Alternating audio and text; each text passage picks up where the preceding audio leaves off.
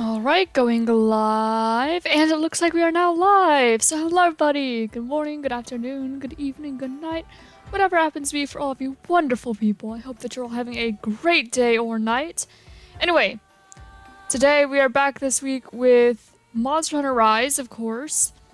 I want to continue working on, getting as close to 100% on this as I can with the motivation I get. We'll see how long it lasts. But today, last time anyway, we did get to 4-star quests. We started 4-star village quests, to be specific. Hello, Uppermoon! So we got to 4-star village quests last time, and so that's like roughly the equivalent of what 2-star hub quests would be.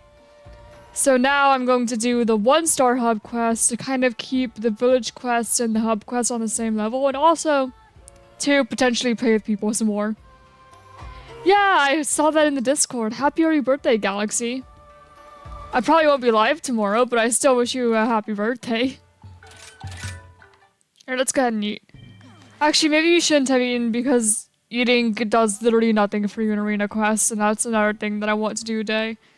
You see, arena quests, I know I still got this last time, but they are like my least favorite quest type in Monster Hunter, just in general. But in order to get all of the awards and stuff, I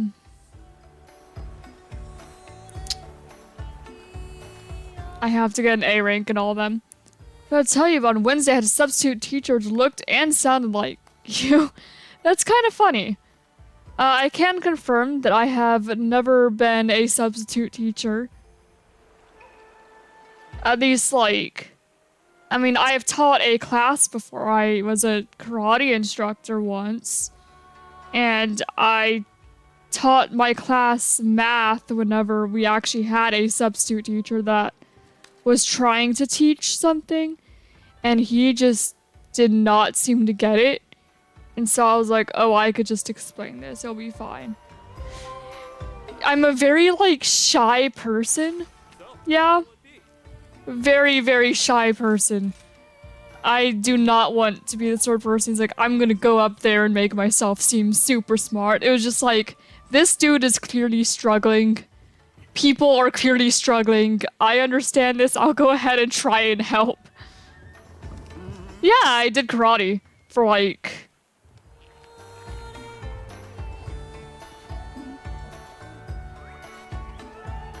I don't know, like 4 or 5 years. Yeah, I'm actually a black belt in karate. Surprise. I think I might be able to find it in show. Yeah, it's over there. Here. I'll show. Watch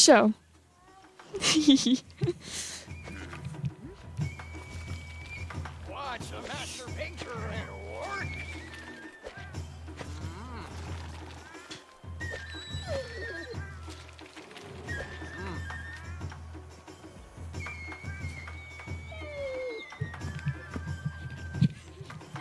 Don't worry, I won't hurt you. The thing about martial arts is it's like, sure, you know how to fight, but we are very much taught this is like a self-defense only thing. Yeah, here's my black belt. It has been a long time since I've worn it, but I still have it, of course. Along with all the other ones, but you know, they're not as impressive. It's, you know, one of the proudest things I've done, for sure. It was also miserable testing for it, but yeah. So if you didn't know that about me, now you know. It's not something that I tend to be like, I'm going to brag about this all day. It's just there. Alright, Arena 2. And what was that? It was against a Baroth? I'm pretty sure there's no dual blade options in this quest, right? We could check. Okay, so there's Sword and Shield, there's Lance, there's Hammer, Insect Glaive, Bowgun. I think out of all these, I'm most comfortable with either Lance or Sword and Shield.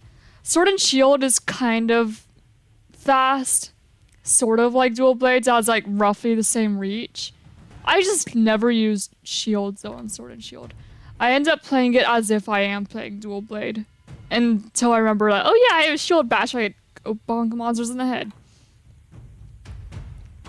But I think I'm gonna go Lance for this.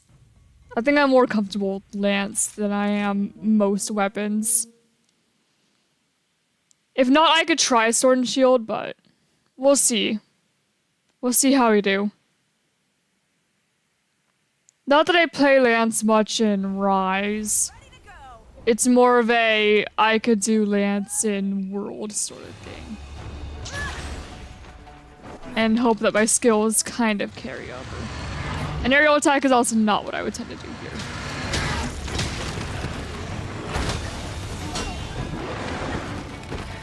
Okay. Yeah, you could do that, buddy.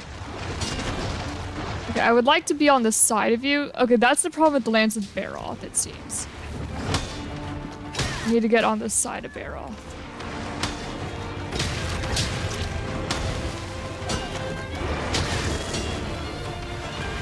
Oh yeah, no, you could absolutely be honest. You're excited? That's cool. Yeah, that was gonna give us a little damage for blocking, but... blocking is simply what you do with shield. Oh, with Lance. Hey, aging, but I'm just excited. No, that's completely fair. After all, like, birthday, it's, you know, it's a day where it's like, hey, look at you, we're gonna celebrate you in your life, and it's happy. You know, it's just a nice day that makes you feel special. And everybody needs that sometimes. Hello, Alex, how you doing?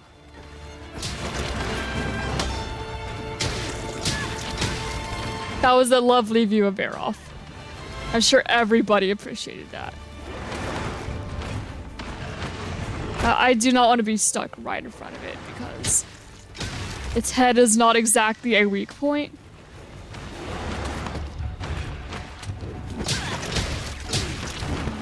Right. Okay. So yeah, it seems that this is mostly gonna be Ember being like, how to fight Baroth with Lance. Okay, I think being right under Baroth is probably fine in this attack. Excited that you're doing hub quests now. Yeah, I explained a bit earlier, but we reached 4-star village, which is roughly the equivalent of 1-star hub. Well, 4-star is like the equivalent of getting to 2-star hub, I mean. If that makes sense. Like 1 to 3 village is 1 hub. So I'm kind of trying to keep them reasonably balanced. And also my cousin wanted to play. And my cousin's account is in low rank. Maybe high rank. I'm not entirely sure. Not master rank, the base game. And, you know, my main account is not. He's like, hey, if you want to play with me and, like, help me out on something, this would be a good chance. Because I don't think that she could help me with, like, the master rank event quests. I think that might... I'm not she, he. I'm so sorry. My bad. I don't think that he can help me out with it once.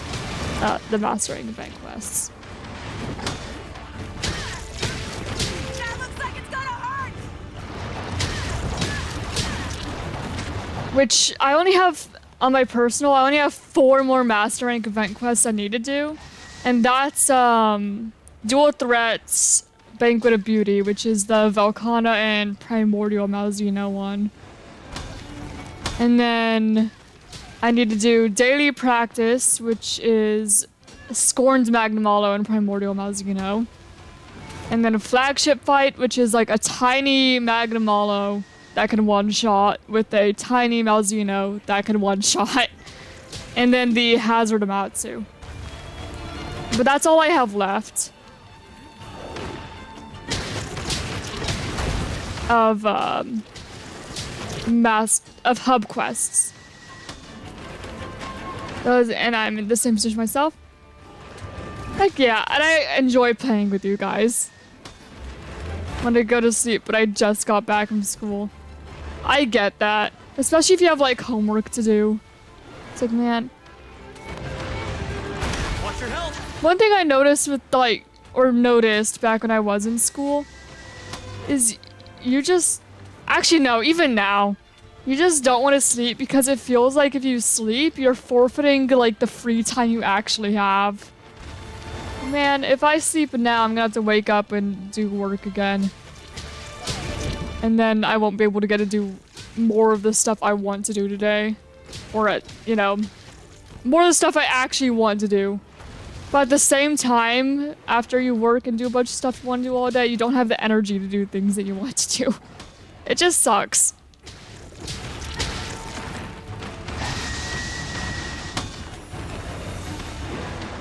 Oh. Okay, that was bad.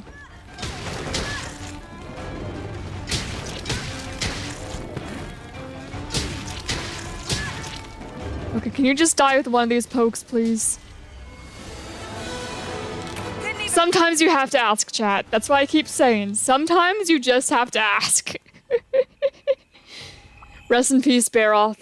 What was that? That's like 5 minutes-ish? A little more than 5 minutes, it looks like. Probably would have been better if I didn't keep hitting its head at the beginning. On to the next one. This is not an outfit I would ever wear in real life, by the way. No, you know, nothing against people who do, but I'm a very modest person. Heck yeah, there we go. That's A rank. So I'll take all those. Woo! I just realized I don't have like a Discord overlay on this layout. There's things I keep wanting to add, but I keep forgetting. Cause look, I'm the kind of person that the moment I'm not thinking about anymore, I will just not remember. Like, you know, I'll be taking a shower and be like, oh, I'm gonna need to add shampoo or conditioner to the list. Yeah? But the moment I get out of the shower, I forget all about anything shower related, including the shampoo and conditioner I need to add to the list. And then I go shower again. I'm like, well, darn it. Never mind then. So forgetful, I swear. Okay, that's nice though. We don't need to do that hub quest anymore. Or that arena quest. I don't like arena quests that much. There we go, so you got A on Arena 1, A on Arena 2, A on Challenge 1. Hello Roblox accounts, how you doing?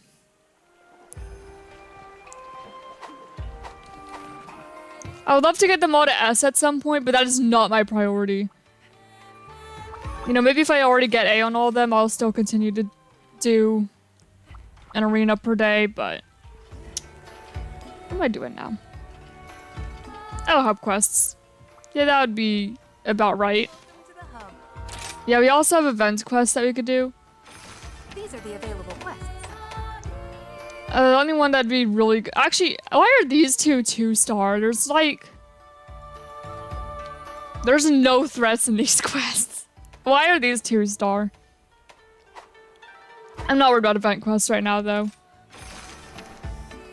We'll do event quests after. Alright, so we have... Yeah, pretty much what you'd expect. We could do the small monsters first. We've already encountered each of these separately. So we could do small monsters first and then make our way up. Might be what I do. Yeah.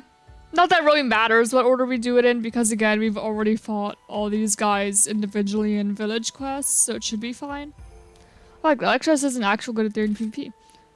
I don't have any opinion on Monsters of Etheria PvP. I'm mostly just there as a collector. I don't tend to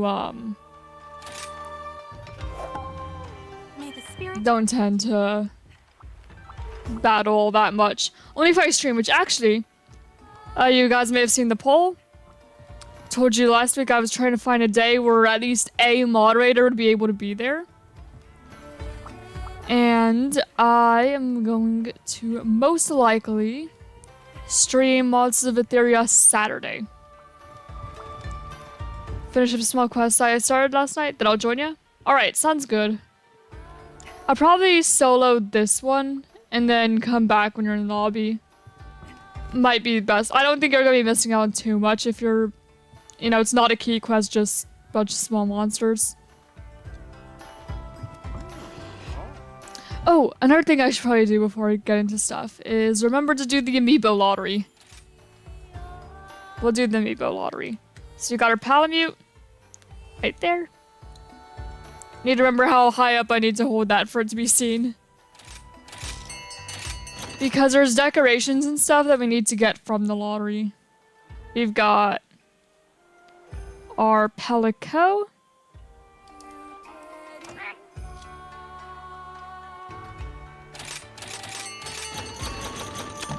And we've got Malzeno.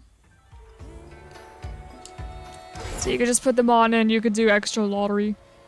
That's all I do for you aside from the layered armor, but it's still nice. Still not gonna try and miss out on it, yeah? Did I already eat? I did not already eat. Silly me. Love how I get all the skills on a quest that is not gonna require much skill. Oh, another thing. I've decided that because you do need to craft a bunch of weapons of all well, not all types, but like 8 different types. Or is it all? No, it is all, because you need to craft 8 of each weapon, I think, to get the switch skills. So I think what I'll do is if I cart, I will swap which weapon I'm using to the next weapon type. It's like in order. How do I want to? So let's say we'll do like, you know, left to right, top to bottom, like we're reading. So if I cart with dual blades, I'll go to Lance. If I cart Lance, go to Gun Lance, so on. But I will have you guys know, I am best with dual blades. None of these other weapons are my preferred weapon.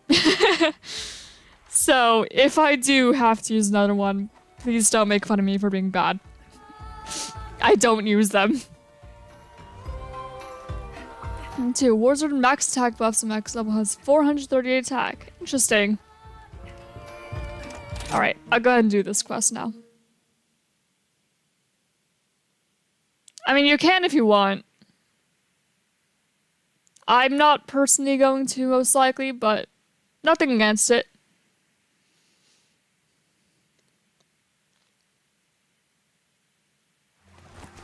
Let's make this a quick one. Alright, what large monsters are here? We have Kuliaku, we have Izuchi, we have Arzros.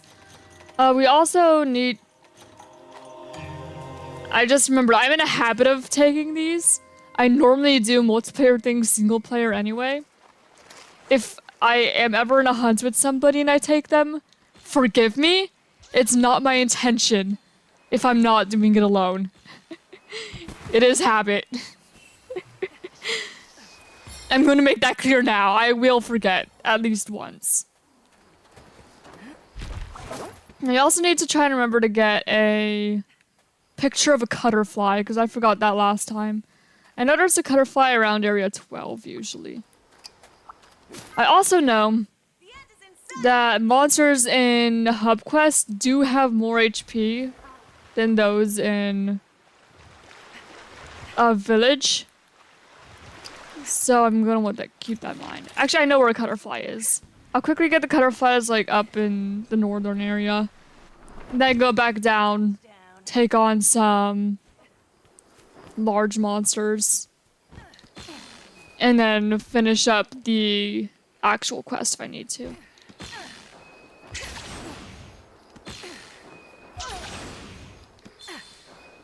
Alright, Cutterfly is not... Oh wait, it's here. It is here. Yeah, I forgot you last time, buddy. Okay, I'm glad that the dog did not get in the way of that one. Okay, I'm gonna go up all the way to these Roggy. Stream laggy, that's not good. Is it my stream? Or is it just you?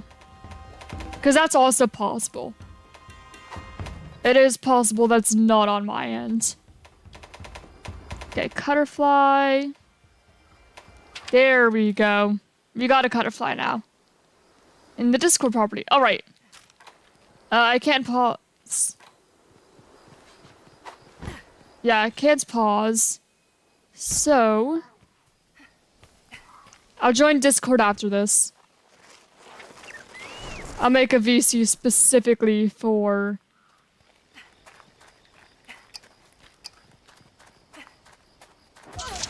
Specifically for Monster Hunter. On stream.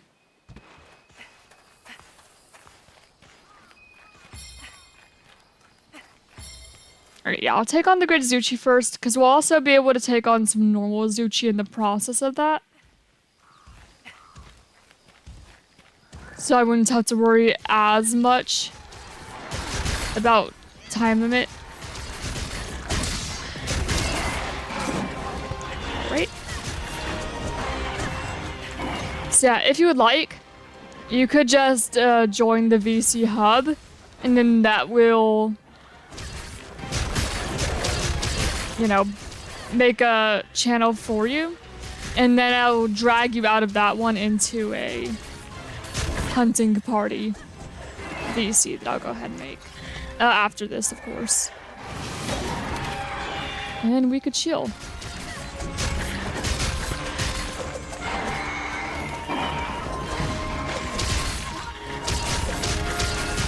Ping is over 9,000, dang it. Oh, that's unfortunate. I would assume it's probably not me then. Also, look at me, I'm being a little more careful with actually fighting things today. Oh, I say as I get hit. Well, look, I'm not being as reckless as I was, okay? I am listening. I can't help you with their ping, man.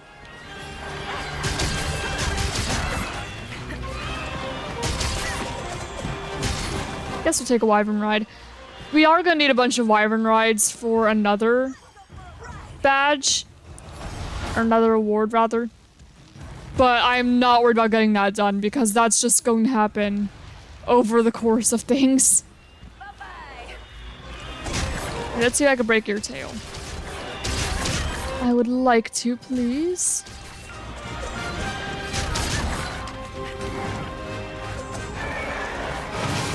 More broken parts, the better.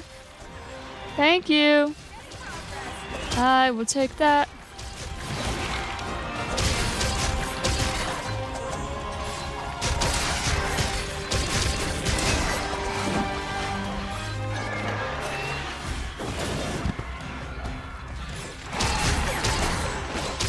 Why not tame them? You can't tame them in this game.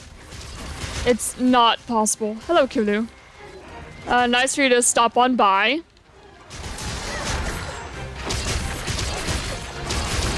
Yeah, it's just not possible in this particular game. You can kind of do so in stories, but this is not stories. Hey, welcome to the lobby.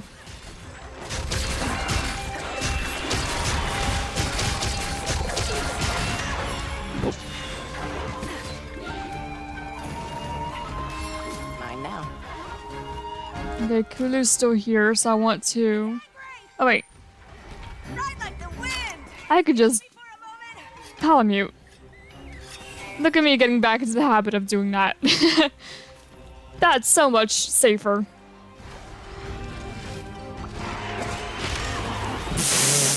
Okay, that was not my most graceful entrance into a fight.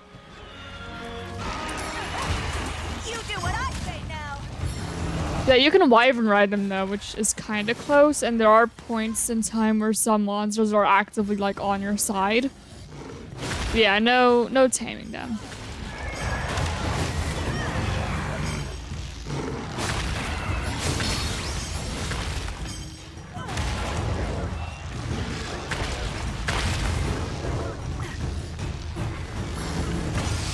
I should mount some Punisher.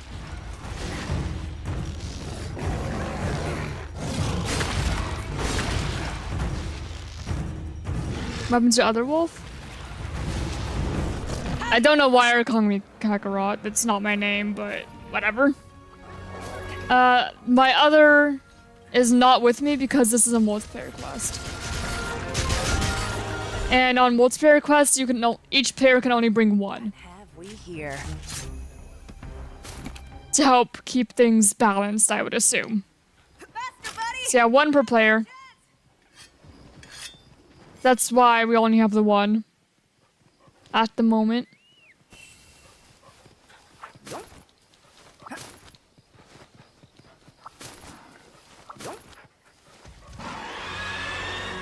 That looks like it's gonna work! And there's one challenge quest that's like fighting a Somnicanth, a Gossarog, and a hello. And a Magnamalo. But there's no dual blade option, and so I did it with sword and shield instead. And my goodness, I cannot fight Magnamalo with a sword and shield. I mean, I can. I managed to kill it. But it was not good. Somnicanth, I could do fine. Gossarog was a little more difficult. I could do. Magnamalo, absolutely not. Hey, welcome to the quest. First of all, I'm vegetarian. Second of all, you aren't vegetarian. Third of all, you want to be vegetarian, but you can't be vegetarian because I'm orange. I don't think that's how it works. Oh, Vegeta. Not vegetarian. No, I don't want to be Vegeta either. I don't know anything about Dragon Ball, really. So, no intention of becoming Vegeta. Let's go! Whetstone time! There we go. I should probably kill a few Azuchi in between each of the large monsters I hunt. That would probably be best. So I'll go over and do some of the ones over here. You know, make some actual progress on the quest. Okay, looks like you're fighting the Arzros. I can go over and help with that in a moment. Well, not only can I will. I'll just make a little bit of progress on this. That's one in the bag! Hey, nice part break already on Arzros.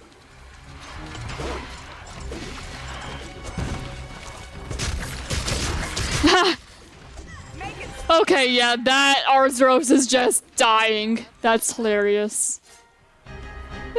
This is what happens when you have a Master Rank player. Yeah. Ride like the wind! In the lobby.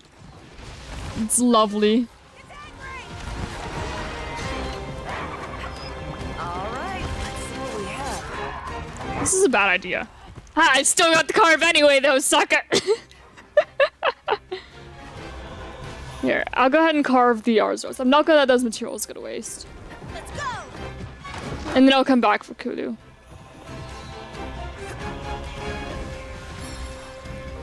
My name's Ember Dragon. If fire is red, orange, or the dragon is purple. You know, fun fact. Fire can be purple. And also, why should the color of a dragon dictate which element it can use?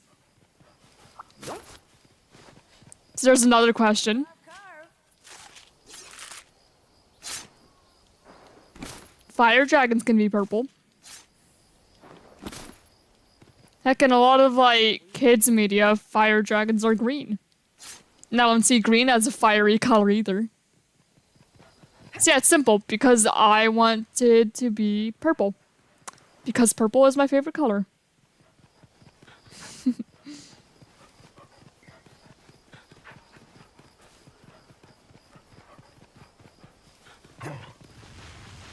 And burning certain elements will get you purple fire.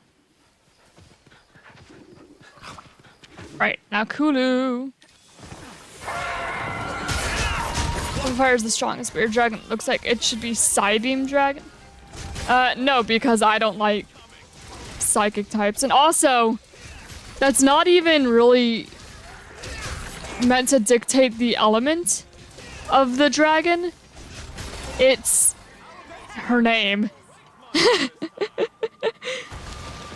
Or the shortening of her name. Her name's Ember Song, so short, it's Ember. That's another thing. Hey, welcome to the quest. Oh, I should probably mark that we've killed a Great Azuchi, Arzuros, and a Kulu here. Ride like the wind. Alright, so here, let me...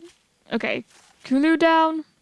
No, Great Azuchi, Kulu, and Arzuros. So that almost brings us... We're getting closer to the 10 I would want to hunt while in low rank. Because we got 7 Kulu.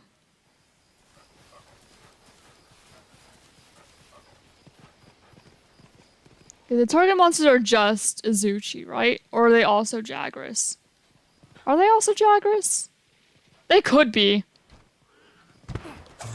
No, I don't think they are. But looks like I'm killing one anyway. The end is in sight.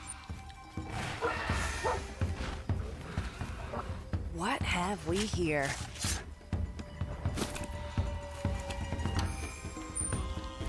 Let's go. Okay, but it seems that they're up here. Warzo's based off War Greymon. I think they mentioned that in a previous stream. Can use in here.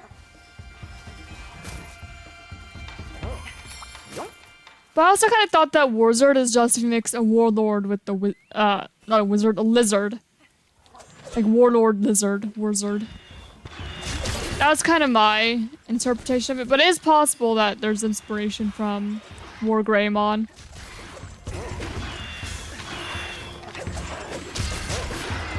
Making steady progress.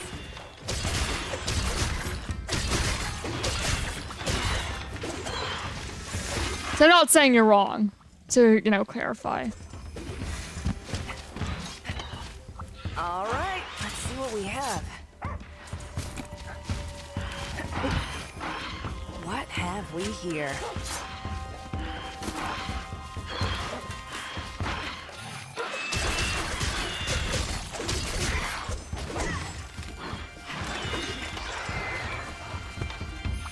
Carve, carve, carve.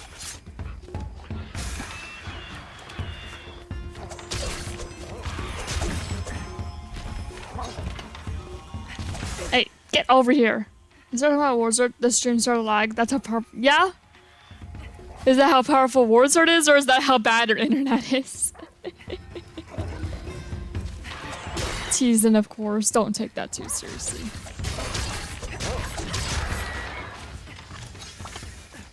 What have we here? It's lagging. That is unfortunate. I don't know if that's my fault, though. Yeah, I think that you might be stuck lagging. Thanks for coming. Wait, okay. Oh, there are Azuchi here. I am blind, okay? I swear.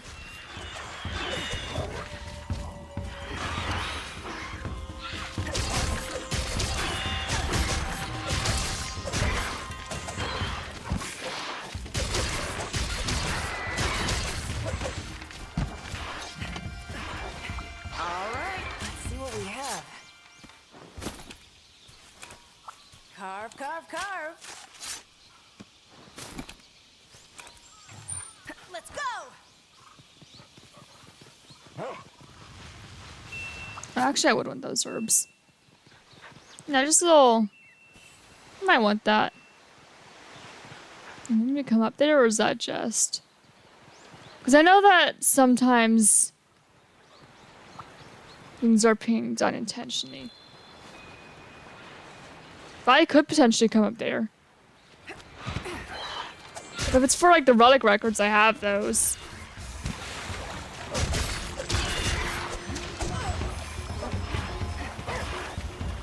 Oh, you lag ended. I'm happy for you, man. All right, let's see what we have. Maybe I should have killed that Azuchi before carving. You know, that might have been a good idea.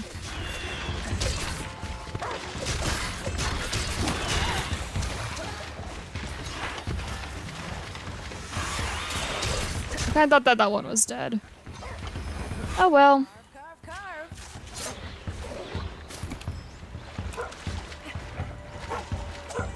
Hey.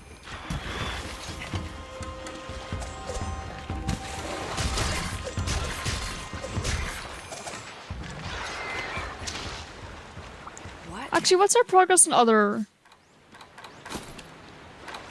Did we get all the relic records from Shrine Ruins to... like, Flood Forest, Sandy Plains? Yes, we did. So we're just missing Lava Caverns. Which we haven't even been to yet. I thought so, but always nice to make sure.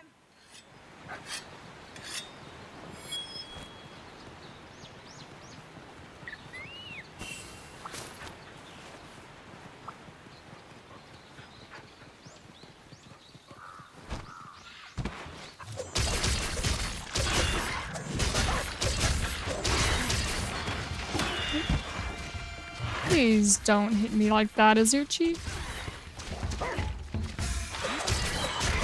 I'd call it rude, but I'm literally murdering you, so... I guess I can't really speak. Alright, let's see what we have. I will take that. The end is in sight!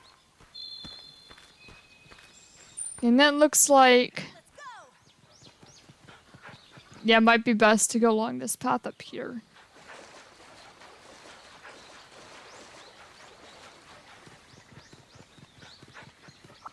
There we go. Take some of that. Make our way up here.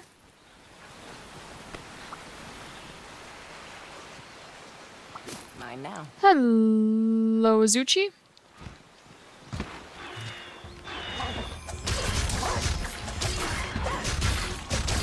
There are also a few fish that we're missing. But we could also worry about that if we... Well, actually, when we do the expedition tours at some point.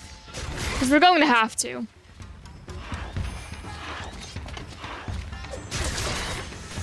And I guess also, by that measure, I will technically have to do the training quests too. Which would be kind of funny if those were the last things that we ever do. Alright. You know what? No. That's how we're going to finish off the... the 100%ing if we do that. We're gonna finish it off with training quests, because it'd be hilarious.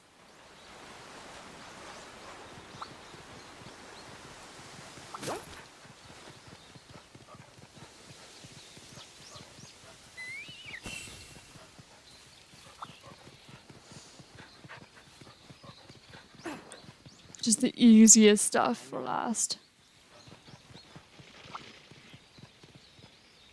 Oh, Alteroth's also one, isn't it? That's what was confusing me. There we go. Hope to see you again. Quest complete! Heck yeah, likes for both of ya. I forgot that Alteroth is also part of this quest. My mind had me thinking it was just Azuchi. Let's go! Woo! Good job.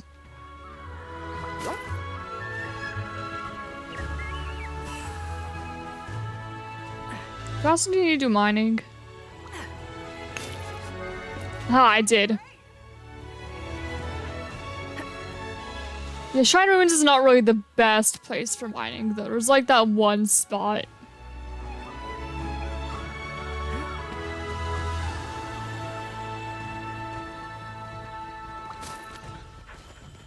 Mine now. Mine now. Hello, Modest!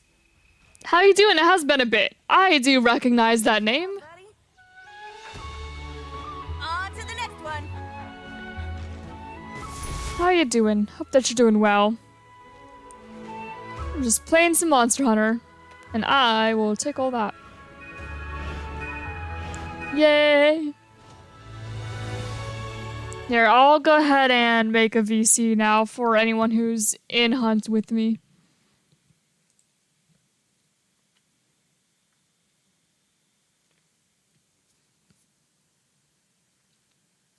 Actually, can I?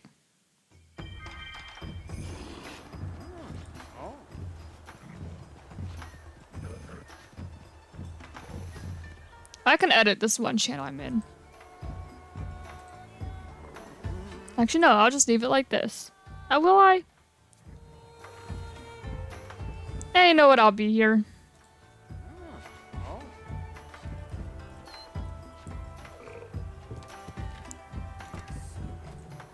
Now edit the status to streaming Monster Hunter. There we go.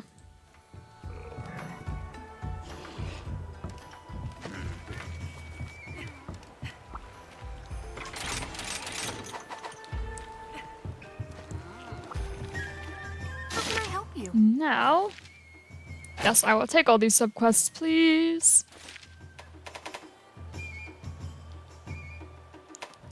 Large monster hunting, small slaying, broken parts. Those are the easiest to do.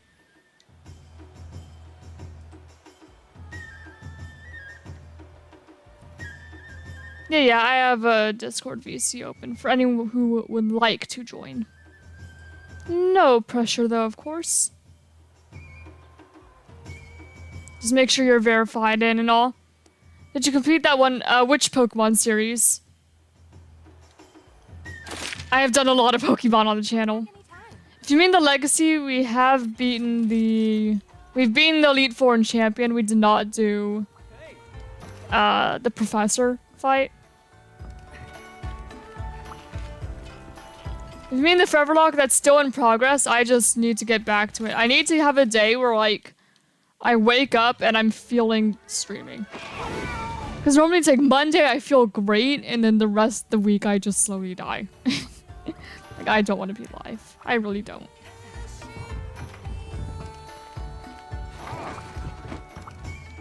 Welcome to the Wait. hub. See you later then. There's a lottery there.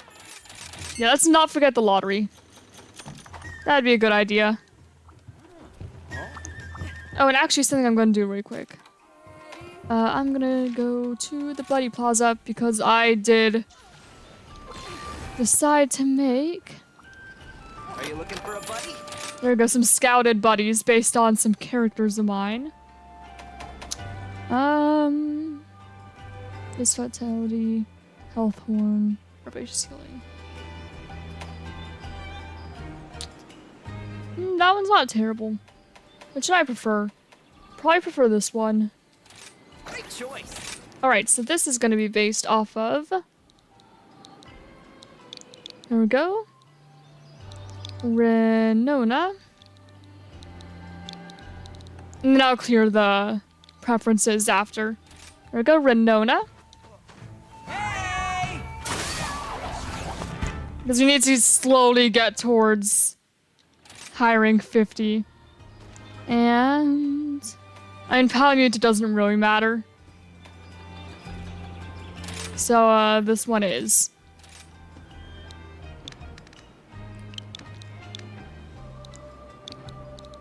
Yeah, I'll go ahead and do that. You could just join the one that... There you go, that one's based on Dusk. You could just join one of the existing ones. And then I could drag you into a, into the actual stream one. That's what I'm deciding to do.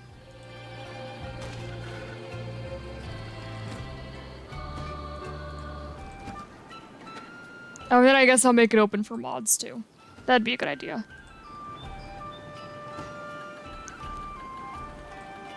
Now...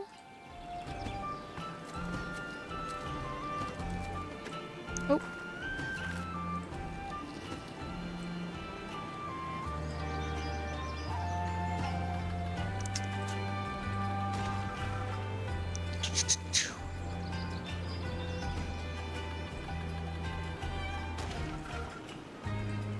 There we go.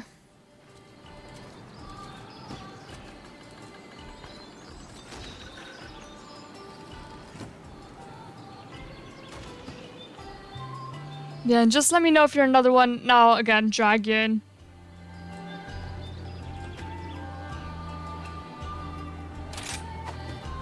Alright, now I'm gonna go ahead and... Anything in particular? Yeah. Set back to no preference. So anyone else who has a buddy named after them, there we go, are not this preset. These are based on my characters. It looks good. Maybe I'll buy it. Is it worth getting? That is your decision to make. If you think you would enjoy it, go for it. I would say yes, but I'm very biased. I love Monster Hunter, and I have more than 900 hours in this game. So my answer is yes, but it's based off your own preference in games.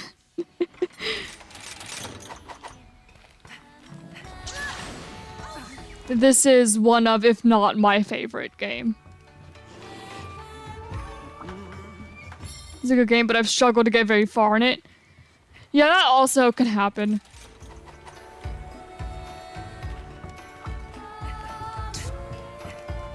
All right. What would you like to do? Now back to hub quests. We could do... Okay, what are you feeling? I mean, not that any of these really makes a difference. It looks like we're kind of just working backwards, so we could just go up. Yeah, I'm down for that. 900 hours. It's not all in, like, a short period of time. It's the kind of game that, like, I'll play for a while, and then I don't touch it for months, and then I'll come back to it and I'll play for a while. So it's not like I've spent my entire life doing this. It's just I do keep coming back to this game. Did I already eat? I did already eat.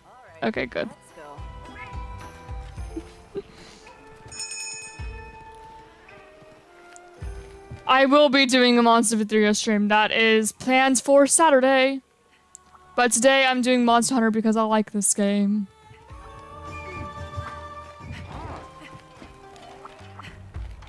Also, if you're tired of Monster Hunter, you do not have to be here.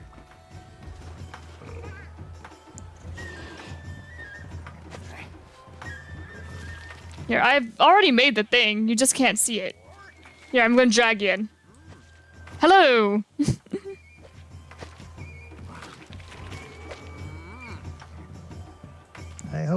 I hope by my taking the initiative I didn't get a little too crazy. Oh no, you're fine. You can make a hub. That's all good. Yeah, I was like, hey, you could just make a hub and I'll drag you into here. And that's exactly what I did. Because I didn't know if the plan was for me to do it or if you were going to do it and I just needed to wait.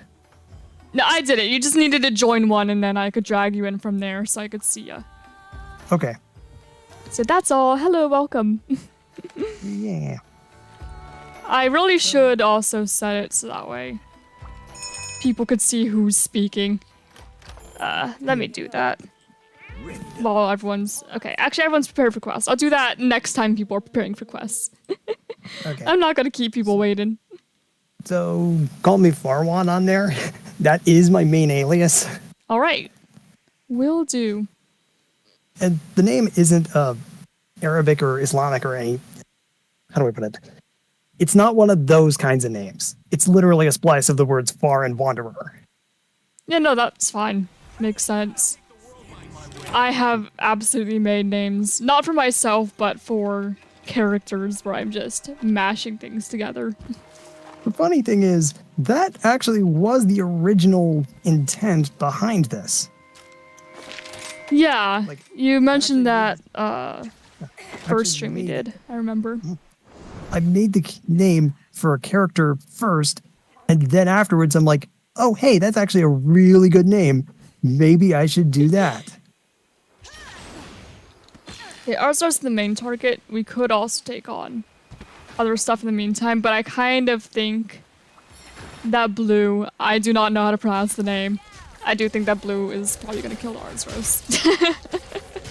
Yeah, they seem very mission-centric.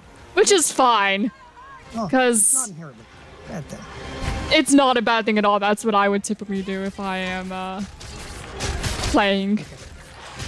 I shall join you. All right. Truthfully, There's no way that we're going... I mean, unless they went ahead and swapped to they are lower rank gear, they're probably going to kill that Ars Rouse very quickly. Yeah, that Arzos is dying. It's going down. Yeah. The only reason I'm really focusing on their things is I want to get to 10 without having to do repeat quests too much. That's fair. I mean, But I absolutely do not care. Yeah, we focused oh my Arzos. word. It's dead.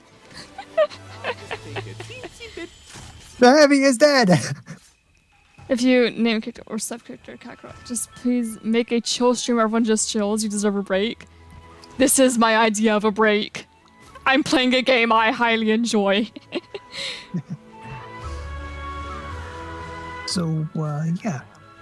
If it's all right, I'd like to share a little more about that whole character I've been talking about on the other Oh yeah, streams. you can go ahead. I ended up telling one of my friends about him because I thought it was very interesting. I was like, "Ha, that's me." Well, Not literally, but jokingly. yeah, I understand. There is a reason I drew that comparison between you and that character of mine. Yeah. Not And I only will do is- that as well to other people and their characters. I'll be like, "Ha, this character sounds kind of familiar with one of mine." And I'll tease them. But I also tell them, "Hey, I have so many characters at this point, it is going to be very hard for you to make one that I cannot draw any comparisons to." I mean, that's probably true of me as well. What with me having been making characters up for years. Yeah. So, Dana is part of a story thing I call Heroes in Element. I see. Originally, the source inspiration was a JRPG, but multiplayer. Makes sense. Like Dragon Quest XI, but multiplayer. I was like, so how do I approach that? Well, I make a bunch of pairs. And of course, I like elements, so I decided to slap on those. Completely fair. And then that eventually turned into Here's an Element. I have my own stories as well, which I speak a lot about to friends outside of YouTube. I would not speak as much about them on YouTube because I'm like, oh, look at my YouTube channel. It's all happy and chill and very family friendly. And then you look at my stories and it's like, maybe not. Maybe I'll keep that outside YouTube. For me, I just kind of make it so that they are acceptable. Yeah. See, mine are fine. It just does not fit what my channel is for the most part. Okay. So the narrative I have in mind with Dana is that she was born into royalty for the main nation of the region of the world she calls home. Makes sense. But the funny thing is, she wasn't getting sharpened for royal purposes. Like, she wasn't getting groomed to become queen. Makes sense. She had a sister who was, in fact, getting tailored for that very thing. Dana didn't know at the time, but she was adopted. That would explain it. Let us trade. Yeah. But then a mark of the royalty from the region appeared on Dana. Which basically dictated that Beryl, Dana's adopted sister, couldn't become royalty. Originally, I meant this as like monster-esque feat, but I decided to change that up in more recent times. So it's like glowy crystal marks that literally create light no matter what is covered. You can always see the glow. Very fun. I figured that'd be better than monster feet. I mean, it depends on what you do. It's definitely more noticeable. I mean, that's true. I mean, and it's not like this is the first. It's not like this is the first character who, not the only character. It's not like this is the only character who has monster components. Yeah. Donovan, the dark hero of the crew, is hybrid dragon. Time to get going. Like, he can use his wings. He's got wings he can use to fly. He also Yeah. has managed to turn his tail into a hand-wieldable whip. Huh. Yeah, I don't entirely know what was running through my brain when I did. Oh no, I don't see anything strange about it. Just not something that I probably would have thought. I have considered using tails as weapons before, and I have had several characters who have indeed. But I normally tend to associate them more with like spears, if you have a more like spear-tipped sort of tail. Like what you'd normally imagine with, say, demons. Maybe dragons. So I normally am like, if I'm using the tail, it is going to be to stab people. In this case, I kind of imagined the spines of the tail would be more useful for lashing at people. Makes sense. Tails are pretty versatile in terms of They are. what you're going to do to attack with them. I mean, there's the Zillow Beast from Star Wars that literally has a hand tail. Good luck out there. There we go. And while everyone's preparing, I should probably grab the Discord chat overlay so people know who on earth is speaking. Which I have not done on this particular layout, but would not be a problem. So yeah, basically because of Adana's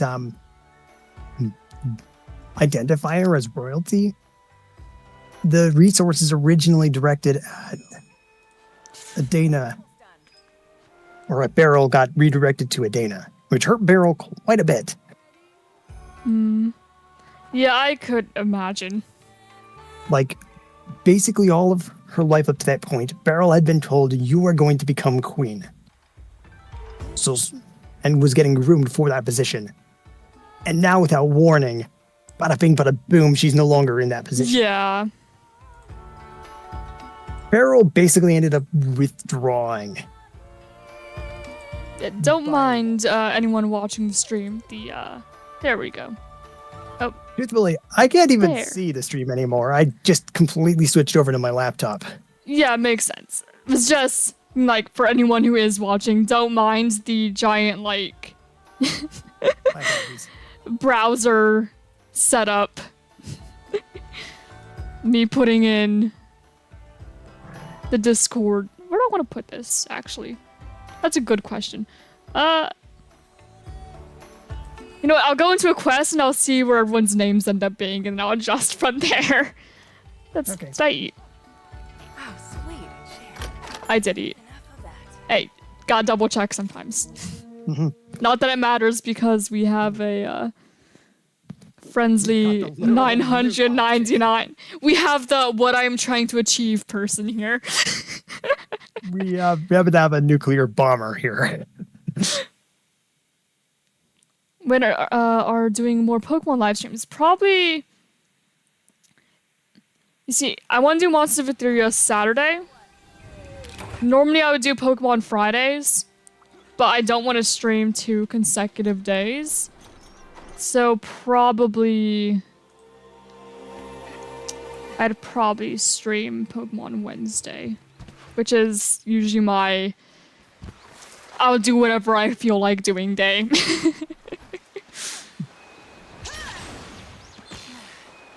But I don't like streaming 2 days in a row because I'm not a very talkative person in real life. So after I stream, one, I'm absolutely exhausted. I always joke, all right, I'm done streaming, time to sleep for a week. Yeah, I get tired, and also my voice will die. It will be no more. And that's no fun. Yeah, that Roggy's already almost dead. That's right, I can't even get over there to get anything from it. Yeah. Maybe. Oh, it's captured this time. Alright, we'll take that. So it turns out that Beryl isn't completely irrelevant to the story of Heroes and Element. Hmm. She does show up again under a different name.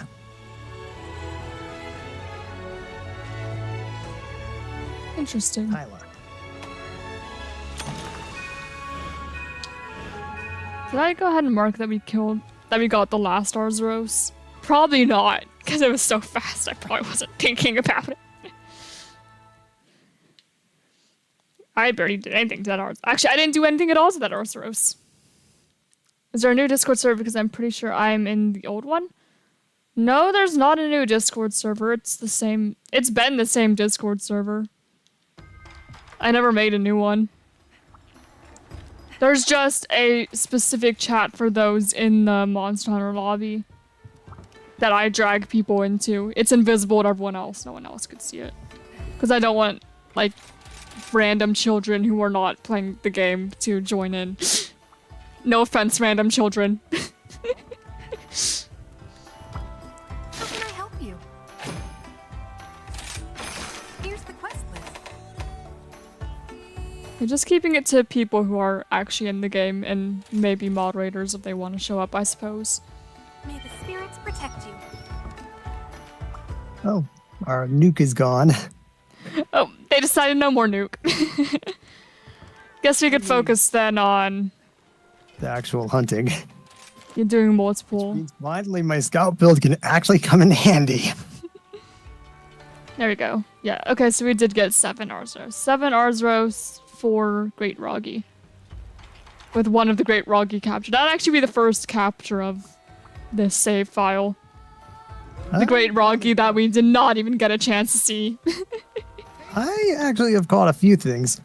I've Sorry, just got to admit, it's a bit surprising and a bit different to just how accessible capturing is in this game compared to the likes of Monster Hunter 3 Yeah. and so on. Like, there I was part of like the exclusive club who would build a capture gear, like an armor set, an equipment, Yeah. equipment set designed around tracking the enemies and capturing them. Yeah. Apologies for me automatically taking all of the stuff. I noticed like halfway through, I was like, oh no. I swear okay. I don't ever do that intentionally. I'm used to soloing stuff. You're fine. You're fine. Honestly, like no harm was done, at least not to me. Yeah, I don't think that we're all too worried about needing a ton of healing in a low rank quest. I think we'll be good. Hopefully not. I don't think we'll have to worry about, at least I won't really have to worry about that until maybe like high rank event quests. Because those are brutal sometimes, depending on what you're doing. Oh wait, Lagambi's our actual target. Maybe I shouldn't go Lagambi. Sorry, Lagambi, you were the first thing I saw. We'll come back for you. Game I saw, I conquered. Indeed. Alright. I really should have brought one of my hunting dogs on, but I cannot. But I did not think to do Hey. that, and I haven't. No shame in bringing a Palico. That's what I typically do. That's why I always forget that, oh, I could just go on a Palamute. Yeah, I tend to go Palico. I will admit, having a healer Palico is always handy. At least It is. Even in, like... Because a lot of people have Palicos are, like, set on boosting everyone's attack. But it's like, if 3 of you have that, I'm going to be the one person that heals and keeps us alive. I also have... On my personal file, I have... the medic main. I have wide range and I have free meal. So I may be a very aggressive dual blade user, but I'm also keeping everyone alive because the amount of recklessness I have leads me to need to heal myself a lot, which leads to healing other people a lot. That's fair. You're like, if I'm gonna do this, I might as well support everybody else as I do it. Yeah. So it's like, I am aggressive, but you don't typically need to worry about me being super aggressive because I can keep myself alive. I know that I will get hit a lot, and I'm prepared for that.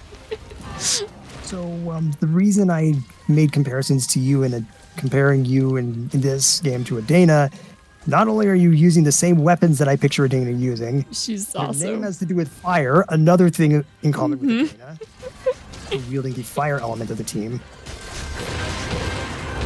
And she is also like the single most skilled in combat with her weapons. Like, I can definitely appreciate the comparison. Dustin has spent a long time, has spent like 5 or 6 years training to fight, but that's very different from having been training just about all of your life for the battlefield and combat. Yeah. I also, interestingly enough, I have a princess character. Well, she later became queen, but she was also someone who had trained her entire life. But the funny thing is, she's really good at combat, but she is like strictly pacifistic. She will never fight, but she's really good at it. I've got a So character nobody in mind thinks who- she can fight because she doesn't, unless she has to. And then it's like, oh my word, what were you doing all this time? It's like, why did you not tell me that you could do this? Because I don't want to fight. Because I think that there are better solutions to problems than killing everyone. Enough. Adana does go on to become queen eventually. Somewhere post Heroes and Elements story.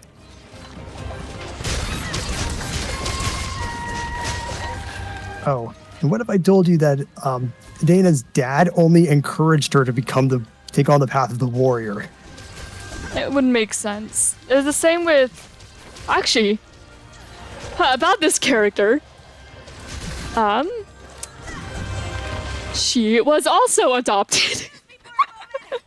Not by royals, though. She was actually born royal and then was separated from her family and then discovered by someone else and adopted by them and then later...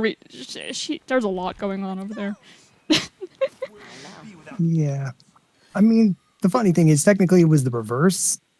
Kyla, or Beryl, was born to strangers coming from the east.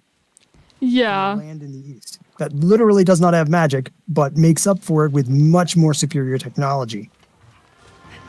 Yeah. They mostly draw the comparison because like, oh, huh, funny, actually, they were both adopted in some way by someone. The thing is, you might think maybe Adana isn't very close to Beryl after everything. Actually, she is. She's one of the few people... Adana's one of the few people Beryl actually is close to. Because, you know, her biological family has betrayed her, or her biological family is nowhere to be seen. So she assumes she was born of King Infernos and his wife, Yeah. but she eventually realizes that's not the case. I'm trying to think if I've had anyone else similar. I've had characters who didn't realize who their parents were. Those tend to get complicated. And then I've had one character who assumed his mother was one person when it was in fact someone entirely different. Who he never met, actually, I don't think. I'm trying to recall if they did. I don't think they have. As for the reason that Kyla's biological family wasn't in the picture, it's because they died of illness on the way. Alright, see you, Roblox. Also, it's not that I'm not talking to chat, it's just I understand. I'm not responding to language I do not understand, just random symbols that I do not know. Because I did respond to Modus, who I could respond. So what do you think of my blades? Nice. I kind of built Scout around exploiting the high speed attacks. Makes sense. It's also, I mean, that's how we, or at least I tend to play dual blade. I normally have different builds centered around different elements, and then like crits are a priority too. So elements up and crit up pretty much. And my guess is that Barioth is one of those monsters you tend to fight a lot. I'm trying to think what I have fought the most. That's not just purely because I fought it a lot, because it's one of my favorite monsters. I remember, it's just a lot of, Anjanath actually is one. I think I fought Rathalos the most, but that's just because it was, Fire dragon. just because it was being a pain in what parts it wanted to give me. So I had to fight like 30 of them before I got a freaking plate, and I was, or mantle, or whatever it was for Rathalos at that point in time. I don't remember. Oof. But like 30 of them! 30! Here's something wild and wacky. Yesterday, I came into contact with Rathian first time for doing like the single player quest that actually gets you to rank 2 in the hub. And Yeah. first fight I ever had with the thing in Rise, at least, in the single player side with doubling, Yeah. I cut off Rathian's tail because I have a tendency to do that once I realized I could with Royal Ludroth back in Monster Hunter 3. Yeah, no, I love breaking all the parts I possibly can. Especially tails. Tails are usually like first priority, and then I go for everything else. I mean, it does cut down on the attacking range, which is always a plus. Yeah. Like, poison can be inflicted through tail attacks. Oh, I have introduced a couple friends to Monster Hunter because I'm always like, please, I want someone I know to play with me. Nobody plays. I introduced a friend to Monster Hunter. His first game was World. And, oh, he despised Rathalos because it's like, hello, Jamie Lee. I'm so scared. Don't you scare me like that again. Said boo. But, despise Rathalos because he's like, this thing flies, it can burn me, it can poison me, it doesn't land. I hate it. I hate Rathalos. I don't ever want to see a Rathalos ever again. Rathalos makes me physically sick. Like, I'm sorry for your Rathalos experience. But also, that's probably about how I felt in Generations Ultimate, so. Rise is different because it's pretty easy to get up to where Rathalos is. Screw your flying, I'm coming up there. But yeah, World, I could definitely see it. Scared for life right now? Oh boy. Gotta be kidding me. I can't keep up with these things frantic, running every which way pace.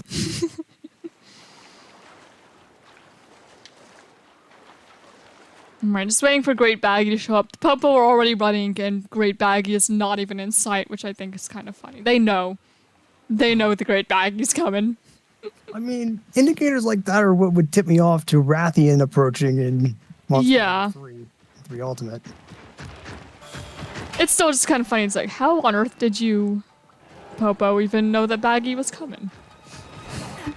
What'd you know?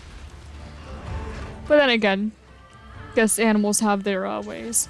Also, I need to get a photo of this Felicia Crow. Oh gosh, where'd it go? Yeah, I'll attack the baggie. Alright, It's Felicia Crow. There we go. I don't know if I already got a photo of one. I don't think I did.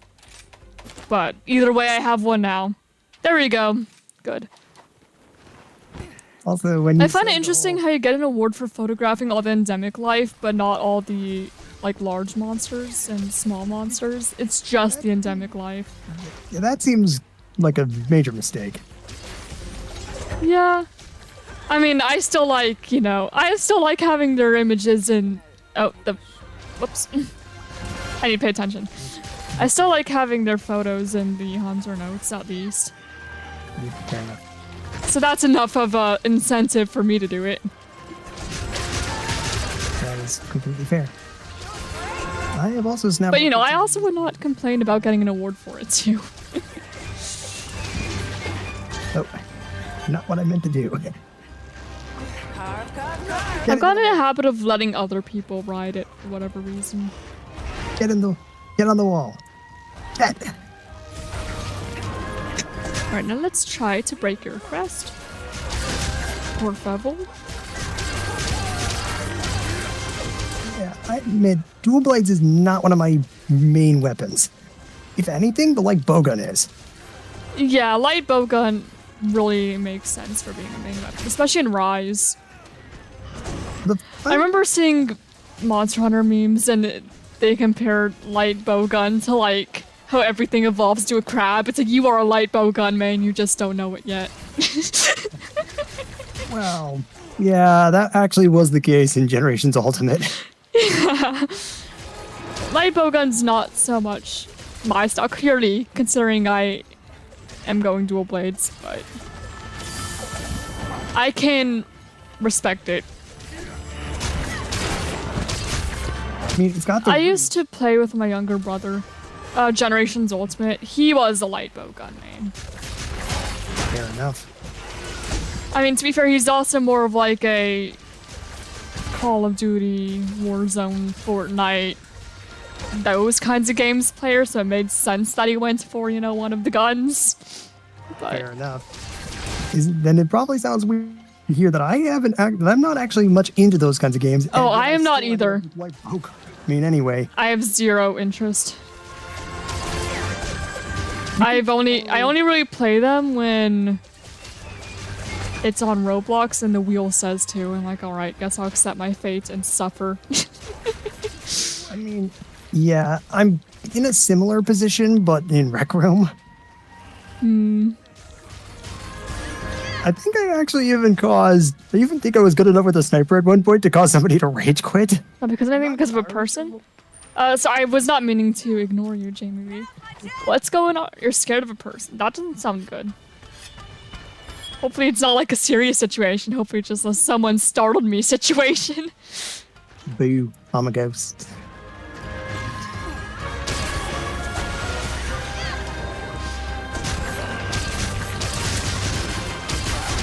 I do like dual blades, but there are definitely times where it's like this weapon's a pain, especially if it's like a large monster where it's like I can't reach you. Like if it's large and like hovering, like a certain stormy elder dragon I know of that is in this particular game. Half the time I swear I can't reach Umatsu. I just can't. My range. What about the All-Mother? All-Mother tends to be fine. Okay. I've never actually fought the thing, but I know of it because of gameplay footage. Yeah, All-Mother is fine. It's Umatsu that's more of a pain. All-Mother, it gives you plenty of like opportunities where there's ledges and stuff, and also she's upside down a lot, so she's kind of closer to the ground than most hovering monsters. She's fine. I mean, Hazard All-Mother is still pain.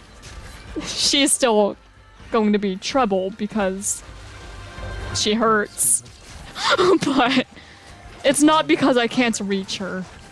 One of the final bosses. Amatsu, it's because I have problems reaching you and you hit. Which is why I have not completed Hazard Amatsu yet.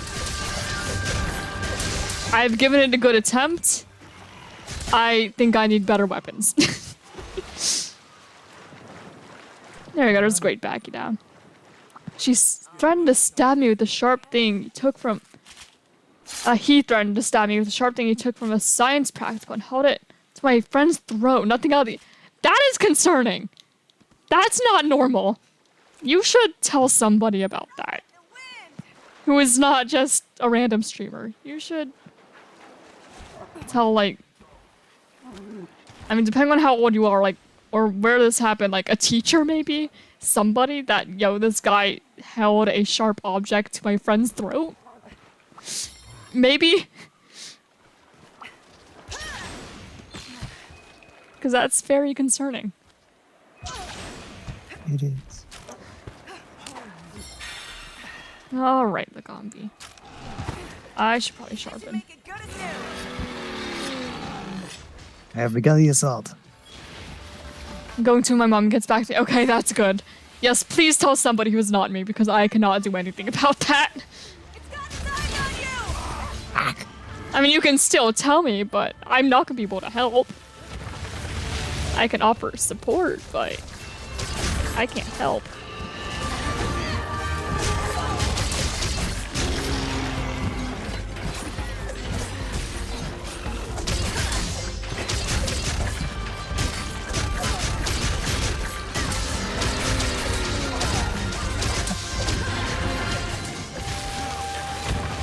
Yeah, do your roll.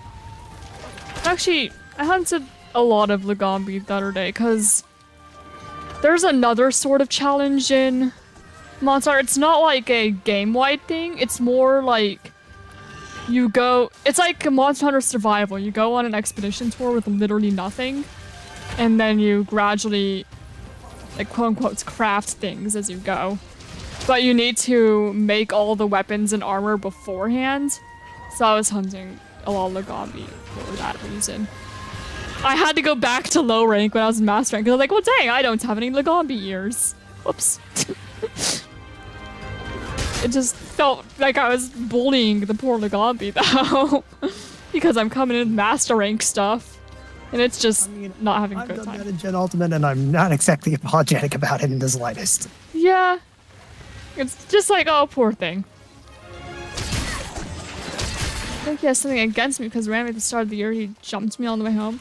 Some people are just awful people. Some people do that without having a thing against you in particular. They're just very mean. Like my brother! Same one who is like Bogan. We do not play together. He is like... He has become pretty much the exact opposite of me. You see, I am nice to him and all. I care about him. But he will insult you constantly. He has told me that he hates me just because I look funny. And I'm like, what about me looks funny? Like, you look like a nerd. He's also said worse things than that, but just as an idea. He's not fun to be around. Don't recommend it. Fair enough. I hope I'm not being bothersome. No, you are fine. You're not a problem at all. I mean, I am a nerd too, so that. Hey, I'm also a nerd. He called me, he's like, you look like a nerd. And I was like, that's because I am one. And that's not gonna offend me. He's also, he is a he's like the stereotypical mean jock. That's who he is. Bullies people. He plays football and is rude to everyone. And says things that should not be said. What is the Lagombi doing posing like that? Lagombi doesn't know what he's doing. Quit posing and keep fighting. It's also he'll like show off his muscles and I'm just like, I don't care. I really don't. I don't need muscles to be happy, thank you. Yeah, me neither. I am happy with being a creative person rather than a athletic person. Faster, buddy! Gotta be quick!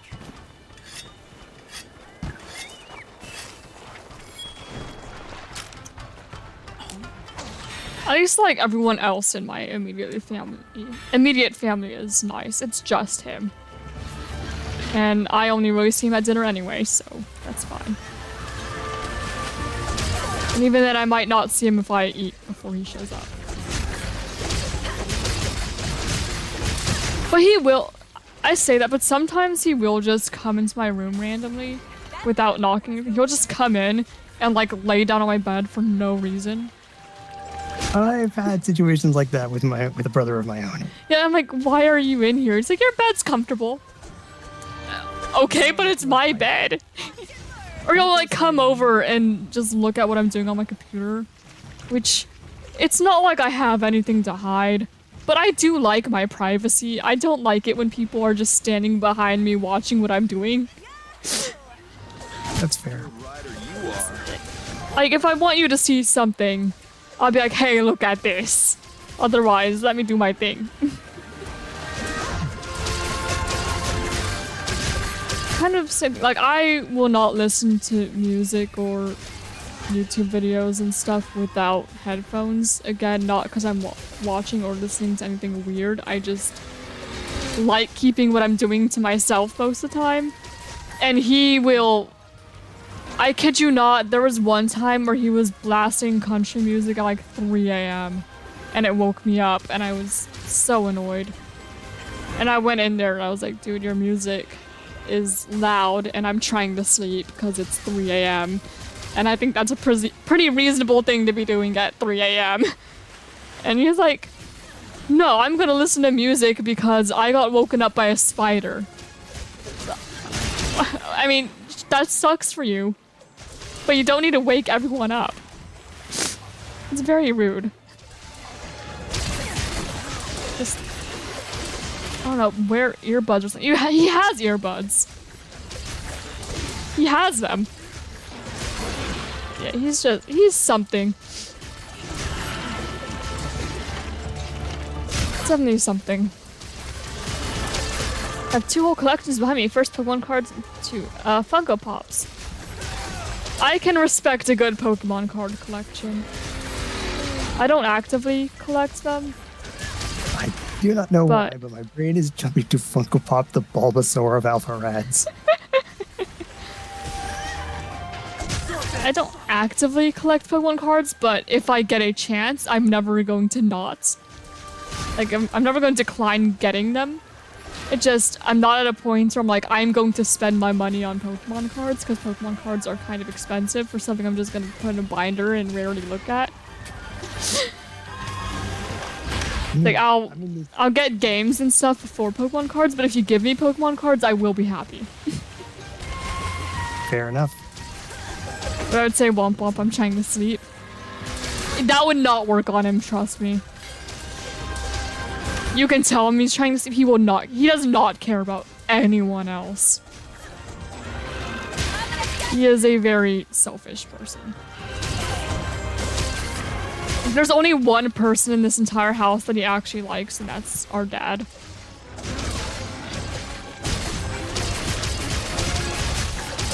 He hates everybody else, and he makes it known he will to everyone. Hope to see you again. He's very mean. And he does not care what anyone I'll be taking that. needs or wants or whatever. Gonna need What all did we hunt this time? It was what?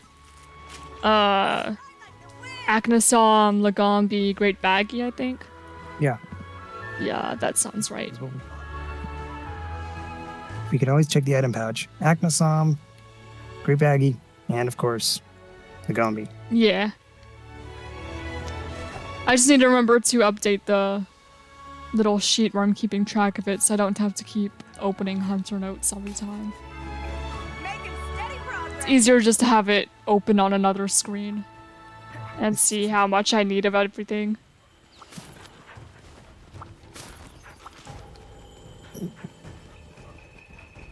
So yeah, Ember, if it interests you, I do have I've got a couple favorite characters in the Heroes and Element cast. Yeah? Dana's not actually one of them. Like, I don't mind her, but she is the one that gets the most annoying tendencies. Makes sense.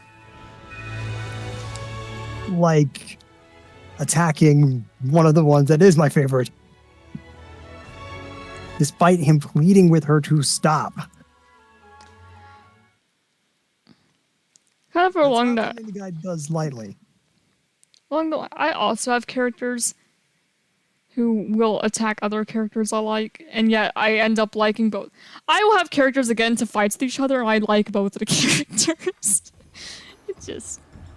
In the case of Dana attacking Dustin, the guy who was pleading with her to stop, it was during a tournament. Dustin didn't even want to be in the tournament, but he gotten into it, kind of forced into it anyway. Yeah.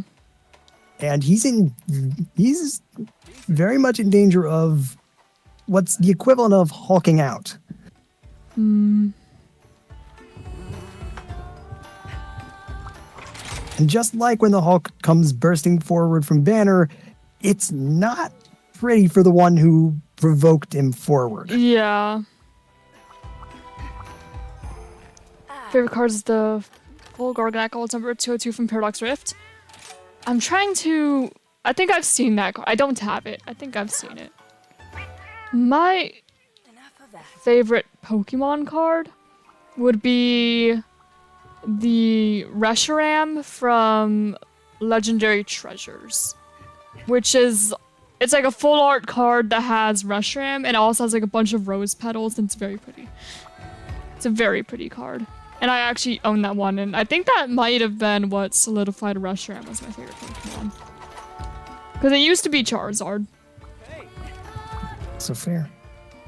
And then it went to Reshiram. And now, I don't think Charizard's not near the top anymore. I still don't mind Charizard, I still like Charizard. Not a favorite anymore. Sorry, bud. Did I eat? Oh, sweet. Yes, I did. Alright, let's go. One of these days, it's gonna be, did I eat? And then, no, I did not. Welcome to the hub. Ooh, want me to tell you who one of my favorite characters in that cast is? Yeah, sure. I called him Lee Maynard. Lee means physician, which is perfect for his role as a healer. Yeah. And Maynard means something to the effect of bold or brave or something like that, which fits him as well because he's not one that's on, he's not a backline medic. Like, he's plenty capable of holding his own in a fight if it comes to that. Yeah.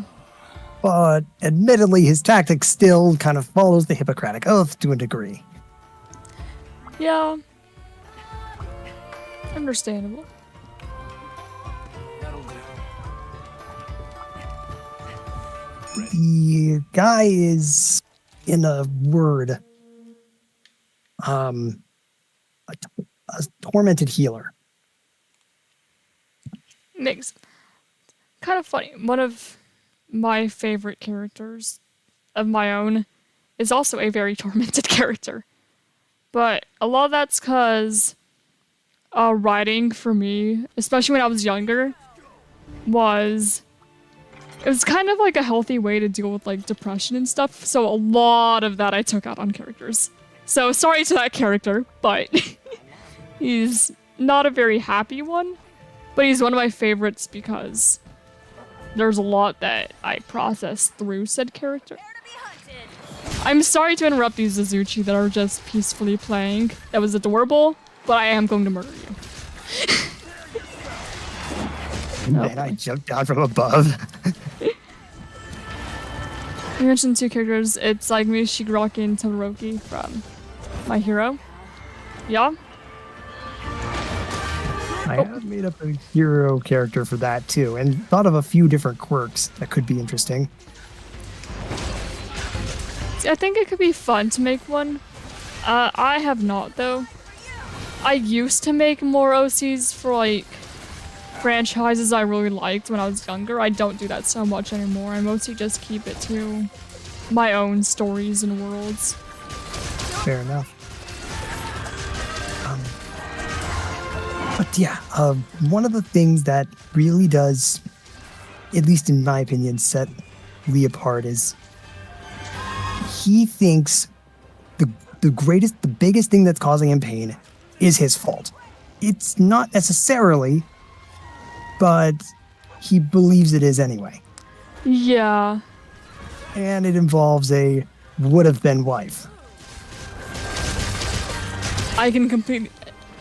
With my also deeply tormented character, there are a lot of things that have happened to him that he does believe is his fault, and that he believes he could have had perhaps choice in or have done something different to prevent things.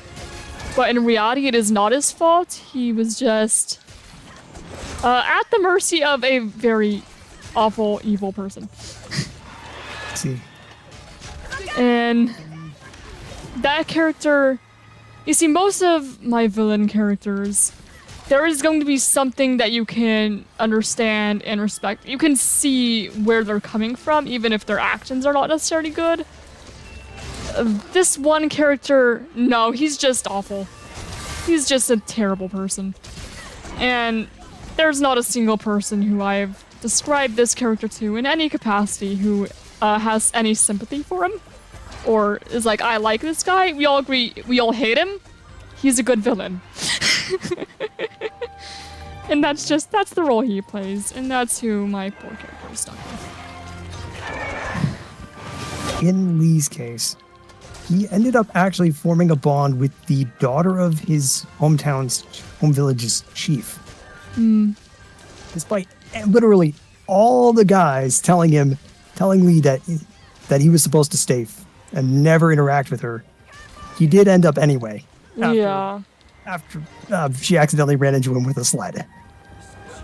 It's an unintentional meeting, pretty much. Unintentional meeting, but after that, there's like the bond got very extremely powerful. Like both of them, both Lee and the girl Opal knew of each other before that, though. Yeah. But both also kept their distance from each other for the reputations and things that they have. Yeah. Really, the other guys were literally saying, "Stay away. There's no way she's gonna fall for you." Oh, she did. Well, Or it seems yes. so. Yes. And in turn, she just thought of him as an oddball, a goof. Definitely not one of those more creepy people. Yeah. Even though, he's a really nice guy. Despite everything that's happened to him. Doing great. But, this sorrow, like, when Adana and the others meet him, it's been 5 years since Opal died. And Lee hasn't properly dealt with it. Welcome back, Roblox. I see your message. I am not streaming Monsters of Theory today. I already said that I was going to be doing that Saturday. So please don't push that. I'm doing what I'm doing. And I also don't stream things based off the request of other people. I do what I want to do. I do what I'm going to enjoy doing. But thanks. Jamie says, bro, that's Doctor Strange. In regards to your character, I believe. Bro, that's Doctor Strange. Well, here's the spin, though. In a fight, Lee is very evasive and shutting opponents down. So, like, because of the frequent bullying Lee experienced, Yeah. and in a culture that is very much, if I'm going to be blunt about it, Hi, Twisty. jock way. I do not mean to interrupt you, sorry. It's fine. Like, in the place of, like, where big muscular strength is considered better, Yeah. Lee's more slim and different approach, more peaceful approach definitely doesn't mesh well. Yeah, makes sense. But because of this, and because of how often he would get hit by various people for whatever reason, You can go ahead. he would get in the ball. Do it again. Into the wall. I mean, honestly, somebody should make a meme of that. I'm sure there is already some meme. Into the wall. I could always sketch something at some point. I'm probably not going to, but I could. I mean, I don't tend to draw Monster Hunter monsters often because they are so detailed. And I get frustrated. This doesn't look right. right. So to kind of bring it back to Lee, he's learned to read people's movements before they happen and developed the reflexes to actually dodge it, just about anything that comes at his way. Yeah. Area of effect hits are more trouble, some for him, obviously. Yeah, because One of the ways there's... you could get around his evasive tendencies, which get on the nerves of just about everybody he fights. I misjudged where that side was going. Not that it particularly matters at this point. I still did, though.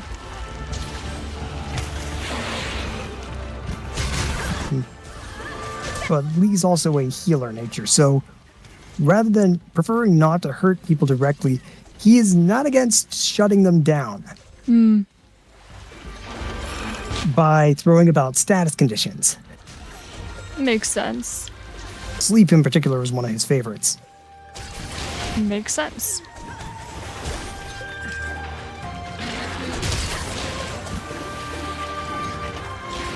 In fact, the choice of a dagger for a physical weapon of his was kind of based off of Eric from Dragon Quest XI. But with how he tends to throw about status conditions pretty easily with said weapons.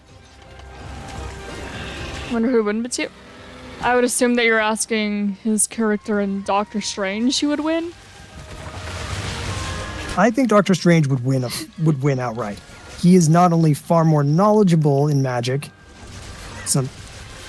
but he's also willing to be more offense-centered. We pretty much never would. Yeah. Makes sense. Like, he will shut opponents down. First, he'll try to avoid the fight as much as possible. But then if that fails, he'll just shut them down anyway. And end the fight that way. Yeah, normally if I'm talking who would win, if it's with any of my characters, I would not answer that for my character versus a character that's not mine, because I do not have the same level of knowledge for another character that I would my own. But I am willing to talk between two of my characters who would be likely, but a lot of times it depends on circumstances. Don't forget, we could also draw comparisons between our characters, because I'm here. Yeah. We could as well. I don't know. Again, the tricky thing about it is my stories, again, are not as family friendly. There would be a lot I'd have to go into for a lot of them. So a lot of times on YouTube, I'm going to be super vague about what they're doing. So I don't know if I would. It might be something I discuss more in, like, I don't know, maybe adult chat in Ember Cave, but don't know how much I would do. I have touched on my stories a bit, but only really the parts where I'm like, yeah, this is fine to share. There is a darker side to Lee, though. Like, he gets seriously dark by the journey's end. Makes sense. Oh, and here's what's possibly worse. Not only is he suffering from, the grief and blaming himself for what happened. Grief and guilt. But it's also, trying to think of it, like, basically no one in the team realizes it. There are some who realize Lee is internally hurting. Yeah. But there's like ones who do. There's only one who ends up fully realizing exactly what's wrong with him. The other just tries to treat the symptoms of his hurting, and that doesn't work. Yeah, you need to get to the source of things, preferably. But by the journey's end, he basically throws his life away, or he tries but fails, because the one person that actually fully knows what's going on does come back to save him, despite her mission being forward.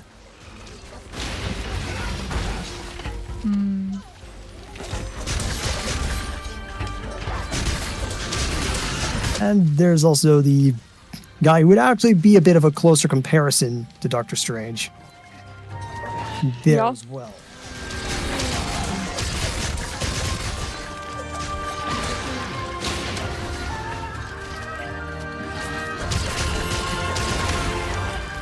Yeah.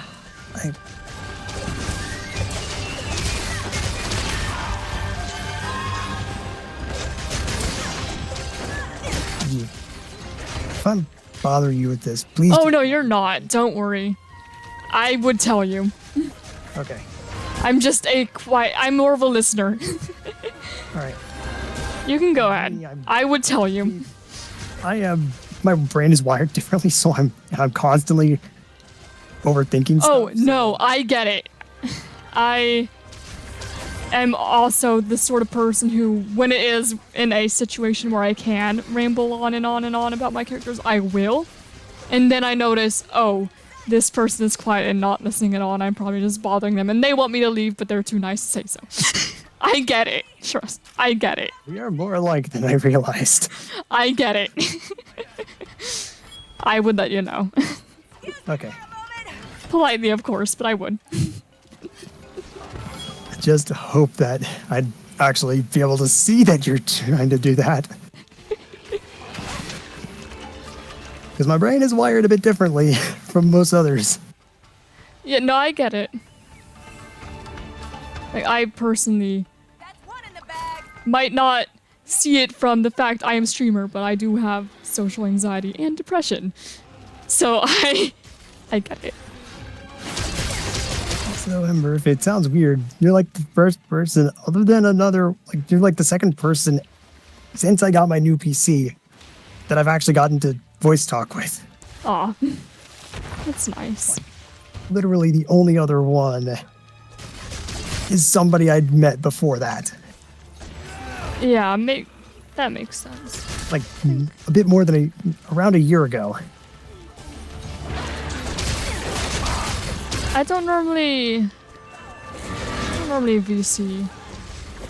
When I do, it tends to be on stream, and then I'm quiet.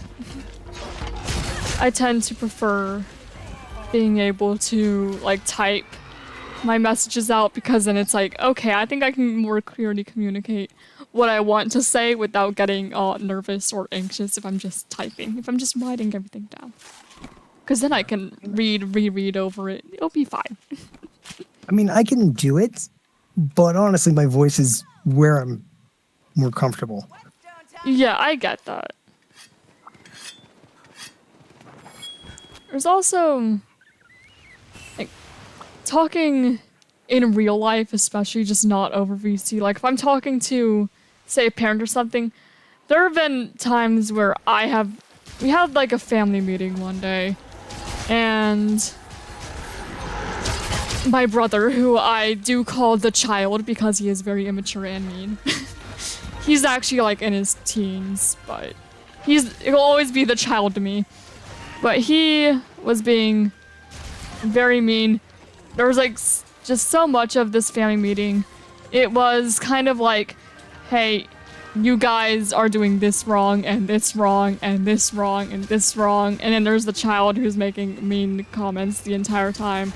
So there was a point in time where I just got upset and left, because it was like, this conversation no longer pertains to me. I heard what was directed to me, and now they're just being mean. So I left, and then my stepmom came in and wanted me to talk about what was wrong, but I was upset, so I was like, I'm going to need some time. I'm going to need to calm myself down, because if I talk like this, I'm just gonna cry, and it's not gonna be good. So she really likes addressing things immediately. I like having a moment to calm emotions down and be prepared to talk things through. That's fair. But the good thing about her, she did understand it, and it was very nice. She didn't like having to wait, but she was like, I respected that you needed to, so I'll wait. And she came back the next day, and it was all good. And I was able to be like, hey, it'd be nice if these meetings were like, hey, maybe you tell us about some of the good things we did, instead of just, you need to do this better, and this better, and this better, and this better. That'd be nice. Hey, Silk, how you doing? Welcome. Hello. We were just talking about being socially anxious. A normal conversation topic. I will admit, Ember, I am not the most, how do I put this? That's one in the bag. I like smaller groups. No, that makes sense. Maybe it's just, like, I don't mind them if I can be sharing my stories and stuff, but yeah, there's usually a difference between that and the groups like would tend to show up in Rec Room. Yeah, I get it. I prefer talking to like a small group of people, or even like a singular person. Sometimes even just a group's a bit much. On stream, for some reason, I'm fine. There have been moments in the past where there's like more people than I'm expecting and I get all nervous. And I'd be anxious about things that it's really silly to be anxious about. Like, I streamed Monster Hunter back when I was like 18. But then I got I got anxious because like, oh, all these people are like in their hundreds in Hunter rank and I'm just doing this beginner stuff. What if maybe I should try and rush to get to the high rank stuff, but I stressed myself out doing that even though nobody indicated that I needed to rush. Now I have more experience streaming and I am more comfortable just being like, I'm doing what I want to do. But back then it was not so much. I've gotten better at things.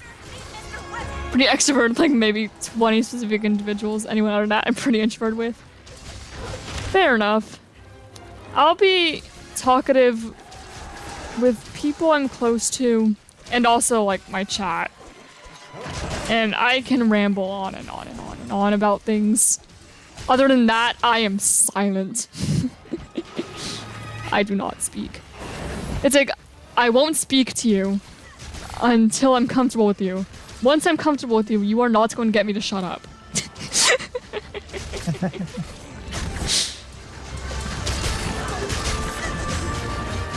It's kind of silly. Question, is Babero based on a beaver and barbarian? I wouldn't say so, I mean, I would think it's just beaver. Babero's just beaver to me.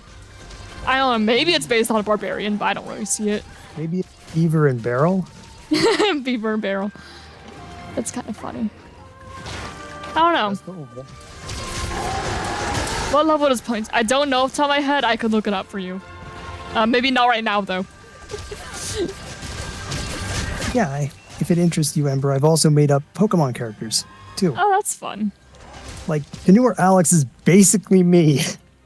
Just thrown into Sinnoh and got an animal. When I was little, I used to make, I didn't used to make like OC Pokemon trainers, but I would make Fakemon. I used to do that. I do have a Fakemon I do have several Fakemon in mind as well. Like Spectire.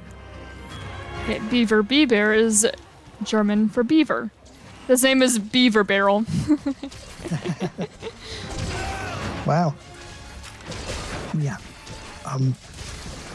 Spectire is Ghost Fire type. Thing's got a scythe. That's fun. Now's my chance. Here we go again. Indeed. Get in the wall. Maybe I should try wyvern riding more. I do need the badge for that. But I'm also not all too concerned about that being an issue. I will get it eventually, just over the course of playing the game normally. So not like I'm gonna get all the wyvern rides out of the way. Unlike talking to the NPCs who I don't speak to the normal village people very often. So I did first stream, I'm gonna get that out of the way. I'll speak to all of them. I did find in the lava cave map. That was wild. Let's see what we have. Just because I'm doing a D&D class only, it's like Archer, Druid, and stuff like that. Carve, carve. Archer's not a D&D class. There is. Yeah, you can arch, but it's not D&D class. But I get what you're saying. Like, more like fantasy archetypes for classes. Yeah. It's like you have your archer, you have your typical warrior, barbarian, or whatever. I get what you're going for.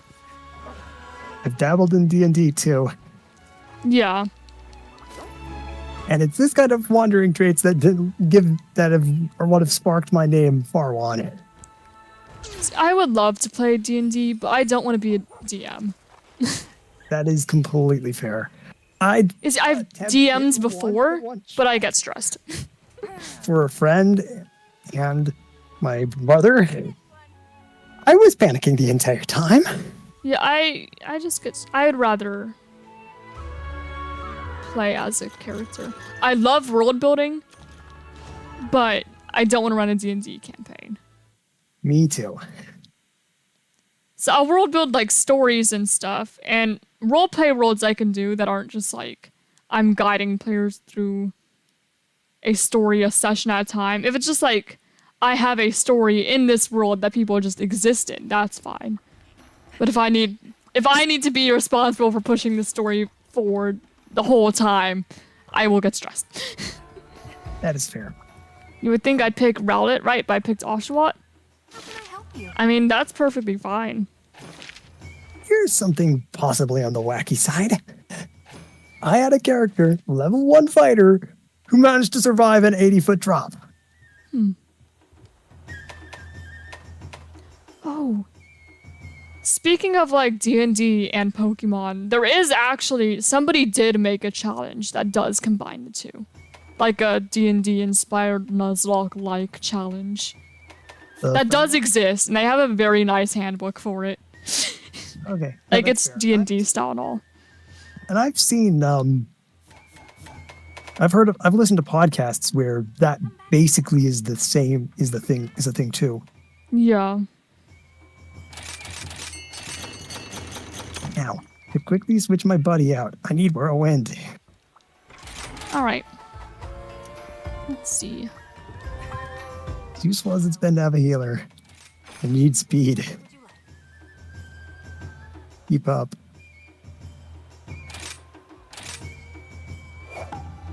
May the spirits But, protect yeah, that character who survived the 80-foot drop just barely. Literally 1 point of getting one-shotted from the fall.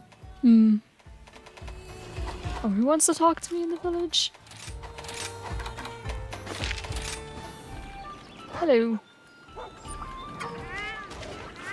I'll take that buddy ticket, thank you.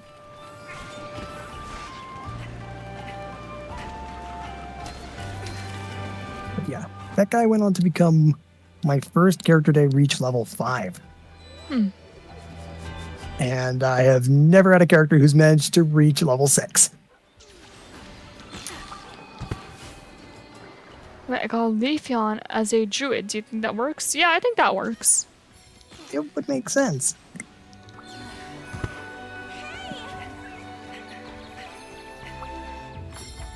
It's like, where would Lilligant fall? I don't know. I think that really you could outfit any Pokemon as any class. It's just what would make most sense. Or need to is think true. more. This is true. And I have actually D&D-ified Pokemon too.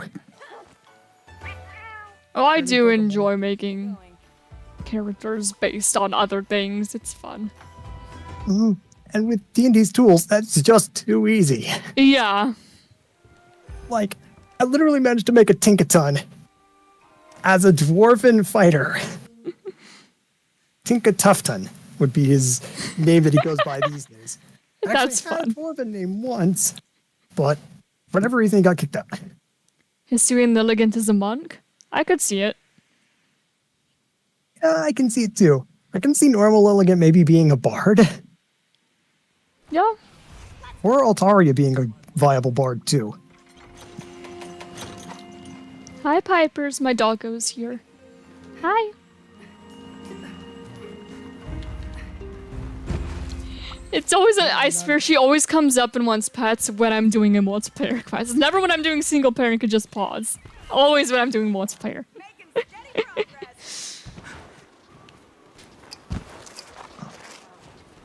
Oh, I've been forgetting to update what we've actually hunted. Yeah. I'll do that after this. Let's just make sure we keep track of what you have fucked down. Like, several Lagombis. Yeah, I'll refer to the hunter notes for that to make sure it's updated after this quest, if I remember. Okay. I can help remind you. I would appreciate that. Explod is a bard barbarian multi-class. I love that. I can honestly see it. Barbarian. Ludicolo is a tricky one to place, I'm not gonna lie.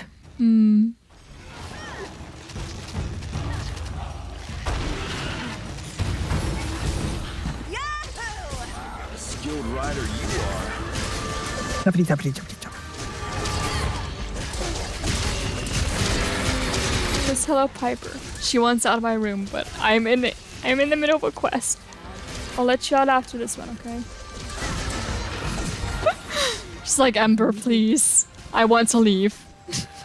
Maybe if you get yourself back to base camp, you can head back to base camp. I'll keep up the fight as best I can. I could. Here, I could head up here. I don't think. Actually, there's a zoot ship here. I'll head over here and just open the door for her, and then come right back down. All right. There you go. Okay, the door is open. She can leave now. That's, other designs have included Urshifu, though I kind of had to splice the single and multi strikes together. Yurikolo is a bard monk. It's I honestly was torn between it being a blade singer wizard and a College of Lore bard. Like, on the one hand, it's got a wide enough move pool to justify being wizard, but its dancing really screams bard to me. Yeah.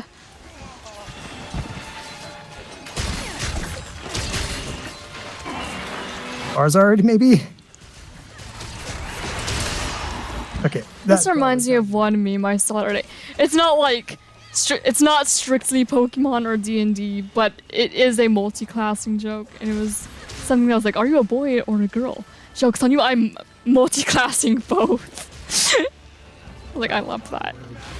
I love that. Get in the wall. That makes me happy. Oh, okay, there we go. Sweet move. Multi-class man and woman. IRL, that's kind of sketch to me. Hmm?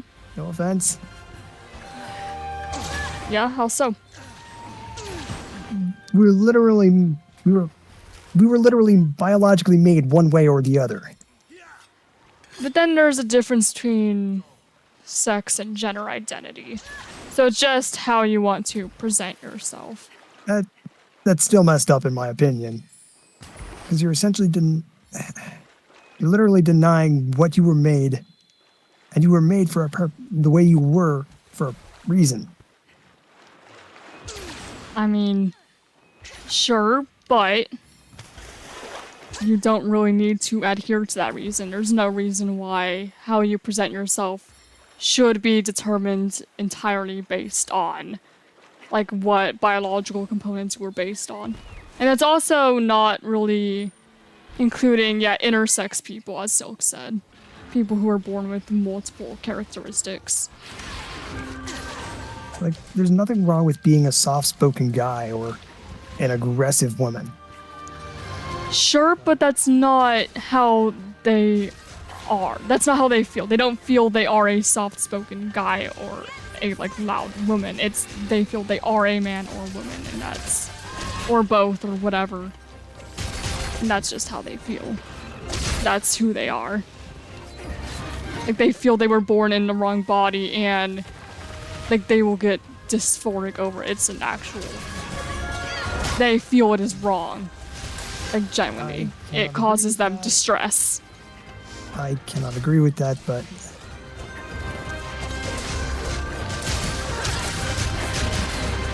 It I'll stop. does, though. That is a thing. I understand that it is a thing, but it doesn't make me... It just leaves a bad taste in my mouth.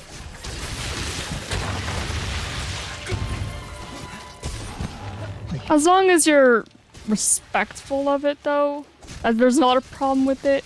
It's just... Live your life, but leave me be about it. As long... And people like that also want to live their life and just be respected for who they are and how they present, how they want to be called. So nobody is trying to be like, you have to also be this, or necessarily agree with it, but just respect them and let them live their lives. Okay. Nature has no great intentions. It's all random mutations. Yeah, that's also true.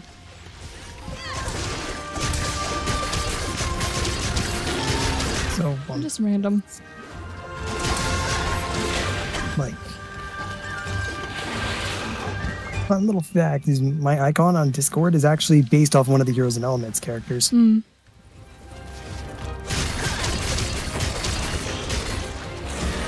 Stanway, aka Stan.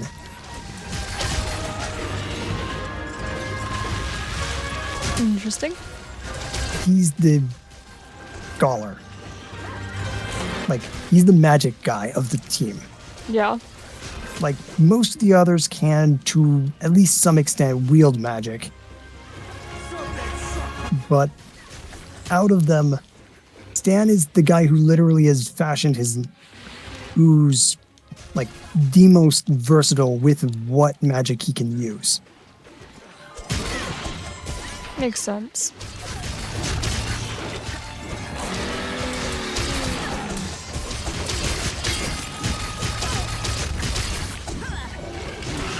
And it also stands to reason that he doesn't get along too well with Kyla, at least at first.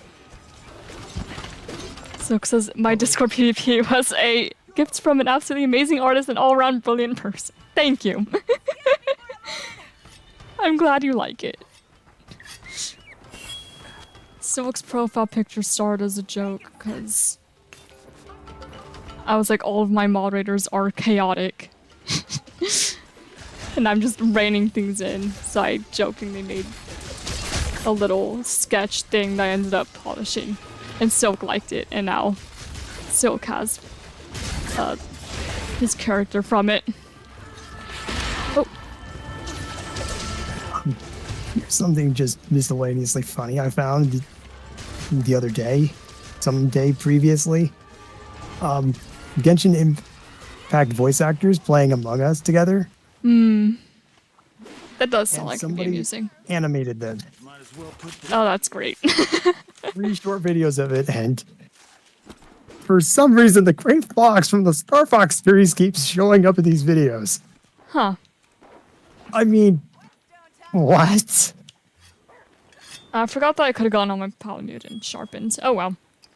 Not a big deal. Let's go!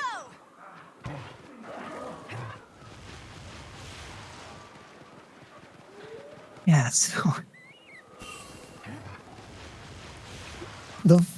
it is just funny to me. Yeah. Like, yeah. Also, does it sound weird if I say I've lost respect for one of the YouTuber, streamer people I used to watch? I mean, no, that doesn't sound weird. I mean, depending on what they did, of course. They were... Okay, I was raised Christian. Yeah. I was also. And so that but I have a degree of a respect for what's in, their beliefs and stuff. Mhm. I may not follow them perfectly myself, but that's where and how things stand. And so this YouTuber, I'll not say which one for reasons. Yeah. Don't want to call people out specifically. Let people be. Yeah. The guy basically was like saying stuff about like maybe little devil and all that, and in a joking way. Yeah. That just got me uncomfortable. I was like, dude, please stop. Yeah, it's fine. If it makes you uncomfortable, you're welcome to leave, of course. And I can understand how that could make people Got to who a are point religious where- uncomfortable. I get it. Hello, Stabby. It doesn't tend to be a joke I would personally make, but it also wouldn't make me uncomfortable, though. Also, hello, Stabby. How are you? I just got my phone. All 3 dogs managed to lay on my phone. Yeah, we are currently doing some hunting. And miscellaneous Yeah. talking about who knows what. I noticed. That's why I'm like, ooh, I can talk to Ember. You can. And you're meeting another nerd to boot.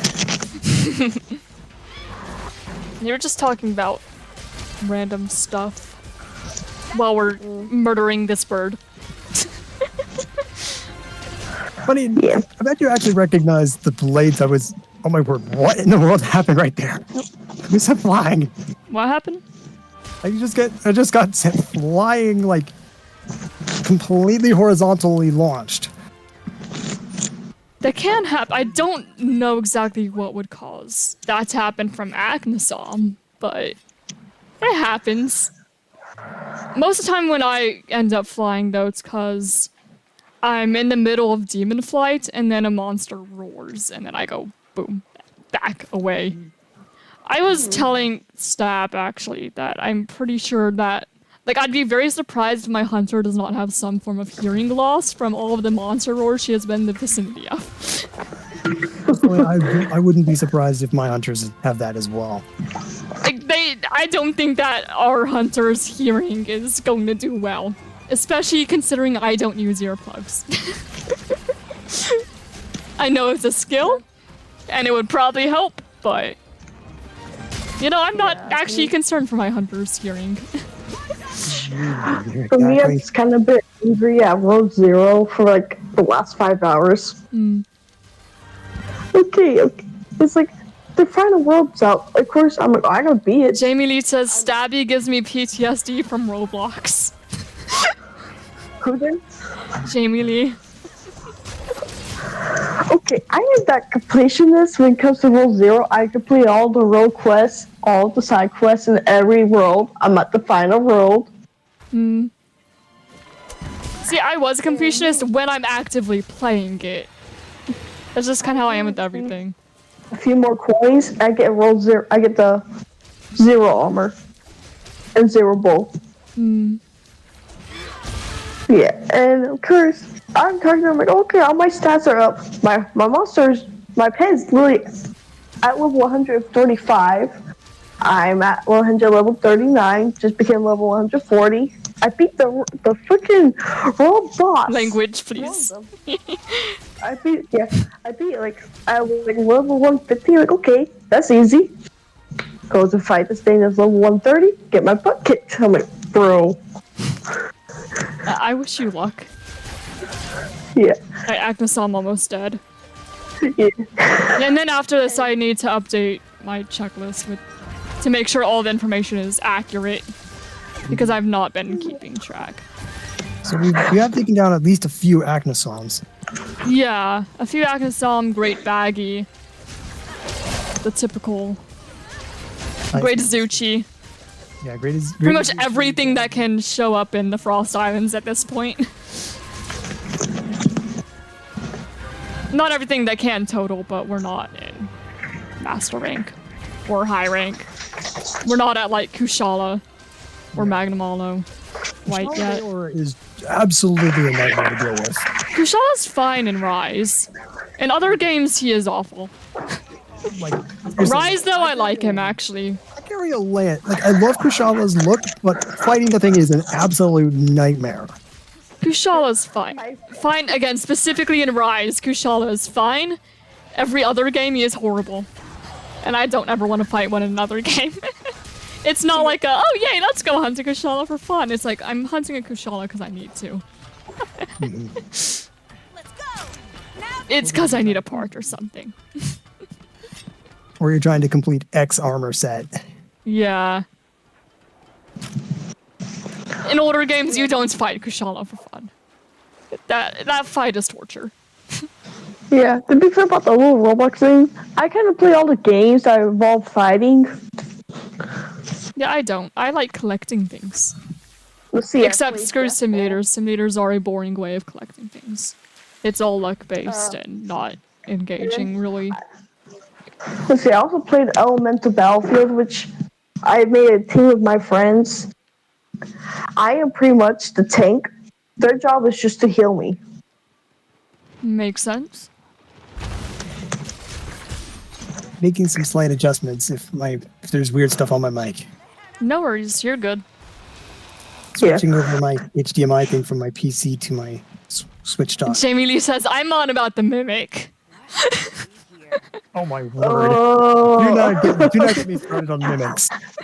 I had one. I have no regrets. I had one DM I've done worse. I've done worse in other horror games. Oh, hey, there's Great Azuchi. Thanks for stopping by. Very convenient that you're right here. Okay, it's not my fault. We played the mimic, and Ember couldn't see. You know, the mimic that we're speaking about in this particular context was a Roblox horror game. My flashlight wouldn't work, so I could not see crap. My flashlight was gone. It disappeared. I couldn't see anything. She became monster bait. Yeah, I tried to bait the monster because that was all I could do because I could not see anything. It was not fun. And there was one point You stabbed Bob in the toe, Stabby. Says Jamie. And at one point, we both got very lost. Yeah. But that's just because I'm awful with directions. Mimics in D&D are also an absolute nightmare to deal with. See, I've played 900 hours of Rise. I would still probably get lost as to where I am in maps if I didn't have the mini-map. Yeah. Like, I would know generally where I am. I would still probably manage to get lost. I am so bad with knowing my position in video games. Yeah, that's why I love. Probably would be insanity to sound. You probably sound like insanity if I said I knew racing in Mario Kart 8 Deluxe without the minimap up. I'm trying to think. I don't know if I ever pay attention to the map in Mario Kart. Not that I've played in forever. I don't own any Mario Kart games. Actually, I do. I own Mario Kart 7 on the 3DS, but none on like the Switch or anything. No more reason. I'm really quick AFK. I gotta take my dogs outside.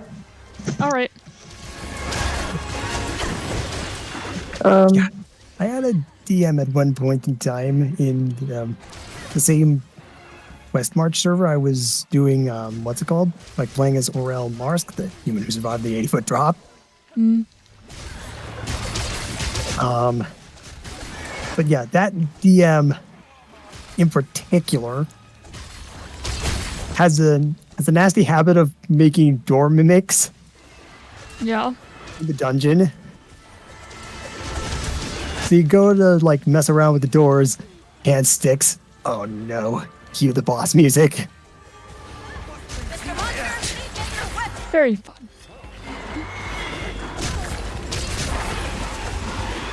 Also, I established a permadeath thing with my characters. So like, if they died, and that was that.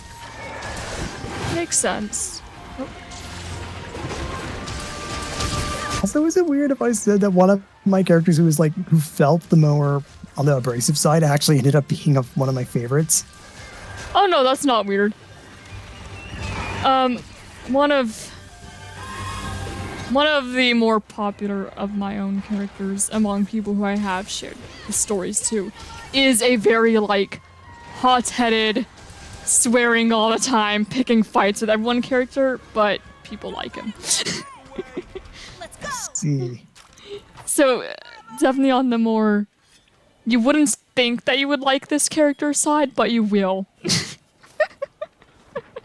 funny He's fun. thing is that with me, the nastiest my characters get is like they are logical and methodical, and a bit on the snarky side. But My characters, when I was younger, used to be more tame. As I grew more comfortable with expressing different characters and realizing I can write characters without them necessarily being reflective of myself, then I did so more. But I had to get comfortable with that, and am still getting comfortable with that in some regards.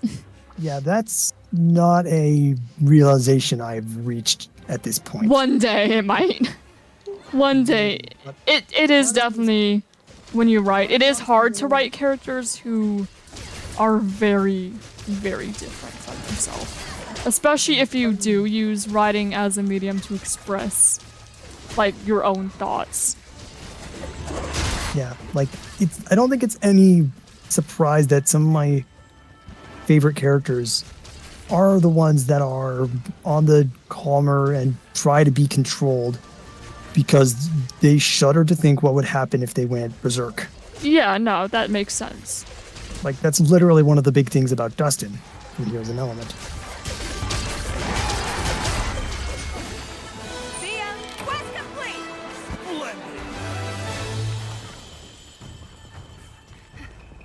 Let me have the parts, thank you. I can put out a bit of literal-minded snark. Or quickly annoyed kind of characters. Like, literally, that was my last character in that group, but it was fun to play while he lasted. Yeah.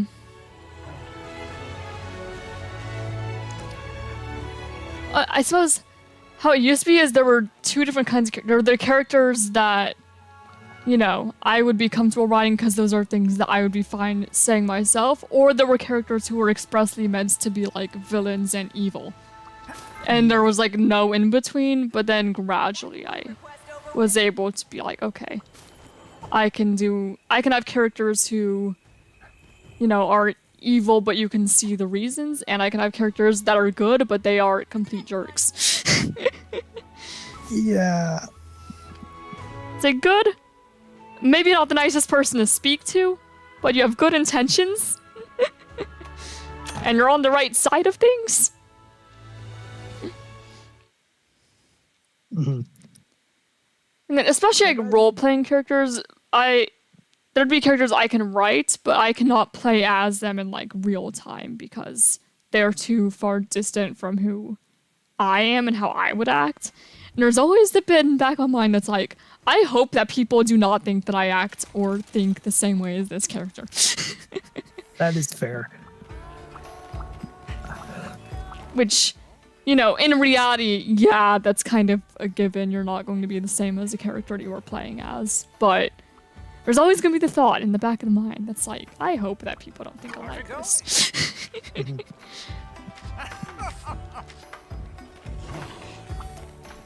Time to just not do the urgent quest for a few more quests.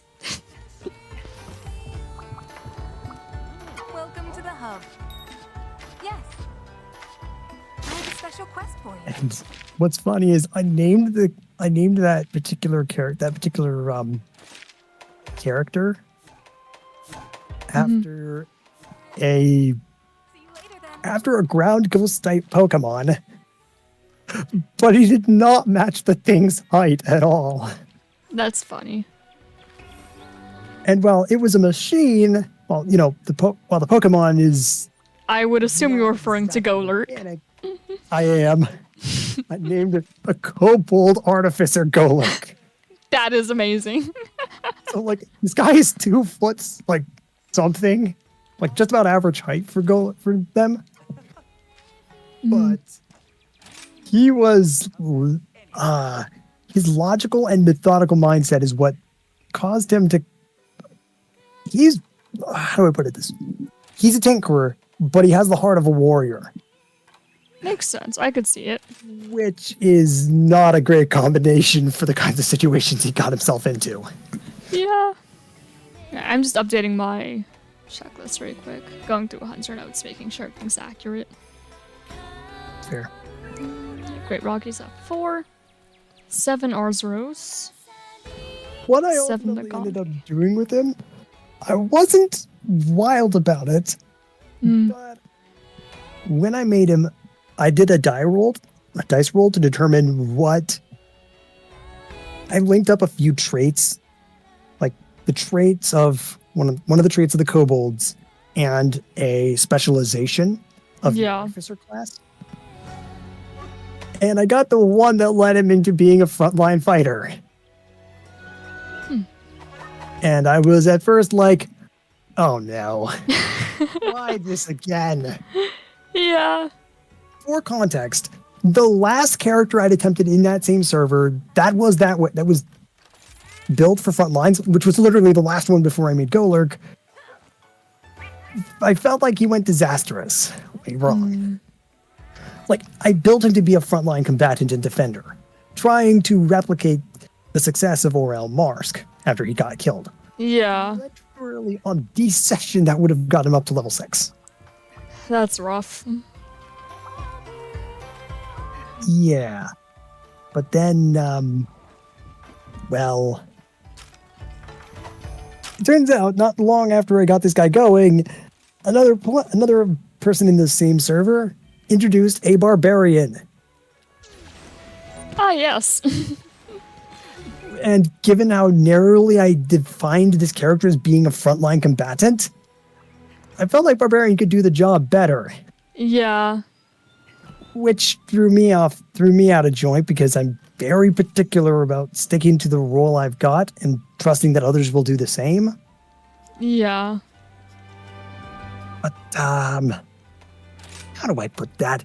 It did not go over well. I eventually ended up killing off that guy. The only one I have killed like that to date.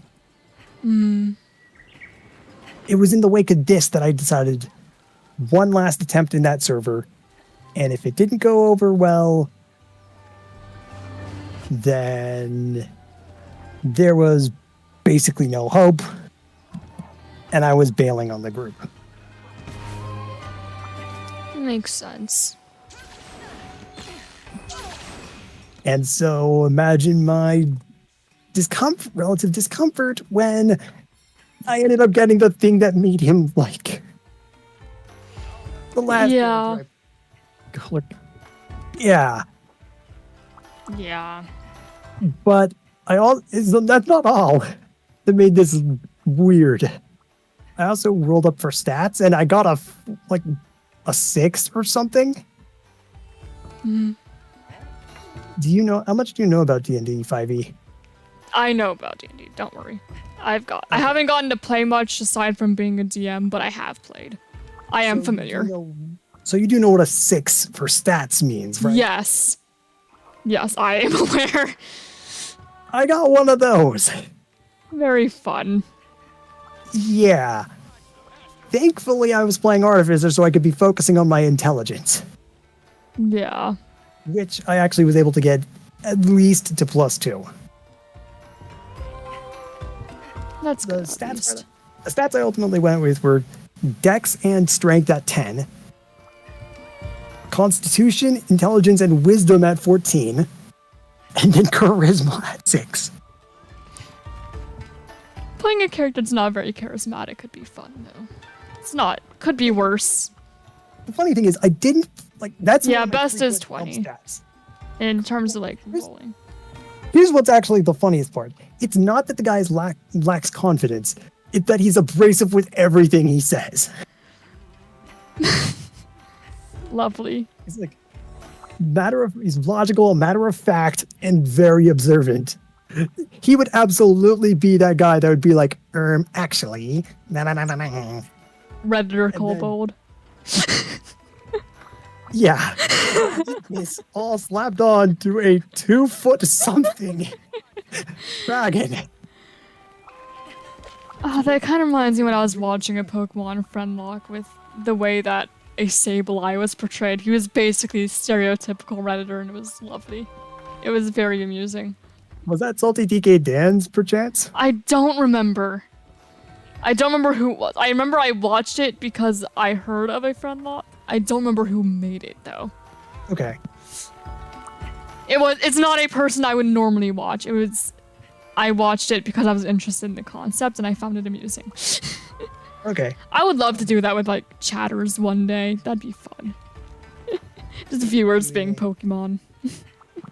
There is somebody I found who was doing that very thing. Yeah, the thing is, I think I need more people. I don't think I'm big enough to do that. Yeah, unfortunately. Funny thing is, I ended up as a Choodle during the playthrough thing. Like, I threw my hat into the ring at random, not really expecting anything to happen, then bada bing, bada boom, I'm Choodle.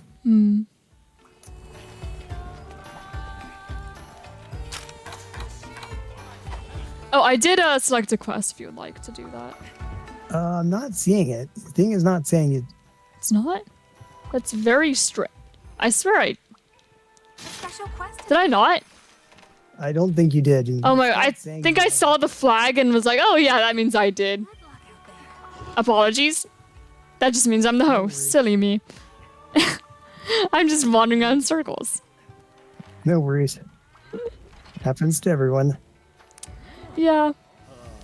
from time to time. I'm like, I have honestly knocked myself over saying I'm showing off my one brain cell.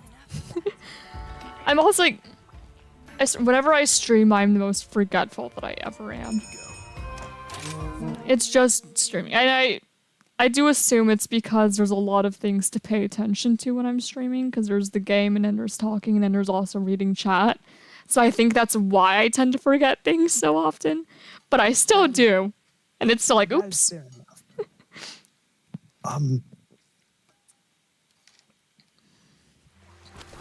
Ready to go. Stand in my way. There we go. Another Agnes. Oh. Okay, well actually if it's just the two of us, I could just take half and we're good. I don't need to worry about that. I don't really need much in the way of these resources because we're doing just fine. Yeah, I don't think I've healed it all yet today. It's just habit to grab everything. Because, oh, you do want that in event quests. Welcome back, Stabby. Hi, Stab. My dog decided to go run around outside the fence.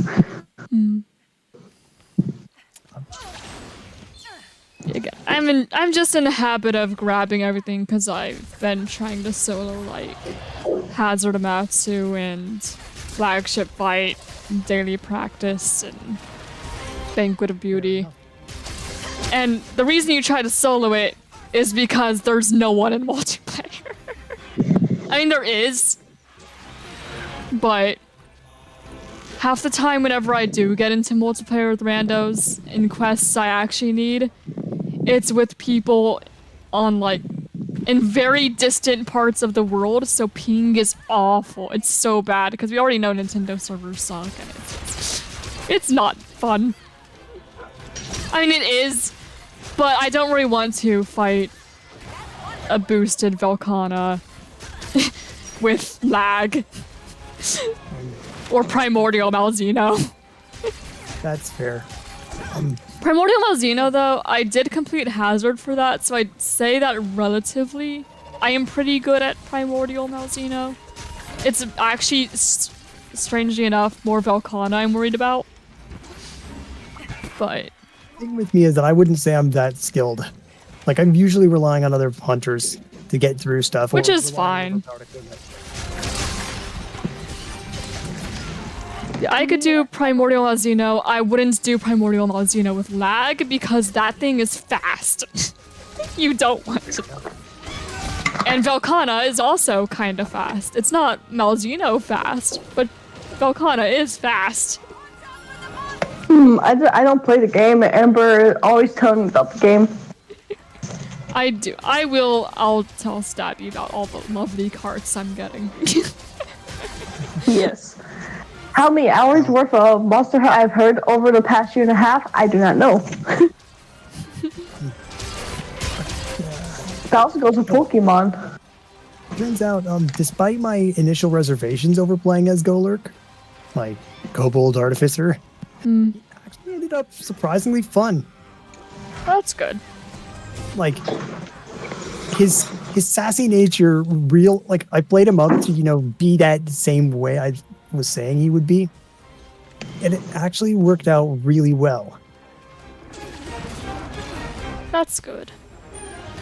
And so, Gotta be quick. and by the time I actually got to the level 3 where Artificers take up a subclass, I actually felt like I needed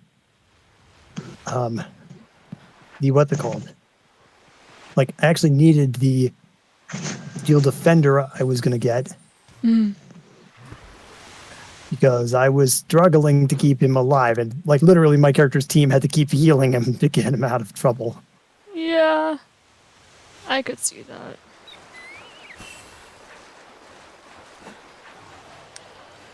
It's always nice whenever there's a character, it's like, I don't think that I'm going to like playing this character, and then you end up really liking playing the character. I've had a character like that. It was one of those, this is a character that is not necessarily reflective of my personality kind of characters. Stab actually knows quite a bit about said character. I had a character named Abyss, and he... I did not think I would like playing him. He is very different than I am. He is the kind of character who will say exactly what is on his mind, and he is very extroverted, very charismatic, very flirtatious, and not me. And I initially felt super awkward playing him, but now he's just fun. Perfect form. He's not how I would handle situations, but he's fun. That's fair. I like playing him.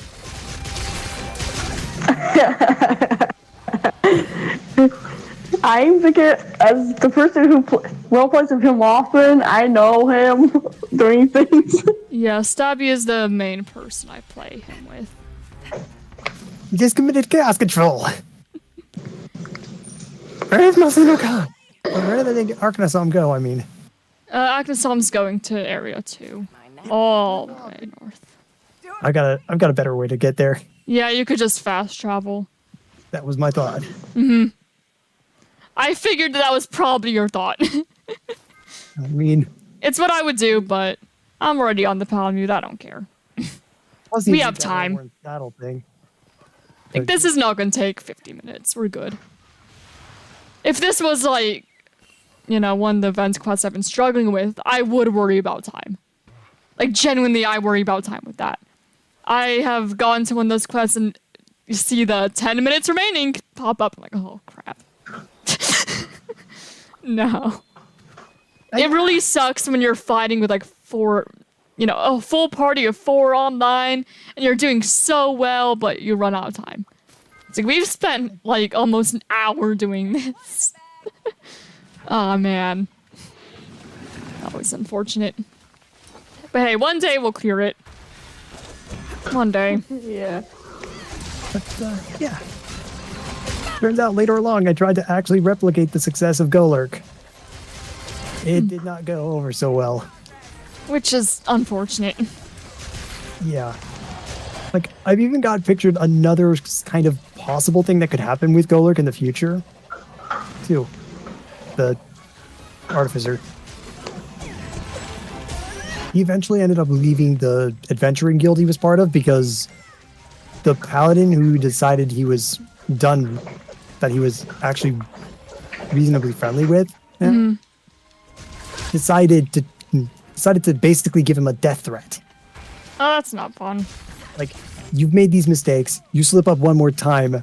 I am literally taking your ability to teleport away.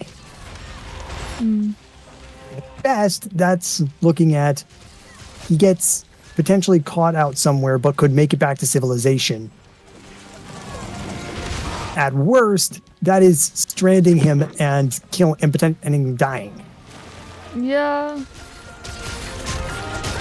I was not any happier with that than Golurk was.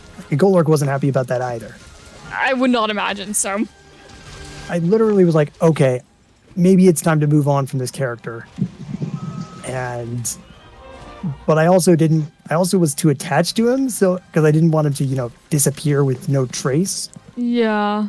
I figured maybe just have one of the person who's in control of the region he calls home, just set himself up, like just set him up as an NPC or something. Yeah, it makes sense. Maybe helps around. But I couldn't readily contact him except through the general chat of that Discord server, where literally the guy who's controlling the paladin could see it. And I did not communicate myself explain very well. Yeah. That was Smallest size updated. I'm trying not to laugh. I just watched my blind deaf puppy take off with the broom. It's lovely. Now a woman that's bigger than you. but, yeah. There has been one time where I have had to retire a character from role-playing. not because I don't like the character, but because it got to a... He was already a very traumatized character as it was. But things in the roleplay kept happening to him, so he just got even more and more and more traumatized until I could not play him without crying. So I had to retire him. I could not, like, mentally play this character anymore, and it sucked because I really liked him. That is fair enough. But it's like, if I can't play him without crying, it's probably not a good idea for me to play him. And it wasn't even like something's going to happen to him and I'm gonna cry. It's like, I will play as him and talk in a normal conversation and cry. We're not hunting Arzuros? Oh wait. Yeah, we are. My bad. I mean, I'm glad I caught you. Yeah. You know, you might want to hunt the bear. Okay, I'll come back for you, Kulu. Is this the second time this hunt that I've gone for Kulu? No, I did that last hunt with. Yeah, we went and fought we started fighting a Lagombi. Yeah. And then remembered. And then I was like, oh wait, Lagombi is actually our target. I am waiting for Azeros. I actually made it here ahead of him. Yeah, it happens sometimes. And Kulu really chasing after me. Not literally, but it's kind of funny to think it is. There he is. Target acquired. Ticked Kulu off. But, yeah. Ruff. Come on. It's No. almost noon for me, so I'm probably going to eat lunch after this hunt. But then be back. Gosh Missed. darn it. Look at me not paying attention to where I'm going. That was my fault. I tried to poison the Arzuros. No, that was my fault because I was not watching my positioning. I saw the cloud. And I saw that I'll try for ailments. I knew it was there, I was just being dumb. It was not your fault. If I'd have been just a bit smarter with where I'd placed it, then... No, don't you worry about I walked into that. I saw it, I walked into that. Don't you say it was your fault. And look, we're fine now. We're good. It was inconsequential at the end of the day.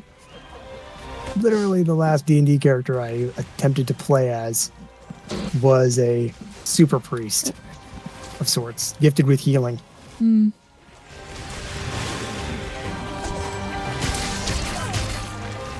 The last D&D I played, the character I played was with Ember, and I freaking loved my challenge. I didn't even want it to be a D&D. I was like, maybe we could have a more, like, structured combat system instead of people just saying their actions. And then everybody took that as it's D&D, and I was too anxious to be like, no, actually, wait. So I was like, fine, I guess I'm doing a D&D campaign now. And then I got stressed and discontinued it because that's not even what I was wanting to do to begin with. After that server, I went to other servers with different people, and they'll do like fighting actions. The way you were trying to do it, I'm like, bro, this is cool. Yeah, although Brian did not like the RNG elements of D&D, he was not a big fan of that. Which, understandable, I wanted there to be some sort of structure instead of just... Well, because we had people at the time who were not so respectful of, like, fair stating your actions and going within combat. It was more like, I'm gonna come in with overpowered stuff. Okay. I mean... So that's why we wanted to do it more structured. I did not intend for it to be D&D, but that's what it became. Yeah, for me... Welcome back, Jamie Lee. The nice thing with me is that if we were to ever do this kind of thing together, you would find I am at least, or try to stay respectful. Yeah. Because at the end of the day, it's like, we're trying to tell a story, we don't need to murder each other's characters. Yeah. Like, even even go and you don't need to win every time. There's also that. I have realized it's more fun losing and watching the other characters figure out how they're going to effing help you than there is anything else. I would say that's more stressful, but it's not my thing. It's entertainment on my end. I mean, if you're distancing yourself from the character you're playing, it is fun. If you are personally like in the shoes all the way of this character, then it is not so fun to lose. It depends on how involved you are in wanting your character to win. Yeah, and me, I tend to get deeply involved with my characters, which is why I was devastated when I lost Orel Marsk. Yeah, see, It's like, I am attached to my characters. I will let them lose. the guy went. It's like I from like them, expendable but I can recognize when it is a fight that they would not win. to one of my favorite characters that I've played as.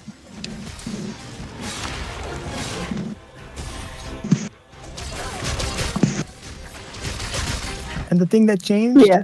his fall. Minutes. Wait, that's my jacket. His blessing grabbing a jacket. Yeah. Yeah. And that's just a thing on it. Try and climb up my leg. Woman, you should just. You know how to bark. I know you do.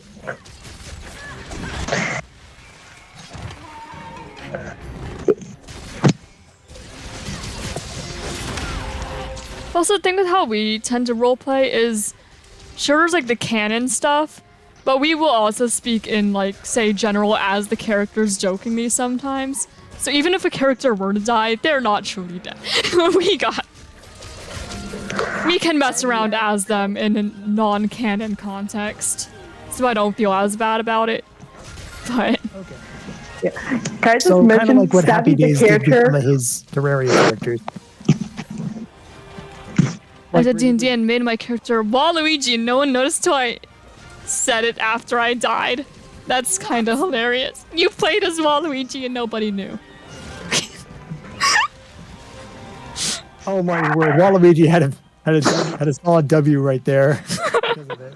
Yes, and sometimes characters go into different role plays. I mean, look at Stabby the character. How many role plays has she been in at this point?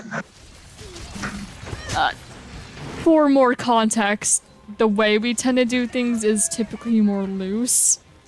And a character can go to different roleplay worlds and participate, or you could have different versions of said character. But That's what I do with Farwan, I am The at character- Stab. character of the alias at the moment. Like that wasn't he may not have been the first character I made with that name, but he is in fact the longest lasting. yeah. Because the guy's whole thing is that he's literally a multiversal wanderer, bouncing between multiverses. You see, I have a... You see, I have worlds and then friends have worlds, but there's a specific character in my world who does have the ability to basically bridge the gap between multiple realities, whether they are connected or not. Of course, only if the other person allows it. I'm not going to and I'm just gonna butt right into your world with this character.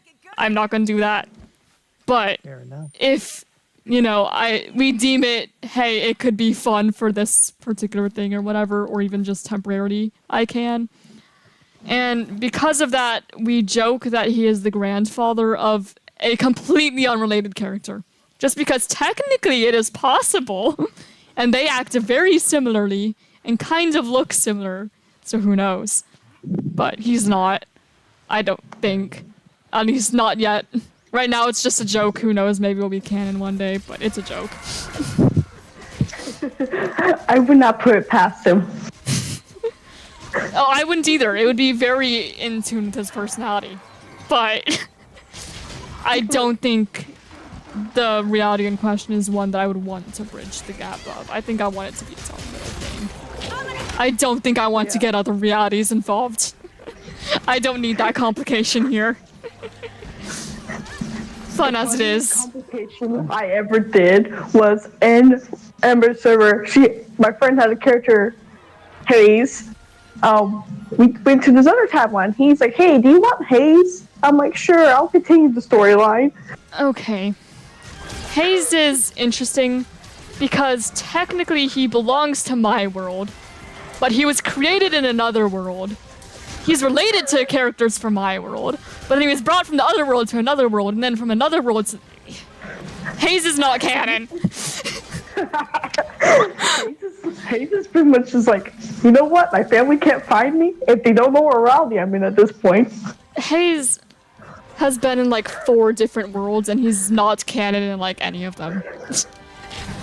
Yeah.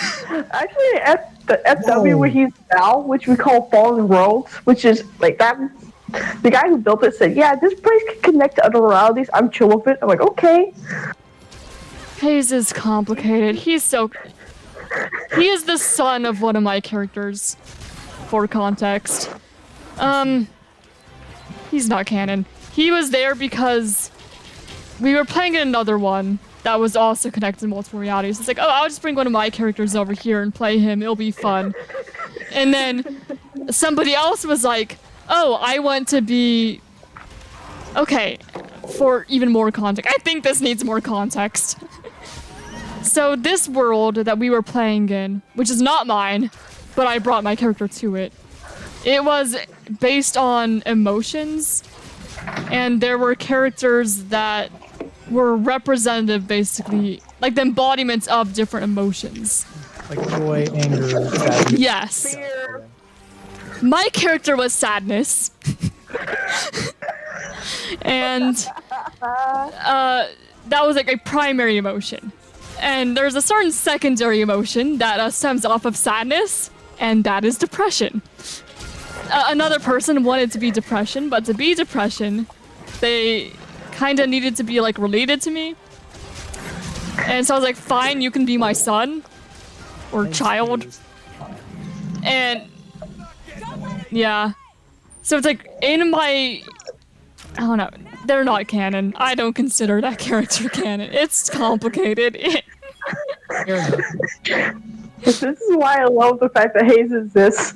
And also, that character belonged to one friend, and then that friend gave that character to Stabby. So now it's Stabby's character. And still not canon. Your cousin is trying to be the one who becomes queen. They have been literally just over here like, can I make Hayes fall in love with me? I'm like, what? And I told them, they're like, okay, you realize Hayes, it's going to be a really traumatized person because he has a family line where all the females keep dying for strange reasons. I mean, not all of them, but most of them. Yeah, and then that family does not really have a history of people staying alive or happy. It's thanks to a certain ancestor of theirs, but yeah. Yeah. At one point, she found his crown, which, yes, he's king, he's got a crown, he just will never wear it. She's like, hey, why don't you wear this? He's like, never put that, he pretty much freaked out, said, never put that thing on my head. Yeah. Well, what about my head then? You can imagine your character saying. PTSD on crowns. I think more context needs to be given. Okay. They had an ancestor who was the original king of their kingdom. Basically somebody accidentally killed the queen and he got really mad about it and basically declared war for all of eternity, and to make sure that that war continued, he kept possessing the kings after him. So now that people from the family know about it, nobody wants to touch a crown because he possessed them through the crown itself. So nobody wants to mess with that. Yeah, and the time when he's in, ironically, the angels, because the thing was, because angels, the angels here are pretty much being controlled and very evil, and he's like, what did I get myself into? It's chaos. It's chaos, and he's like, can I just go back to no one knowing about my kingdom? And everything only gets more and more complicated as we go. Yeah. Like, if I showed you the family tree right now, it's just... What's going on here? It's... One too many jokes. There's a lot. There's a lot going on. There's so much. And you see, this story of mine, my own story, even before it's touched upon by other people, has been in the writing for almost a decade now. It's like, it's a 10-year-old story, there's a lot to it. It's already complicated. I mean, that's fair. Heroes and Element is a complicated thing anyway, and it's only been going like a couple of years. Truthfully, I'm not even sure it's gonna get into book form.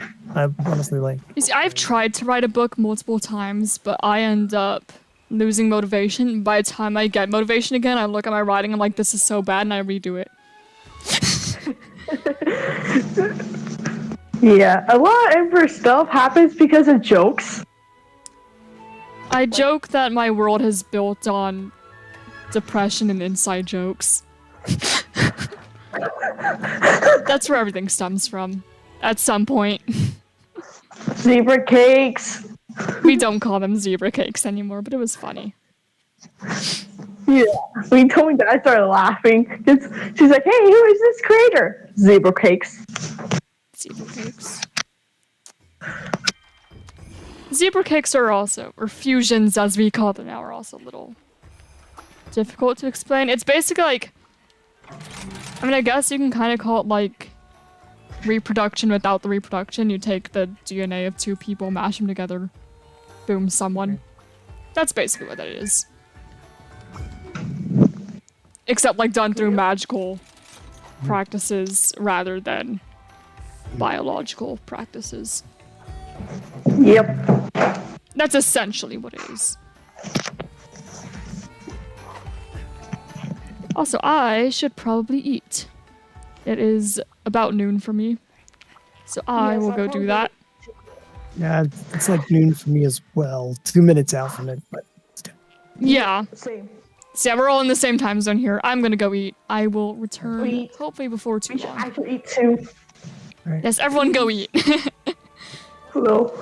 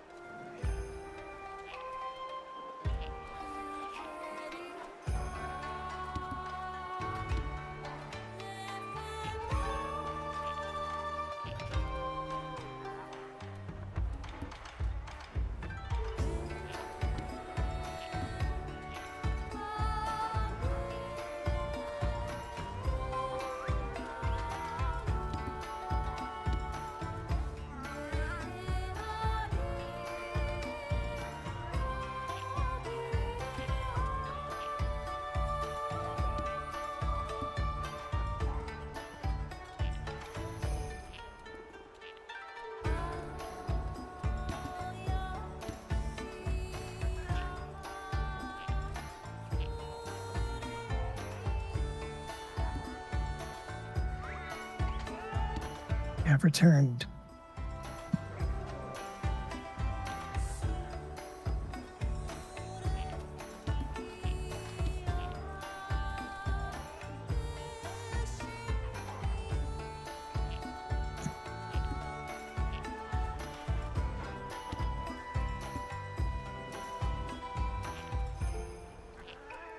That'll do.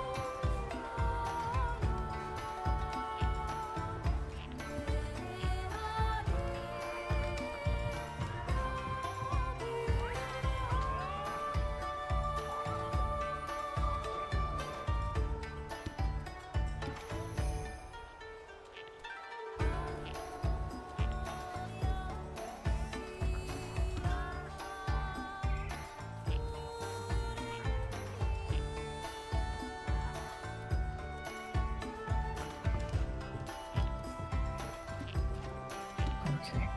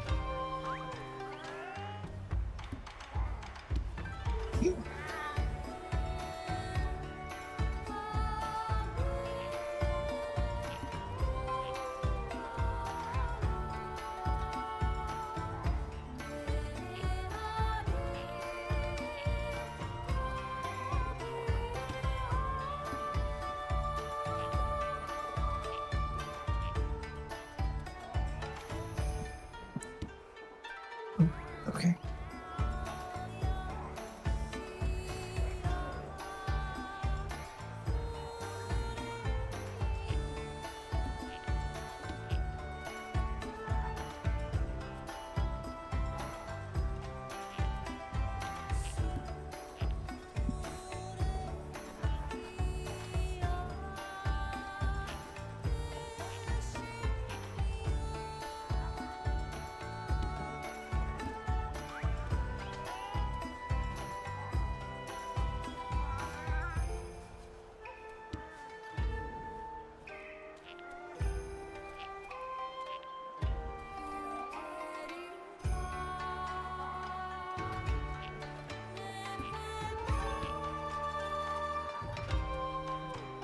Okay.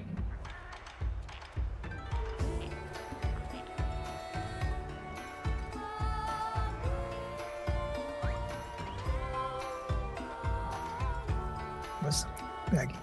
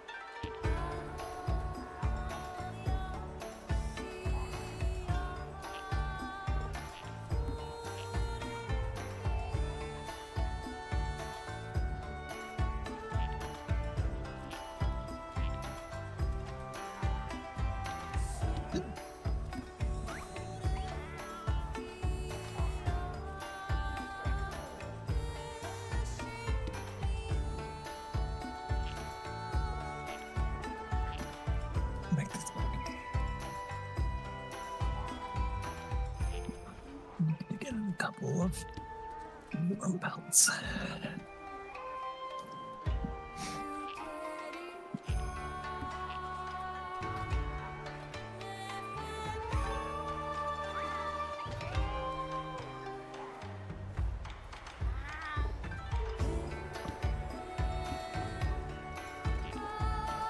Oops.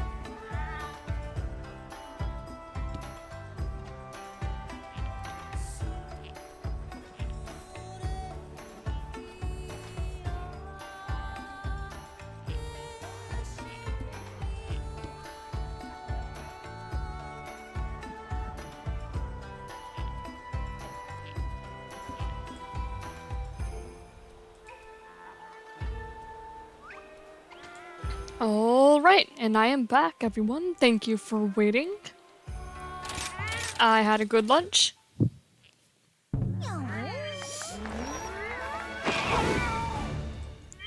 And I believe we should be able to Special quest? continue with the quests. All right. Hello. Trying to have a small thing to get something that I did not manage to. So Go ahead. no, it's fine. You I are was just waiting on you anyway. Until next time. by no means obligated. Maybe not, but I'm sticking with you anyway because it's your stream. Plus, you've got way more experience in this than I do, so. Thank you, thank you. I'll sit here with my 900 hours. Sometimes I joke, I've played way too much of this game. Definitely way more than I have in Gen Ultimate. How much do I have in Gen Ultimate? I don't know. I just know that I did try to complete every single quest. Just looking at I've completed every single low rank village quest in Generations Ultimate, I remember. I'm just 10 hours shy of what you have in Rise in Gen Ultimate. Yeah, I've definitely played way more of Rise than I've played Gen Ultimate. And then I've also played World, but I've not played all of World. Because I have World on the Xbox, and playing on the Xbox requires me to use the TV in the living room. And using the TV in the living room implies that nobody else is using the TV in the living room. So, it's not as easy for me to get to. Don't forget to play. add stuff to your Hunter's Note. Don't forget to pull stuff from your Hunter's Note. Yeah, I got that last time. I'll just need to remember to do that this time. Good deal. Yeah, I think I did that as we went last time, I think. I could always check after stream, make sure everything's correct. Right. I wish you luck. Last 1-star hub quest. And then I guess it'll be the urgent quest and then back to village for a bit, I suppose. Catch village up to what the 2-star hub quests would be. I think I already ate. Did I already eat? Oh, sweet. Share. Yep, I did. Always good to check. Yeah. With me, I personally tend to wait until after a quest has been figured out before I go deciding what to eat, because you might want a specific elemental resistance. Maybe. I usually tend to just eat the same thing every time, though. There are very specific hunts, though, where I will eat specific things. Especially if it's like a hazard quest that's just been a pain. Then I will eat specifically for that. And prepare specifically for that. Like, I think it was Hazard Apex Rathalos that gave me issues and was the first thing that I needed to specifically prepare for. Usually I'm fine. Just there's some here and there where, yeah, that's definitely... It's fair. Yeah, normally I just eat whatever would best improve, the weapon I'm using. So it's more of a general. Here's my food choice. I usually, like, with Gen Ultimate especially, it's where I would do... Yeah. I developed the habit.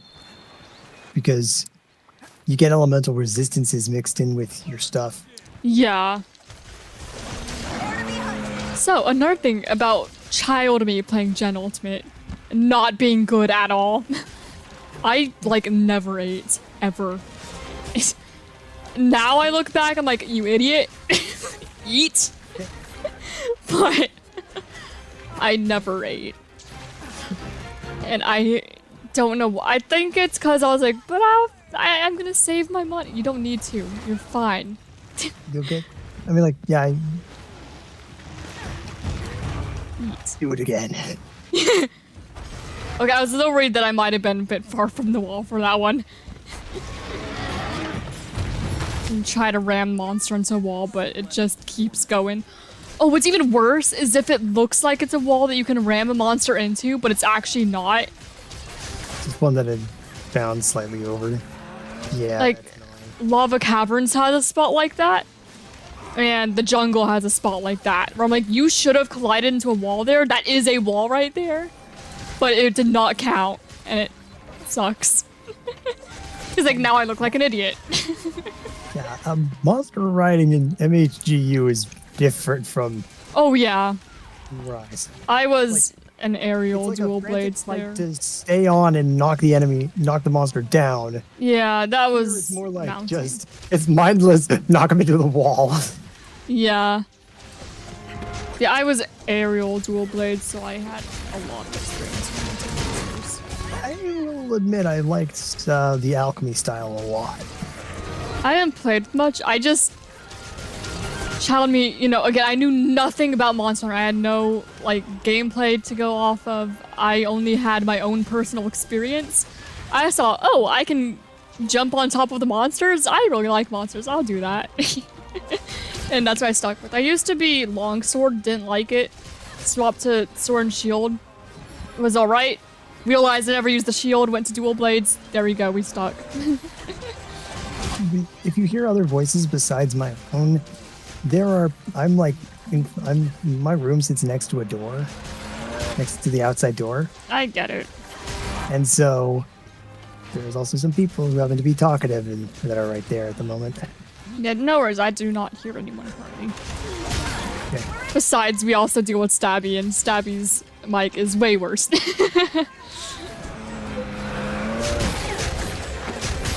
And it's fine. Yeah.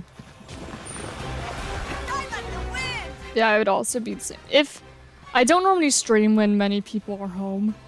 The only person who tends to be home when I stream is on the exact opposite end of the house.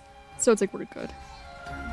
However, sometimes I do stream into later in the day when my brother is home, and he will just show up on stream and be like, "Hi, chat."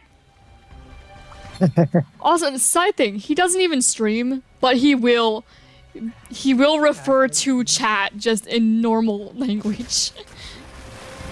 He'll be like, "Sup, chat." It's like, "Dude, you're not live. You don't stream. Who are you talking to?" It's kind of funny. Oh. Bad.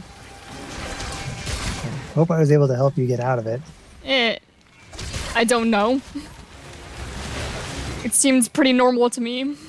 It's probably not. Yasuro's picking you I up think and that you would taking need like a flash bomb or something to break out a mouse. I don't know. I've not tried. I know it's possible, like, if you can cause the monster to flinch, that can help. Yeah, then it could break them out. I'm not all too worried about with Arzuros, though. Arzuros is fine. Yeah. I mean, if I had honey and he stole it, that'd be a little annoying. But other than that,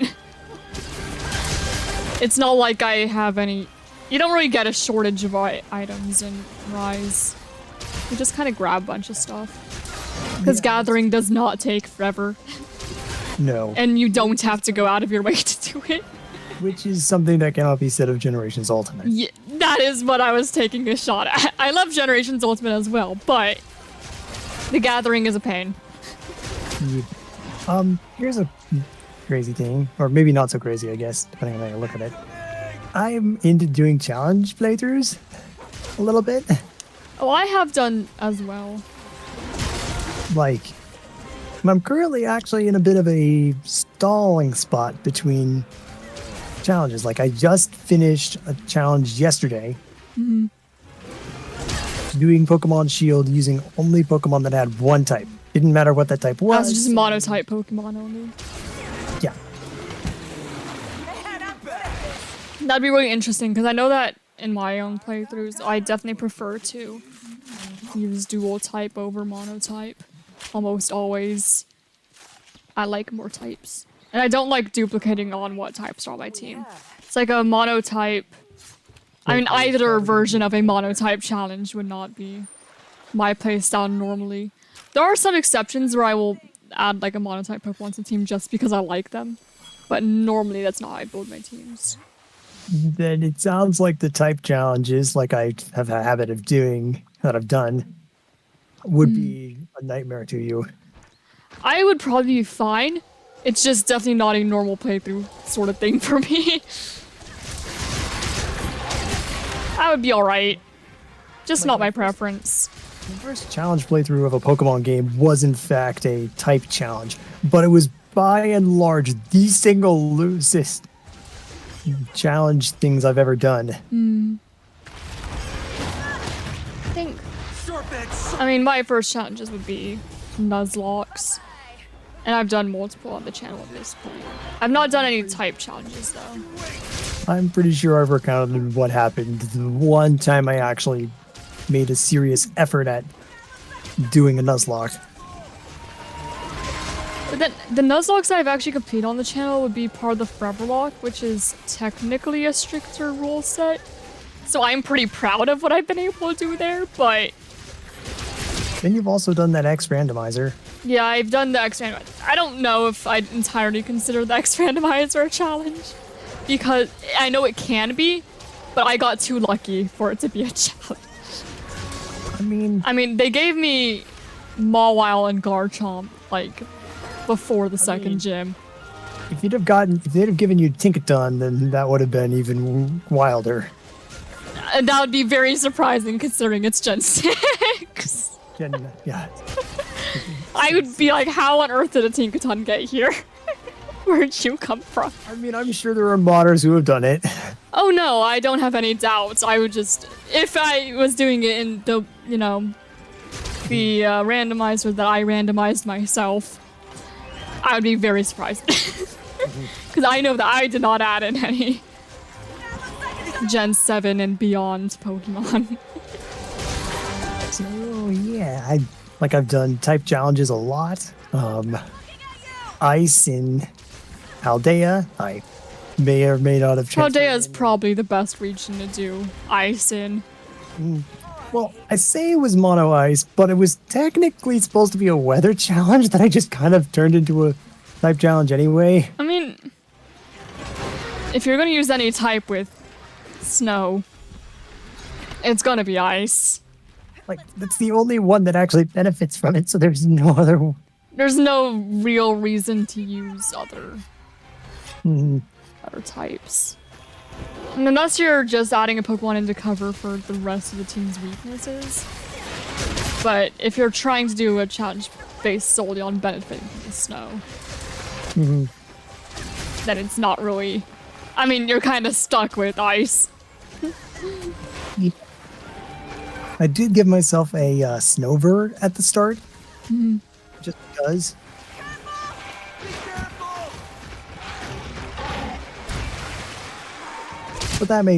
But in my opinion, there is justification behind that. Yeah. Like, I would not have had a nice type Pokemon for the first, good section of the game. Yeah, unless you got really lucky.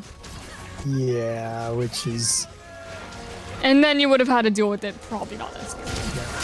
Which is the problem with like a surprise lock, wonder lock. They will not listen to you.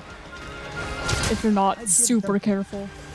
I did attempt a wonder lock, actually. I have ones on stream and then I got really frustrated by Pokemon not listening. I was like, I'm done. First attempt technically failed at because of the trainer in I did it in Violet.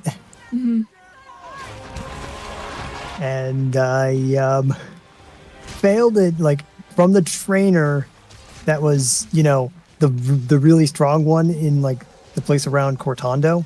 Yeah. Yeah, I got swept there and I'm like, I should be done. But I still have Pokemon to use, so I'm gonna count it good anyway. I took some precautions, and then I advanced to manage to make it all the way to Brassia's, but I was playing reckless and willingly died there. What? Yeah, that's unfortunate. A more successful go around actually resulted in me getting all the way through Iono before I just got tired of it. And Roggy, I swear. I'm killing this thing. oh my word, that Roggy is like There. one of those memes. No more Roggy. I'm just trying to carve. Leave me be. Indeed. Alright, and then I also need to... There we go. That is our 5th Great Roggy, I believe. And I saw that size update. I should probably check if it's a crown. Oh, hey, we got the silver crown on Kulu. That's nice. It's not the gold that we're going for, but it's something. It's progress. It's the sound of progress, my friend. It's simultaneously progress and not progress at all. Because you need the gold. So it's like, it's nice. It doesn't actually help, but it's nice. I'll take any crown. Put on the guild card. Mine now. Leap. Why did I decide to walk this way? I don't know. I'm not sure either. I genuinely don't know. I think I just absent-mindedly started going somewhere. We've all got to start from somewhere. We're not in a rush. So yeah, let's see. Let's see. Hello, Akasam. That's another thing with like playing with random people. I can't communicate to them super clearly that it's like I'm just being dumb. Or I am doing something, I swear I'm not abandoning the hunt. I'm just grabbing spear birds because, oh, we need spear birds. Or how about trying to sleep bomb? At least with like the trying to use the ailments, like the sleep toad and stuff, your character does automatically say something, so it gives some warning, but your character is not automatically going to tell people that you are just trying to get spear birds. Yeah. So you need to go out of your way to be like, I'm getting spear birds. Please don't think that I'm just leaving you guys to fight the monster on your own. I just don't want to come in completely unprepared and fail the quest for you guys. It really sucks failing the quest with random people because it's like you can't tell them, oh, I'm sorry, I did. So you kind of feel bad. Yeah. It's like, oh, I failed this quest. With friends, it's more chill because it's like you can laugh about it, whatever. With random people, you don't know what they're thinking. You can't tell them. And you'll never see them again once this quest fails. Fair enough. I did have a funny moment in Monster Hunter 3 at one point. You know how Monster Hunter 3 had like the buildable barrel, stock, and frame stuff? Yeah. I set up a combination with that using some Aquamatic Needler parts I just recently got access to. Decided to go give it a test. And then, as if it wasn't enough, that I decided to go do that. I went out to go test it in Moga Woods, on those deserted islands. Yeah. Then I found a great Jaggy. I was like, oh, perfect. Perfect time to test this. Loaded up a crag shot, fired it, got its leg. But here's where it gets funny. After it got stuck with the thing, guess where it decided to go? To wander. Where'd it go? Right past me. Great. The leg that had the crag shot was the one that was the closest to me. Oh, lovely.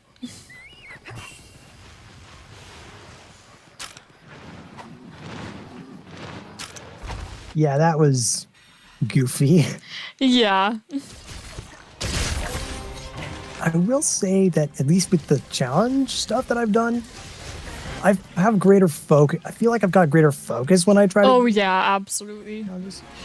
Like, it's easier for me to focus on what kind of team I need to build up when I've not got literally all the options. Yeah. The same thing goes for if you have like a challenge in Monster Hunter, you will try not to die more. You'll be more careful. Or at least you'll try to, figure out, or you'll try to not divert your resources too far. Yeah, it depends on what challenge. You see, I did a thing where if I failed a quest, it was game over. I would have to delete the save, so I got very, very careful. And you couldn't abandon either, was another rule. You can't abandon if you fail, save gone. So I got careful. Fair enough. And I did use weapons that I was not particularly... I didn't use dual blades. That's fine. I randomized it each time. First one was with hunting horn. That one's fun for the gimmick. Hunting horn is fun. I don't mind hunting horn. In Gen Ultimate, it was fine for the novelty. And then the second attempt, the first one died to the Arena Kulu. No, it wasn't Arena Kulu. It was one of the Arena quests. I don't know if it was Kulu. It was an Arena quest though, so Yikes. I think that was somewhat understandable. Those ones are meant to be difficult and brutal. Yeah. So I was doing good until the arena. I don't like arena quests either, so that doesn't help. I mean, they're fine, but yeah, they're not. They're my least favorite quest type across Monster Hunter games. Yeah. I don't hate them. I'm not gonna go on my way to do them unless I need to. I will do them to 100% the game. Like, I will complete every quest including them, but they're not my thing, generally. In MH3, you could do them with split. You could do them with a split screen person. You can do them with 2 players in Rise as well. Yeah, but not split screen, I don't think. I don't think so, no. Not that playing split screen would be my preference to begin with. I like having my screen.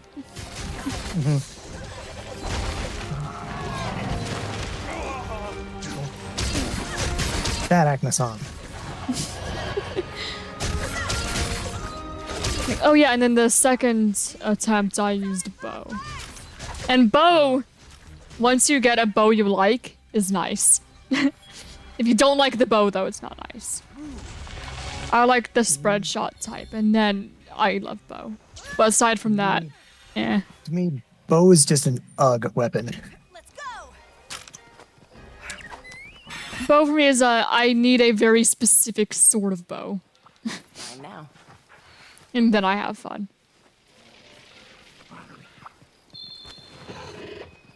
It's probably, you know, it's not something that I would play comfortably on like my main going into a master rank quest with, but I'll play around with it like on my own. I'm not gonna multiplayer a weapon I'm not comfortable with. I mean, except this time because I said that if I card, I'll swap weapons because I need to craft a bunch of them anyway. But you know. We're doing well enough that we're not carding. Yeah, I have yet to have carded. If I do, I'll be swapping to, you know, the next one up, which would be Lance, which I am fine with. I don't mind Lance. Lance is not bad.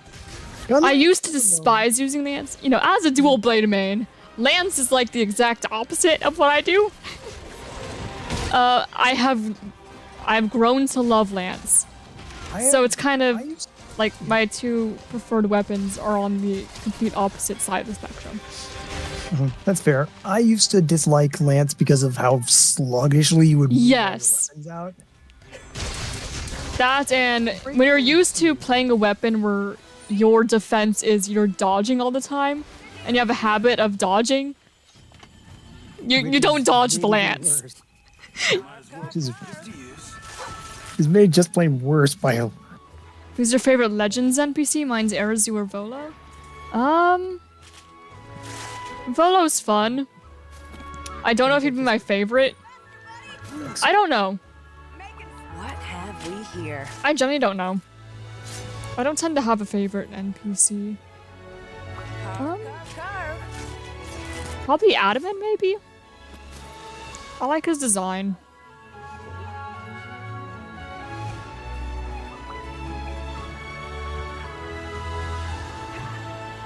Alright, and I did remember to check off that we just hunted an Actisol. Doing great. Gradually getting better at remembering. Alright, and then after this we have the Urgent quest, and then I get to go back to village stuff. On to the next one. Woo. Yeah, Lance I didn't like. Gun Lance I still don't like. Gun Lance is still my least favorite weapon. I can respect the people who use it, it's just very much not my cup of tea.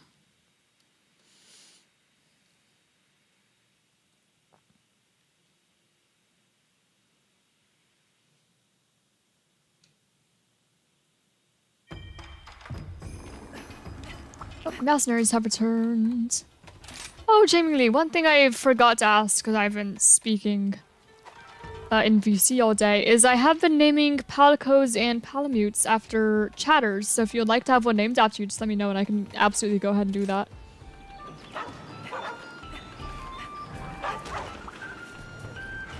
Okay, they're still training. Hello. Trading is a wonderful profession. Okay, I'll take those. Bye-bye. Okay, Meowsnary is back. What do you have for us? Alright, and we're going to want to add. There we go. Ah, bless me. Excuse me. What do I feel? Chandon Actisom. There's a lot of monsters over there. Oh, and you might be able to get some insect parts. That'd be nice. I think I asked before about Anubis. Yes. But I'm doing that for both, Power World and the buddies here. So you can be something in both games. Oh, hi there. So we have, Palicos. And Palamutes available. If you would like to have anything named after here. Because we're going to need to hire a bunch of these guys anyway. Since you get an award for hiring 50 buddies. So we are going to need a lot. So if you want to be something, just let me know. I guess I'll let you see the options again. Wait, let me go back. See any of these guys. You can rename them, so don't worry about that.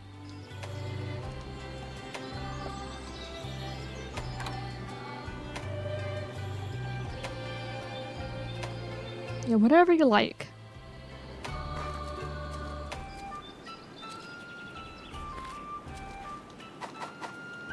While you're deciding, I'll go ahead and grab the Kahoot stuff from up here.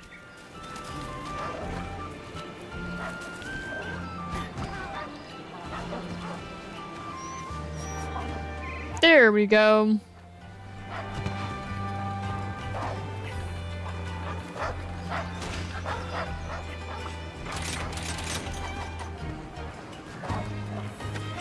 Oh.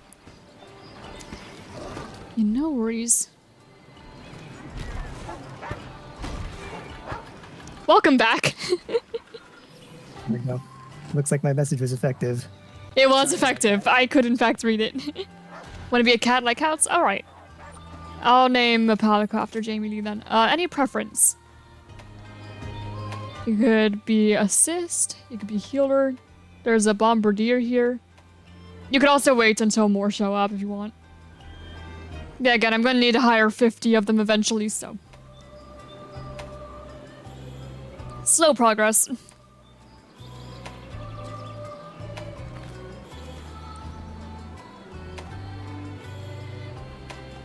If you don't have a preference, I could just choose one too. Okay, I think we have... What Palicos do we have currently? Nice talking to you.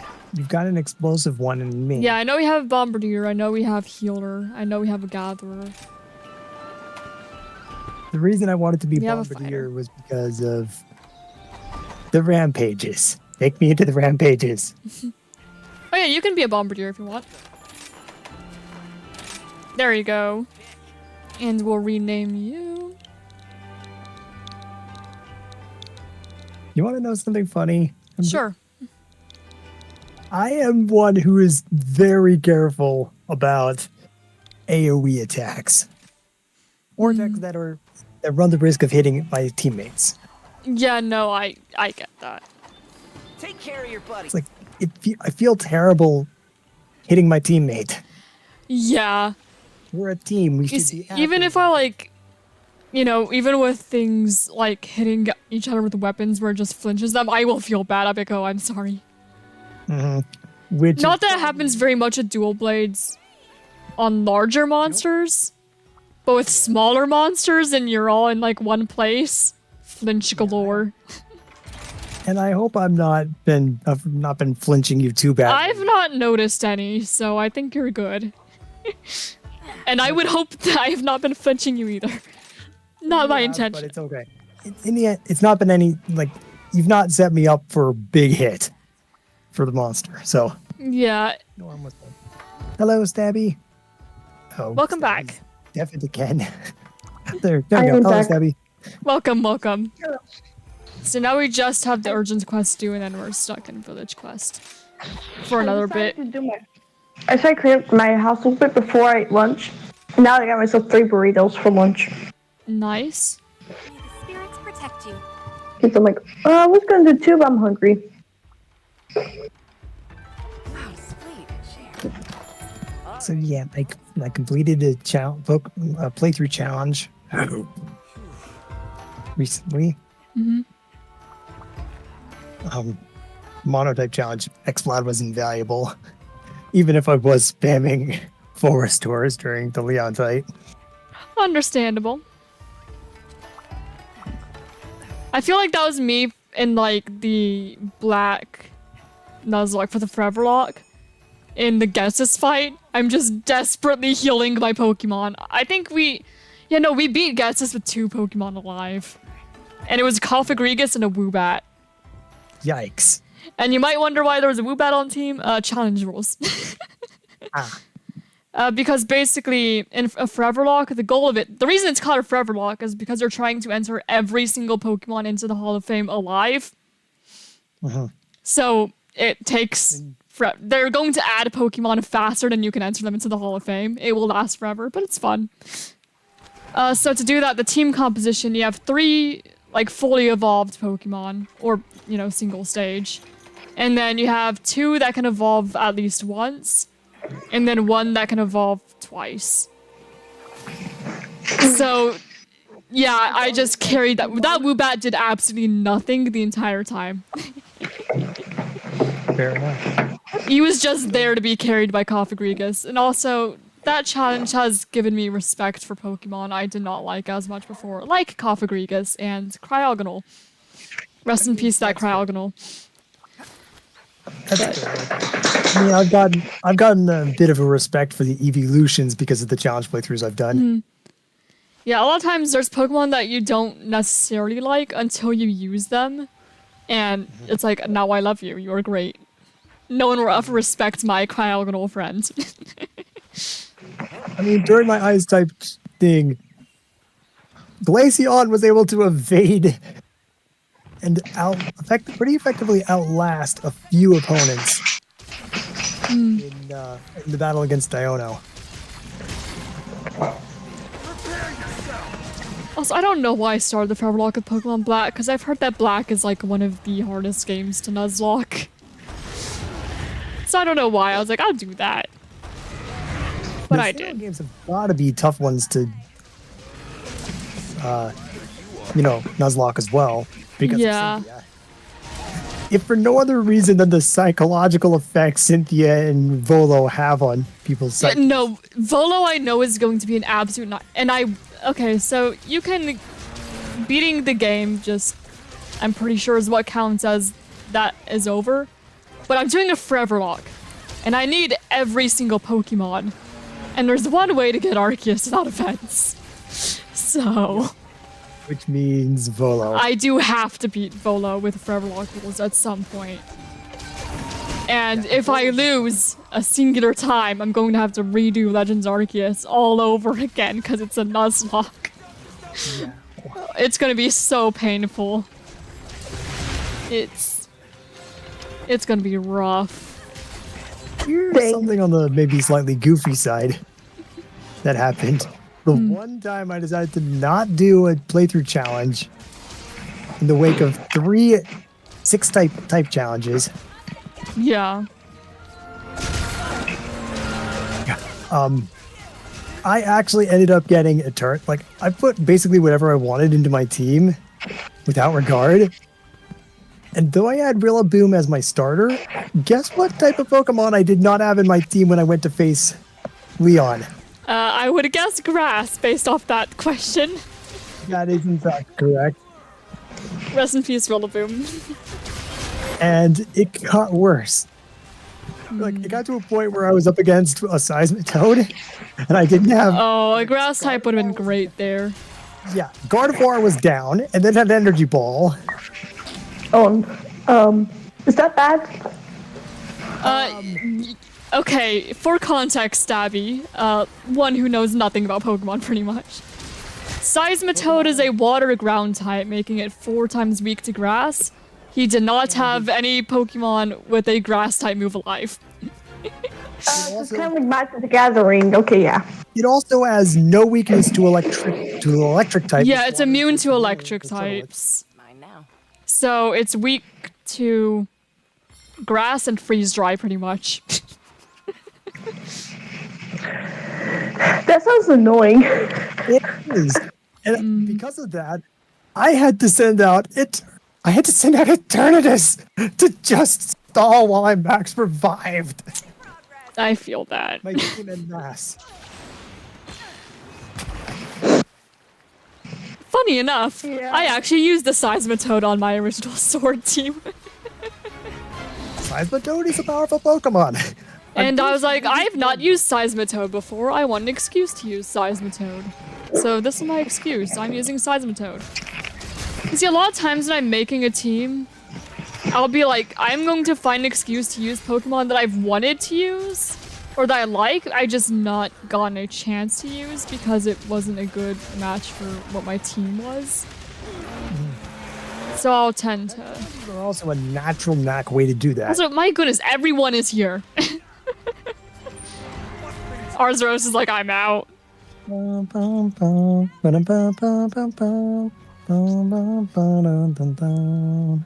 Sorry. No, you're fine. Reference. I felt that.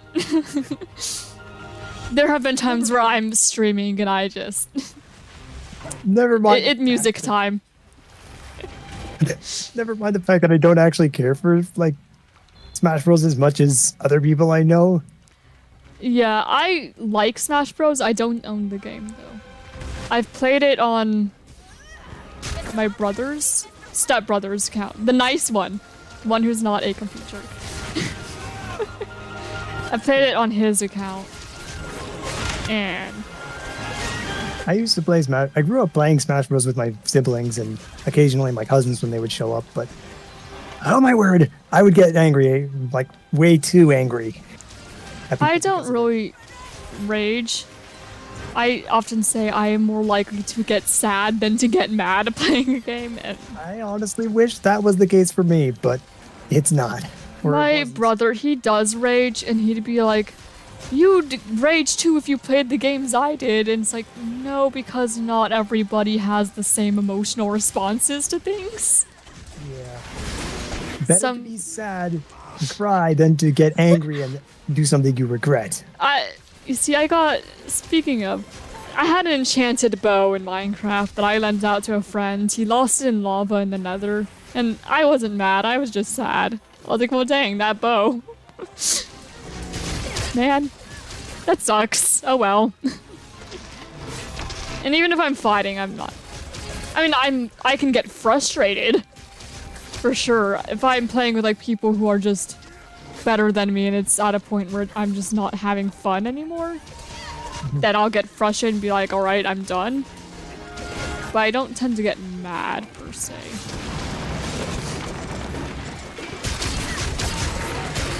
Although, I'm fortunate enough to have the siblings I have played Smash with be on pretty much the same level as me, so that was not very worrying. It's just nice to play competitive games with people who have about the skill level that you have. That's when it's most fun. Otherwise, it's just easy wins and then it gets boring, or it's you're getting beaten over and over and you're just not having fun anymore. Yeah. Smallest My Arzuros. cousin was at that level of skill. By smallest Arzuros, are you perhaps a crown? I don't think so, because usually when you fight a crown, you can kind of tell that it's way smaller than usual. Yeah, it was not. But that was the 10th Arzuros, so that's nice. So that meets the number I aim to kill in the rank. Wait, was that the 10th Ar? Wait, double checking. It would seem my numbers are a little incorrect. You know, that was the 10th one, I just haven't been keeping up with Arzuros as much, apparently. Watch out, Intranodon's right there. Good to know. Get over here, Azochi. We're not done with you. Yeah, no. Sorry, you do not get to live today. This should make it good as new. Remember, Volo has Volo doesn't have 2 phases, Volo has 3. He also happens to possess what's functionally 8 Pokemon. Yeah, because there's his main fight, which is phase 1, and there's Giratina, which is phase 2, and there's Giratina again, which is phase 3. He has 3 phases, if you want to call it that. Giratina, Volo is like one of the most unfair fights in Pokemon. Which is by design. Yes, I get that it's fun, but in a Nuzlocke, it's pain. Yeah, I completely get it. Like, Cynthia. It's like, I appreciate Volo, I enjoy that, I appreciate they made a generally difficult fight, but my goodness, I dread Nuzlocking that. Yeah. I'm going to lose so many Pokemon to Volo attempts. I just know it. We all know that the Forever Lock Legends Arceus is gonna have the most playtime by the end of it. I mean, I guess we're shiny hunting and let's go. So what? Oh yeah, just to mention, I'm including shinies in this because, I don't know. Why not? I'm not gonna compete anyway. What's adding some shinies gonna do? Oh boy. It's already incompletable. The thing with me is I just tend to throw away my shine. I try to trade away the shinies I get during challenge playthroughs. I did that for Violet. I did. If my shinies died, I did surprise trade them. Or give them to viewers if there were viewers in chat who wanted them. I did do that too. In my case, it's like the data where they were at is going to get deleted anyway, so might as well make sure that those Pokemon actually get better homes. And especially if they're a duplicate shiny that I already have, then I definitely don't mind trading them away. Otherwise, I would try to put them into home. During my Ice type challenge, I got a shiny female Snorunt. Oh. And a Skiddo. Skidoo. I know I got a few in the Legacy because that was a long playthrough anyway, since the team was often randomized from everything in the box, and everything in the box was like level 1, so you had to train them all up every single time, which is why it took as long as it did. But we did get quite a few shinies in there because we were just playing Violet for so long. How goofy does it sound if I said I plan that Paper Mario 1000 Year Door might be next on my challenge list? I wouldn't find it goofy.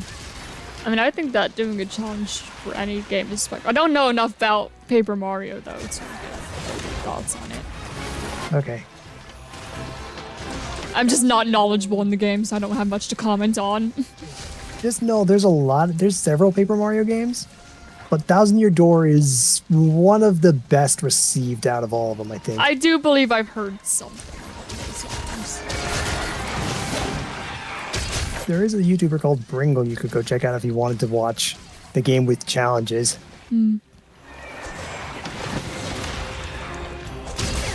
I will say there is something he has said during his videos that I find hilarious. Good to know. Because I know of how wrong it is. It is a spoiler for one of the bosses in the game. Also good to know. Want me to proceed anyway? You can. Okay. Basically, there's a battle mech boss thing. You fight at least 2 of them during the main story.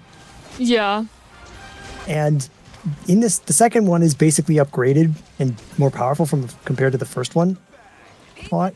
And one of the upgrades was a vacuum thing and Not to train it on here. chest-mounted cannon. And the thing will basically fly to the audience of the battle stage, the environment where the fights happen, Yeah. suck in audience members, lock on to the person in the character you've got in the lead for the fight, Yeah. whether that's Mario or one of his allies. And then it'll just start it'll start firing those audience people at that character Huh. in rapid succession. That's interesting. And that's the context. So the thing that makes it funny is that every time that battle mech thing pulls out the vacuum, the guy adds a little clip. I won't repeat because of what he actually says, but I find it funny. Fair enough.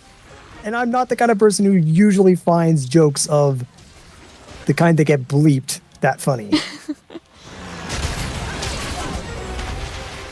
I do not tend to swear myself, Stab. You can vouch for that. I don't.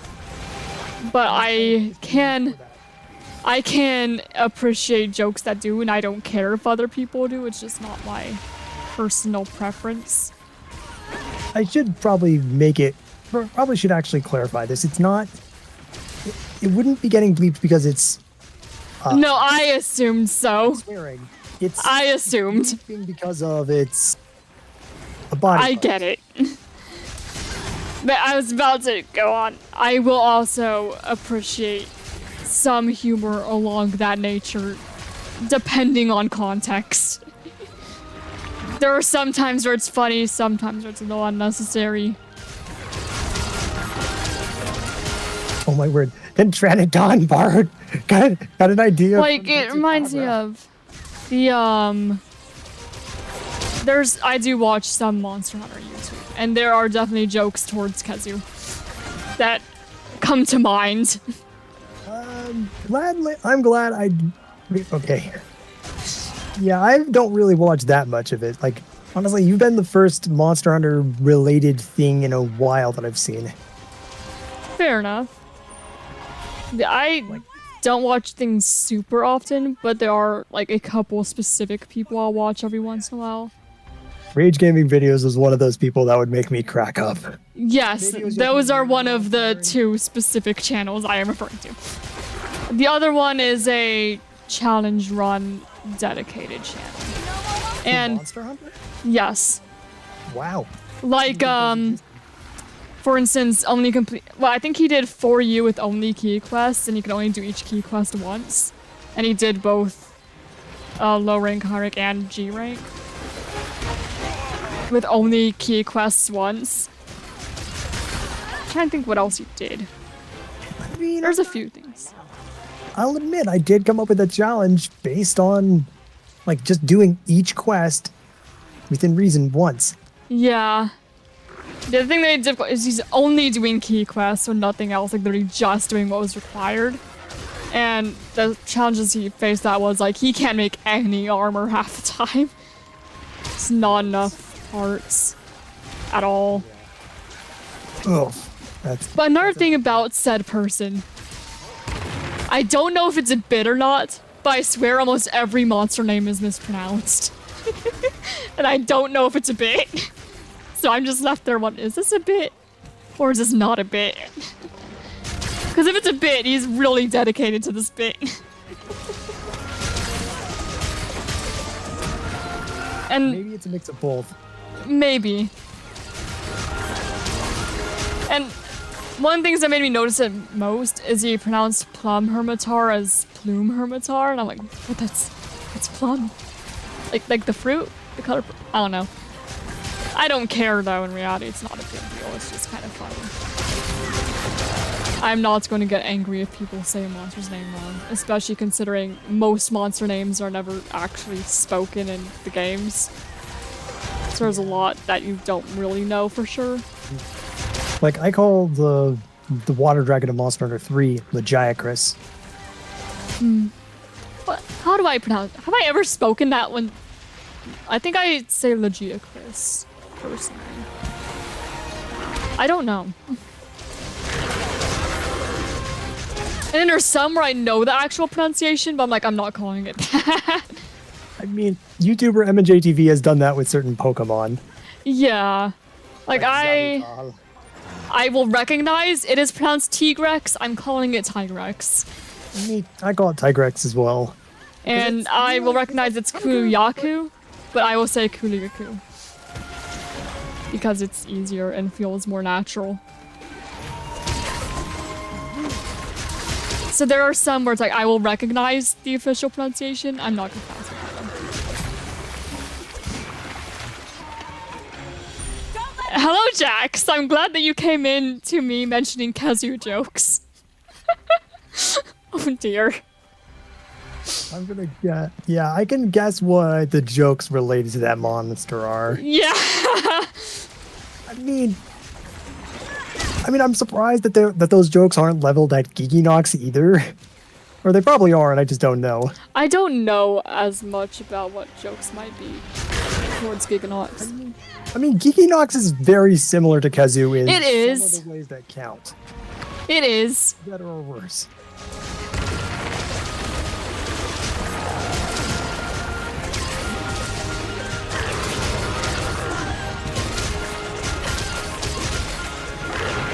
And then the jokes when with afflicted Kazu just got worse. Because afflicted Kazu. I actually really like the afflicted hunts. I enjoy them. It's like a little mini game almost. Since it's encouraging you to specifically target specific parts. I don't know, I find it fun. I mean, maybe with the right weapons, it's annoying. Otherwise, it's just plain annoying. Yeah. See, dual blades is a very fast and kind of mobile weapon, so it's pretty easy to get wherever you're wanting to go most of the time. Unless it's just a really large monster or hovering monster that it's just a pain, like Amatsu. Or like larger... Like Elder Dragons, that would be a larger size than normal. So if you get like a large Crown Volcana or something, then that could be a pain to hit, especially if it's flying. Aside from that. Fair enough. But then again, you don't really fight afflicted Elder Dragons because they're not a thing, so I don't have to worry about that. There's Risens, but Risens are fine. You see, they don't have titles. I did check for myself while making the checklist of things to do for this particular YouTube series. Because I was like, am I going to need to fight like 30 Risen Crimson Clove Valstrax? No, I'm not. I'm only going to need to fight 10. Because you get scrolls for each of them at 10. So, even if you don't get a title, you'll get the scroll. So I need 10 for everything regardless, but... I'm just glad I don't need to fight 30 Risens of each. Yeah. That would be pain. Is there anything like those, like the Dread King and Queen Rathalos? Rathalos stuff. Yeah, there's no titles for Apex, Rathian, Rathalos. But again, you need to do 10 of them at least for the scrolls. If the variant fights are anything like those, then it would be a nightmare. Risens are painful. That I can believe. Because, like, let's take an Elder Dragon and let's make it more difficult. Have fun. Yeah, that basically sums up, like, the Dread King Wrath. Yeah. And their yeah. I mean, same thing with Apex. Apexes are kind of like Risens in that it just take the base monster and make it stronger. Was that Stabby? I'm back for a second. Welcome back, Stab. Yeah, it was like groceries day, so we have like 5 boxes of groceries. I know, because I carried every box. Oof. Reminds me of when groceries arrived and I was home alone. And it's like, well, guess I'm putting all of this stuff for like 5 people away. Because I'm the only one home. Yeah, and I was just Yay, HR2, woo! we always end up needing Dotosaur still. Like, every other night, like, we're missing something. You know, I find it kind of funny. Thinking of Generations Ultimate. Come back anytime. You see, I have not touched hub quests except for what I have played with my younger brother at that time. So barely any hub quests. But I've completed every single low rank village quest and like a good chunk of high rank. But my HR is still like 1, 2. It's like, I have slain Shagaru Magala, I'm HR 1. I've got, like, you know, I've got an account that's like very far along. Or I could always start up a challenge playthrough of that eventually. Yeah. But honestly, I'm like, the challenge quests in the Monster Hunter games are something else. Yeah. Oh, I think that the person I was talking about who does challenge runs of Monster Hunter, I think he was recently live, like yesterday, with trying to kill Pookie without it even noticing him. I don't know how that went because I didn't tune into it, but That sounds insane. it's like, I don't know how on earth they're gonna I mean, I would assume it's probably World, yeah, but still. I don't know how you would do that in Rise, anyway. You'd probably have to World. Yeah, in Gen Ultimate, that's basically a no-go too. Yeah, no. Generations Ultimate Rise, it's not gonna work. World, I think, is probably your only bet if you want to kill a monster without it even noticing you. Hello, how are you doing, Hyunjin? Welcome to stream. Yes, Alright. welcome to the internet. There's always speed runs of something. And now we're back to village. What do I want to do? I mean, I guess I may as well just do them in order for the most part. Do I have any? Oh, I do have more lava caverns ones, actually. We'll do lava caverns. Amber, I was talking to people we used to play like World Zero with, and they're like, I remember how I was like a complete menace in PvP, and you guys cannot beat me? Yeah. I explained what happened, like, I am scared. Basario's weakness. Actually, I don't need to worry about elemental weaknesses yet. I'm just using defender stuff. All my friends are stuck in World 7. You know, my master rank, hunter rank is 999. I played a little bit. Mine's not quite there on personal. I would like to be. It's just not quite there yet. But I have played more than 900 hours. I'm sure that you being at 999 have played way more, and I respect that. You are where I want to be, pretty much. Blossoms bloom. One day I will join your ranks. A sudden resounding boom. Yeah, then Ember and I were talking like, what games do you, like, we talk about how I get angry at Dark Souls pretty easily. I love Bloodborne, but I hate Dark Souls 2. I'm pretty sure Dark Souls 2 is the least popular of Dark Souls, so I don't know if that's a particularly hot take. It's because Not that I've played any Dark Souls game, I've only played Elden Ring. The monster shows it. I'm like, I prefer Bloodborne because Bloodborne, you don't have to worry about your hollowing and taking half your health because you accidentally got hurt. 2.4k hunting horn uses? My goodness. I'm very curious where my dual blades would be at, because it's not like I'm grinding hunter rank, so I don't know how many quests I've actually done with dual blades. Not sure. I'm not gonna check right now because I'm not gonna dox myself. Because I use my actual name for my hunter. So, No. I will not be going to that account and showing what I've done. That's why if you see any gameplay from my account, I actually have the name above the health bar. I have that off. Okay. So if there's anything on my channel that shows my personal gameplay, that is why. And if I blur out my name in Generations Ultimate, that is also why. That is fair. I remembered. Because I think it'd be super uncomfortable for people on the internet to start calling me by my actual name. I mean, I've kind of just started accepting that that's what's happening because of my YouTube thing. Yeah. But it's like, I don't know, I like people calling me what I introduce myself to them as. So it's like, if you know me as Ember, you call me Ember. If you are my, you know, close family, you can call me by the shortened version of my name. If you were like a school friend and you called me by that shortened version, I would think that's really weird. And if you were my family and you called me the long version of my name, I would think that's super weird. That's fair. Like, I've got a nickname that I honestly prefer my parents, that I let my parents call me, but I'm not so wild about one of my younger brothers calling me. But he does it anyway. Of course he does. Still, I respect him. Yeah. But yeah, it's like my full name, that is for doctors. Thank you. And if you're more family, you'll use the short version. And if I met you online, you will say Ember. And don't worry, I usually respect people for that. Yeah.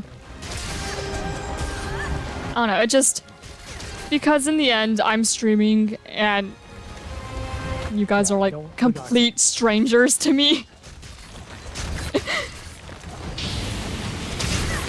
Like, it'd be really, like, say my channel did grow to a point where I could be recognized. I don't want people I have no idea who they are coming up and, like, calling me by my actual name. That'd be very strange. I would personally prefer it if I was called Farwan by people if I ever got into that. Yeah. So you get it. It's like, you know, at least, not that I'd be super big on meeting people in general. I'm a very introverted person, especially in real life. I don't think I would want to be recognized, really. I like to keep to myself. If you were, at least calling me Ember means I know how you recognize me. Instead of just this random person as my name.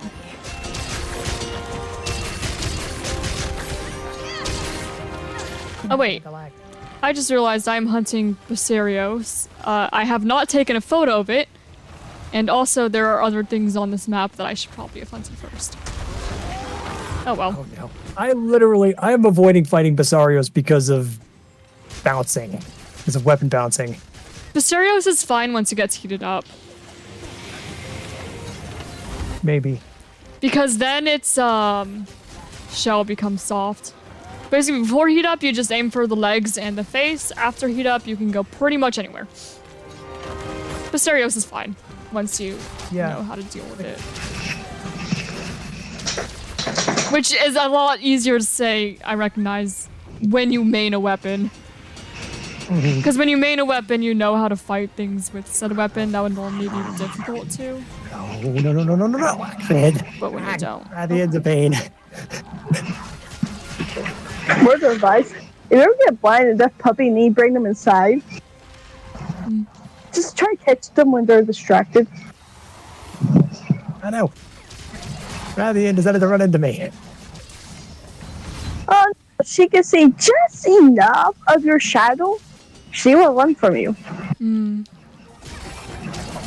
Yeah! Get the tail off! Man, there was something I needed to... Oh, it's when I was playing Hunting Horn. I needed a... For a weapon I wanted to make, I needed a Basarios tail. Playing strictly Hunting Horn. Oh. Basarios tail is hard to sever with a normal, like, bladed weapon. Yeah. So here I am, chucking kunai at a Basarios tail. Ugh. I got put inside. Which you can sever tails of the kunai, it does count. But man, it's not fun. No, it is pain and misery. Yeah, no, Hunting Horn only. So I'm sticking to it. I need that tail. I'll get it somehow. I just like how you remind me of that. Amber will DM me about things like this is pain. Oh, I mentioned that earlier in stream. With Insect Glaive, I keep resorting to jumping attacks. And I have to feel like I keep resorting to that in this game too, with dual blades. Yes. But at least I got the tail cut of the Rathian. It's too bad I didn't get the tail. I want to play more Insect Glaive. You know, I might... Hey, I just cut off a Basarios tail. I don't know how I managed that. I wasn't going for it, but I'll take it. Is that what you're doing right now, or? I just killed the Basarios. I mean, but are you doing so with dual blades, or are you doing? Yes, I'm doing it with dual blades. Okay. I was just talking about cutting a Basarios tail because I was currently hunting a Basarios. That's fair. So it just reminded me of that. I figured we're probably in the same quest list, if I had to get. Village 4. Mm-hmm. Yeah, we're both at Village 4. Yep, so I just took on Basarios. Here's maybe a random fact for you. Monster Hunter 3 has a capture quest of a creature called a Kurupeko. And Mhm. Yeah. You know what the Kurupeko is? I do know what Kurupeko is. You know what the Kurupeko decides to do in that capture quest? Doesn't it call Devil Joe? Actually, thankfully, no. Okay, so not that bad. Well, it's still really bad for where you're at the time. But not a Devil Joe. Like, it brings it out a Rathian. Yeah, that's also unfortunate. At least it's not a Joe. Yes. Honestly, I don't... there are some monsters that I just do not like fighting, and... Devil Joe is one of them for me. I fear no man, but that thing... The pickle. scares me. The angry pickle. Yes. What even is dragon element? I don't know. Stuff? You can ask that to Pokemon too. Like, it makes, like, the other stuff, it makes sense. Dragon. It just basically, So far, it seems that Dragon's like, oh, this is just the thing that makes things insane. Pretty much. That's what I've seen of it. Because, like, you have Crimson Glow, who had too much Dragon. He's not doing good. I just mean, like, what is the composition of the projectile dragon energy? I have no idea. It's like fire. It's easy enough to guess what that is. It's just It's fire. it's ice. Same deal. You're just spitting chunks of ice. Oh, sweet. Water. You're just shooting jets of water. Electricity. Same deal. Yep. But dragon. Yeah, even Hellfire's like, oh, that's just like the internal gases that Magnamalo has stored in its body, whatever. What's Dragon? I don't know. I don't have the answer for you. Yeah. Most things in Monster Hunter make sense. Then there's like Elder Dragons and Dragons, and they do what they want, I suppose. Blast Blight's kind of another case where it's like, how do you fling Blast Blight? Like, that has no equivalent. Yeah. I mean, that Blasteye just... You have Basil Geese who just skills go boom because of You know what? its I'd be body curious. composition, and then Brachydios is just Yeah. the explosive moss that reacts. I suppose the explosive gel is explainable enough. Yeah, Blast makes sense, generally. It's just Dragon. I've got a weird experiment to try and pull off. Okay, no, it's not working. What are you doing over there? I was attempting to send a Rathian flying with Gust Crab. Huh. I don't think that that's ever a thought that has crossed my mind before. I sound absolutely I'm pretty sure that's not the intended use of a gust crab. no. And that's almost certainly why it didn't work. Yeah. But imagine if it had, though. I mean, I would have loved to see that. I'll go ahead and take on Rathian, why not? Rathian seems like a I'm on the logical... Rathian now. Die. Enough of that. Oh my word, what? Basarios is here in the desert? Well, yeah. Pasario shows up in the sandy plains. I never knew that. Yeah, sandy plains and lava caverns. Like, I knew lava, I knew the heat because of Gen Ultimate, but Yeah, also sandy plains.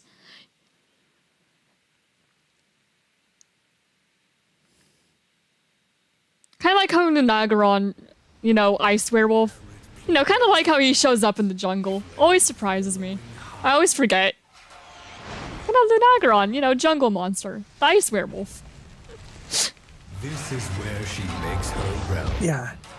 best. What other ones surprised me? I'm trying to think. Fire There's Almadron in Sandy Plains as well. lighting up the sky. But that kinda makes sense, I guess. Because Barolth's there. And I guess there's enough water to work with, but... It's time. Barolth I see as more of a desert monster than Almadron anyway. Yeah. Almadron seems more like a swampy monster than a deserty monster to me. Make this a quick. Kind of like Tentrodon. Yeah. Alright, now this time I actually remember to hunt the other things that are not the main target. Me, I'm just priority going for Rathian. Yeah, I know I don't have to worry about Arzuros anymore, at least for my low rank goals. So that's nice. I also need to actually remember to photograph things. Well, I don't need to. I just like getting photographs of him. I don't need to worry about it for endemic life. It would be nice to have them for others. And I got a really good Velcana photo yesterday. I was happy with it. The best photos come when Monster does not notice you yet, and they're just doing their thing. Probably it doesn't beat that one boar. That Bullfango photo was incredible. The Bullfango photo I would say is more impressive because that does not seem like an idle animation that it would just do if it did not notice you, unlike Velkhana's. But that Bullfango photo was beautiful. It's probably still one of my favorite Monster Hunter photos. Although I did get a really good Primordial Malzeno one once. I think I posted it somewhere in the Discord back when I originally took it, but I need to find it again. But I managed to get in like final phase too. You see, it's back when like it was my first attempt at the quest, so it wasn't like a serious I'm going to beat it this time. It was more of a I'm going to get photos and see how far I get and kind of figure out what it's doing sort of quest. Oh my word. Can you imagine if Capcom did a Monster Hunter Snap? Oh, I always joke that me like taking photos for the notebook is literally just it's like Pokemon Snap, but if the Pokemon tried to murder you while you were doing it. I mean, that's Legends Arceus in a nutshell now. Yeah, except you don't take photos of them, unfortunately. To my knowledge. Not that I would have minded if you had like a Pokedex that you could take photos of for it. That'd be cool. I would be all down for that. Just a little side thing to do.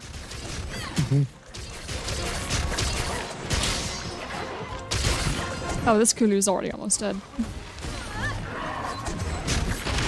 Oh.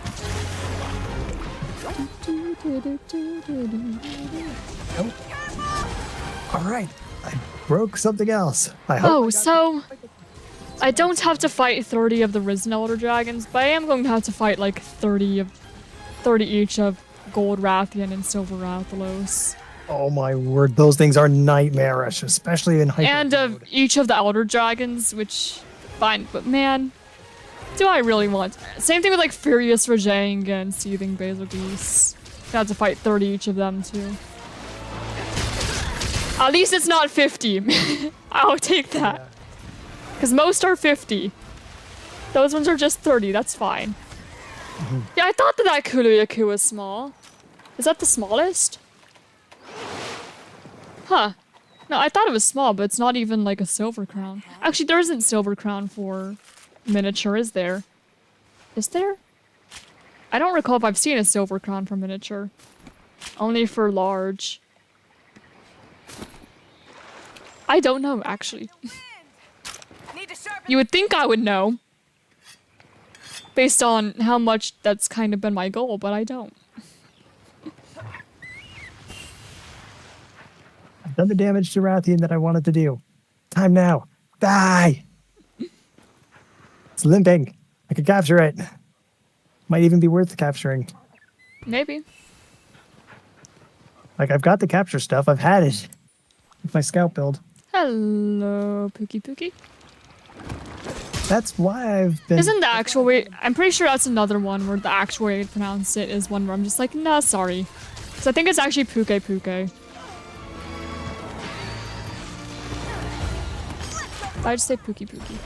And just stay still. Damn it. Why don't you come a little closer?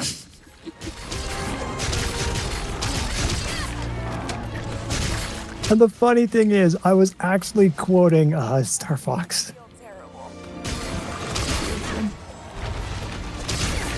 Do you mess around with that at all? No, most I know about Star Fox. I've seen a little bit of gameplay from it from Alfred Gold, I think. And then I know of the character from like Smash. That's about as far as my knowledge goes. 3 characters who have been in Smash from that series. Yeah. I mean, Fox is the obvious one. And then there's Wolf and Falco. Wolf and Falco.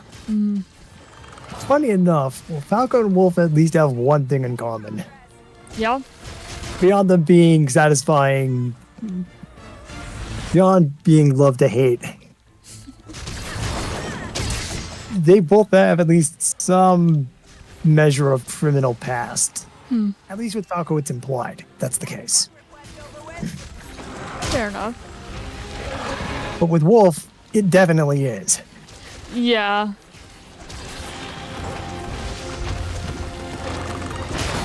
Pookie, can I break your head, please? Thank you. I don't know why things keep happening just when I ask. I don't know. Because I also asked earlier for Arena Baroth to die when I next hit it, and it did. Why have I not gotten the Rathian Spike? This is getting annoying. Get the Desperado. Not getting the materials you're wanting. Well, kind of. Honestly, I'm using plenty of powerful equipment as is. Yeah, just be nice to get something different. Sort of thing. Yeah, maybe for, you know, the rampage hunts. Yeah. Step forward. Whetstone time. So I'll tell you that if you'd like to know it, I can tell you this. The Great Fox is you're fighting on the Great Fox in some of the stages in Smash Bros. The one that's flying over the planet Corneria, that usually has the name Corneria, Yeah.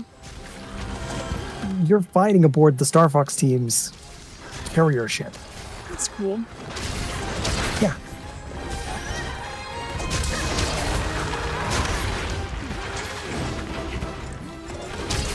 I think I actually fought Rathalos in Smash before I fought it in actual Monster Hunter.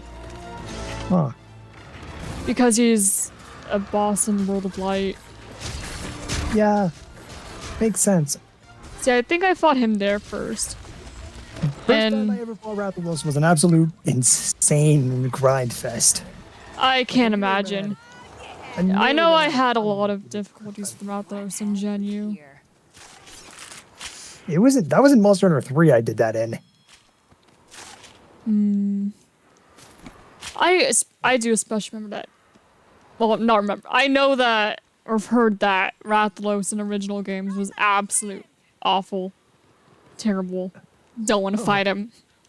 3, the thing was insane for like the first couple encounters. After like the Need to sharpen this. at least in the like the main story encounters, that thing is nightmarish.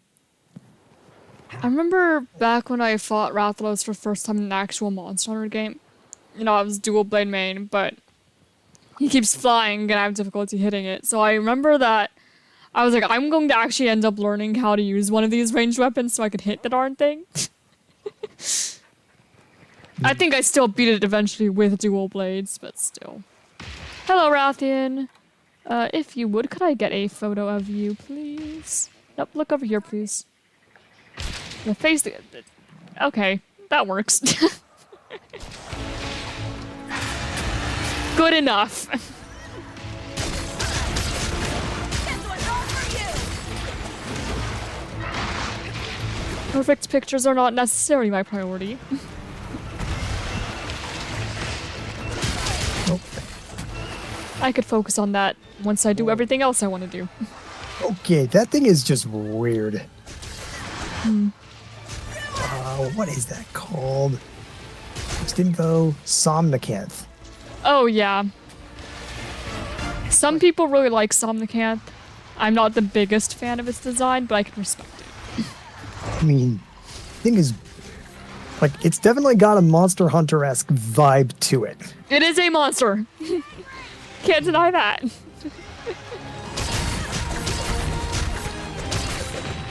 I think I like Aurora Somnicanth more than base Somnicanth. Although I also think that Sleep fits Somnicanth better. I just like how Aurora looks more. Watch and learn. Also appreciate how like every subspecies in this, they went fire or blast, and then there was Somnicanth with the exact opposite direction. Because we had Blood Orange Bishtin, there's Magma Almudron, there's Fire Arachnakadaki, and then there's Violet Mizutsune as well. And then there's Aurora Somnicanth.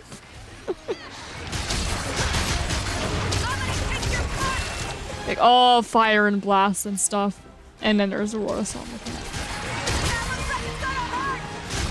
Are there any other subspecies I'm forgetting? Probably. Yeah, so the thing I forgot was I kind of started saying and then I forgot was that the Great Fox is a carrier ship. Like, it hauls the fighter craft the Star Fox team keep flying in on, the R-Wings, Yeah. as well as the tanks that they use as well, the Landmasters.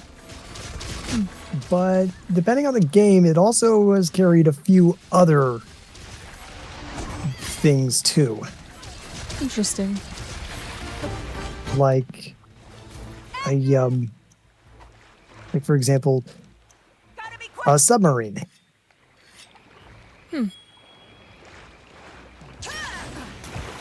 Or a hover in place carrier tech thing.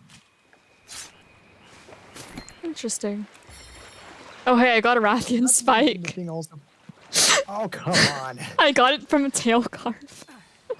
You've got to be kidding. Okay, I would say I'm sorry, but it's not like I control RNG. Yeah, it's fine. I mean, honestly, I got played on the first tail on a tail carve. I mean, I wouldn't complain about the plates at least. Yeah.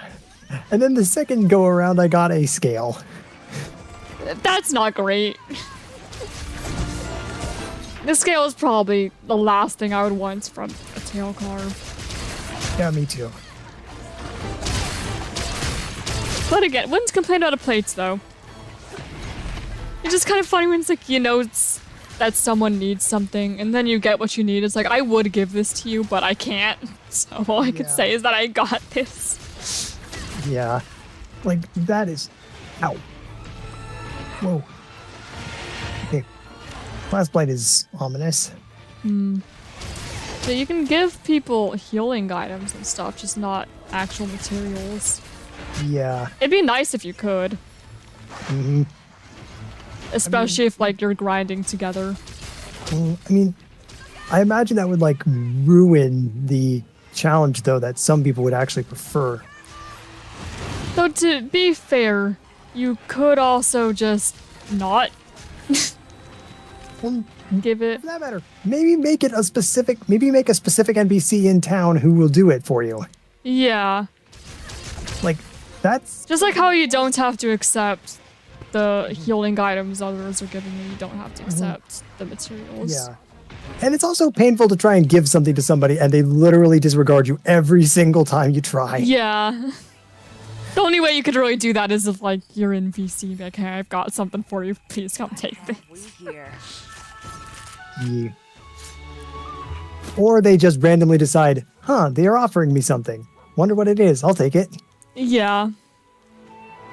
And then you never know when you might get the troll, the person who decides Yeah, to do with that the and do challenge, that's the though. troll. If you and, like, a friend are grinding for something and your friend keeps getting what you're needing but you don't, I would greatly appreciate it if there was a way for the friend to be like, hey, you could just have this.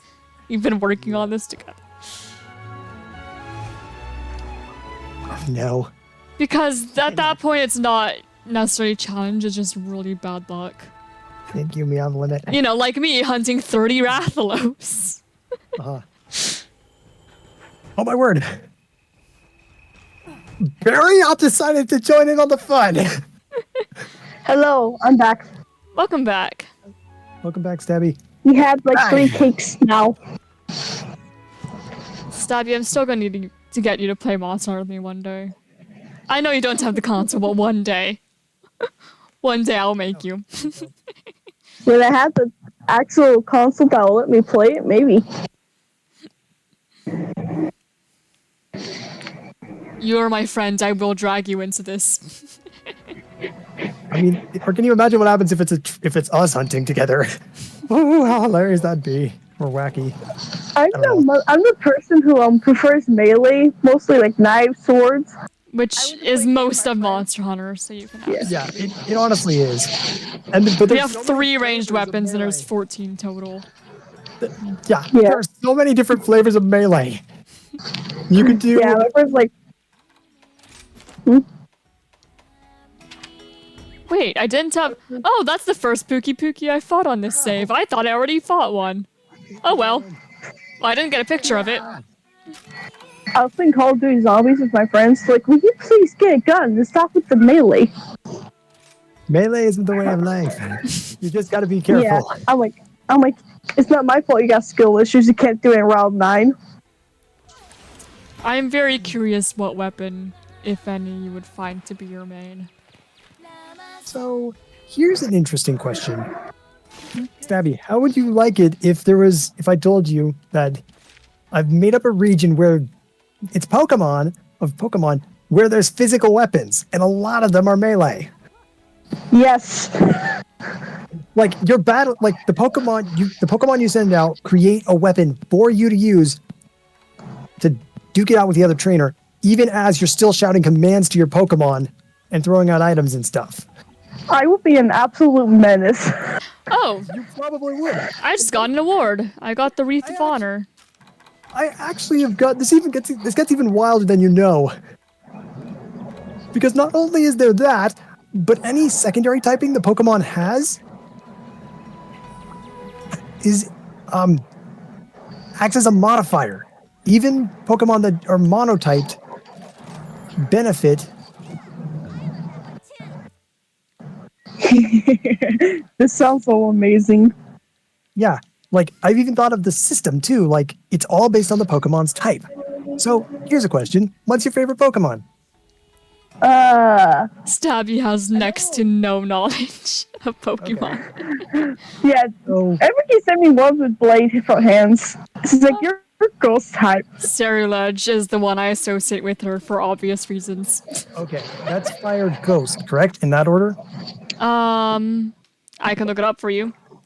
That would be appreciated because the order is important. You'd get two different Okay. builds depending on. Do a Fire Ghost type. Yep, Fire Ghost. All right. Which makes sense because it evolves from a pure fire type. So, would you like me to tell you what you'd get, Stabby, if you had one of those and it was trained in the Yeah. Testari region where this happens? All right. Yeah. You get a pair of rocket boots, Silent. but subtly altered for kickboxing. Oh, Yeah. And so the fighting tactic literally has you mixing in like kicks with bursts of fire from the rocket boots. this would be entertaining. But wait, the ghost type makes things even weirder because as a modifier, every so often at random, your boots would go phasing on you. Like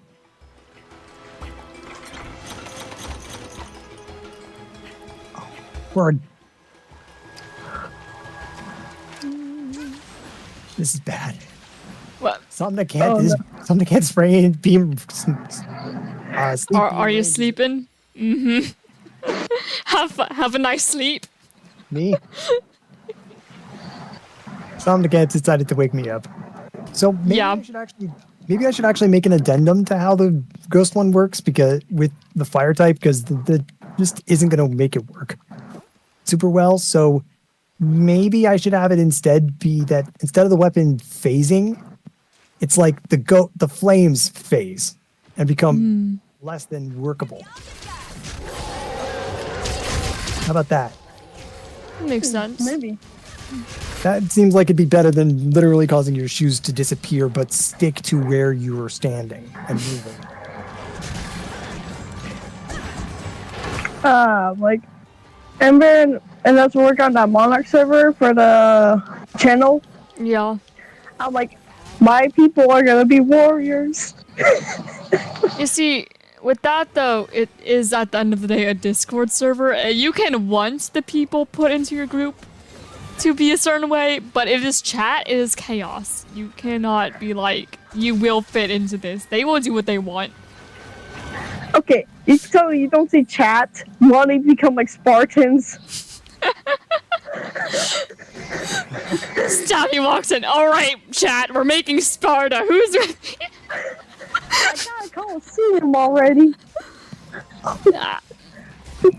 Like, sure, there's certain themes that each moderator has with them in their little section. It's still individual people, though. Yeah, my kingdom's literally the smack middle, Yeah. so I ruined everyone's Stabs in the middle of the travel pretty much. You don't ruin anyone's travel. Like, you might be in the middle, but there's a whole lot of unclaimed land. Yeah. Like, I'm in the sand area with the rainforest. How that makes sense, I do not know. Because I got You have and I hot got desert, rainforest. cold desert, and you have... I don't think you have rainforest. It's not rainforest. Not right next to a desert, it's not. I'm fairly certain about that. I thought there was a forest next to mine. I think there might be a forest. I don't think there's a rainforest. That's a bit unlikely. I mean, I could double check later, but Yeah. not top priority, really. Yeah, Right. I got hot sand, I got cold sand, I got warm sand. That was a joke I made last time. If it's a cold desert, it might not even be sand. It might just be snow. What have we here? But not like it snows a lot here sort of snow. It's just, it's really cold. Everything's frozen. Heyo. If it's a cold environment, I can make people like Vikings over there. Oh, I hate Ma'am, you don't have any water. I mean, I guess you have a river. But aside from that, you don't really have like an ocean to work with. whetstone time. I mean, you could expand towards one, but that might take you a while. Yeah. So here's a question for you, Ember. Does hunting the Magnamalos questing actually... Does that like end the main story for single player? I'm trying to remember. It might, but I'm pretty sure that there are extra quests that will show up afterwards Yeah. when you do hub there's stuff. post-game. But I'm pretty sure that does end the main story for Village. Okay. And then I'm pretty sure that All Mother and stuff is hub. Yeah, that's hub. Yeah. It's been a while, so I'm not 100% certain, Okay. but I'm pretty sure Sounds like that it might- yes. Sounds like I might even be able to finish Double Eight's challenge, which is awesome. Woo. And I'm getting close. I know that. Yeah, village quests go to 6-star because I remember looking that up before when I was trying to figure out how I wanted to space out, like what reasonable goals there were for streams. Yeah. Does single player go into high rank or is 6? I'm pretty sure it's purely low rank. Okay. Okay, if I remember correctly. Watch it look. It has been a long time since I've been over here. It's been since like the game came out, since I was worried about that. Oh goodness. Okay. Well, I guess I Yeah, can just them- call my challenge complete after I beat Magnamalo. That is the Yeah, flagship monster. when the credits roll, you can be done. I mean, to be fair, that doesn't happen for like, quite a long time in Monster Hunter games. Yeah. Like, I never achieved that in 3 or 3 Ultimate. I've only achieved that in Generations Ultimate after a lot of absurd work. Okay, to be fair, I was mixing in lots of multiplayer hunts as well. Yeah. But details. Yeah, I have achieved that in Rise and Sunbreak, and I'm happy with that. And I would like to do that for more games, but my focus right now is on Rise. I would definitely not mind mixing in some genuine world in at some point, though. And other games if I can manage to get other games. I started with Gen U, so I don't really have an easy means of acquiring older ones at this point, but I would like to. And I've been watching one of the old Roblox videos we did, and What? I swear, the moment I chase you with the electric pads, when the hard, heavy Monster Heart songs came on. That was funny day. Dun dun dun dun dun dun dun dun dun dun. See it? Here we go. I was Magnamalo searching, fight has and I had, begun. like, Good luck. I had the electric pads. Oh my word. Die. I don't care how well or poorly I beat you. I'm just killing you. Oh no. That is the spirit. It's how I felt at for challenge quests. It's like, I don't care if I get a B. I don't care if it brings me the 15-minute timer. If I beat this and never have to do it again, I'm happy. I don't know how I managed to get an A. I did so bad with that.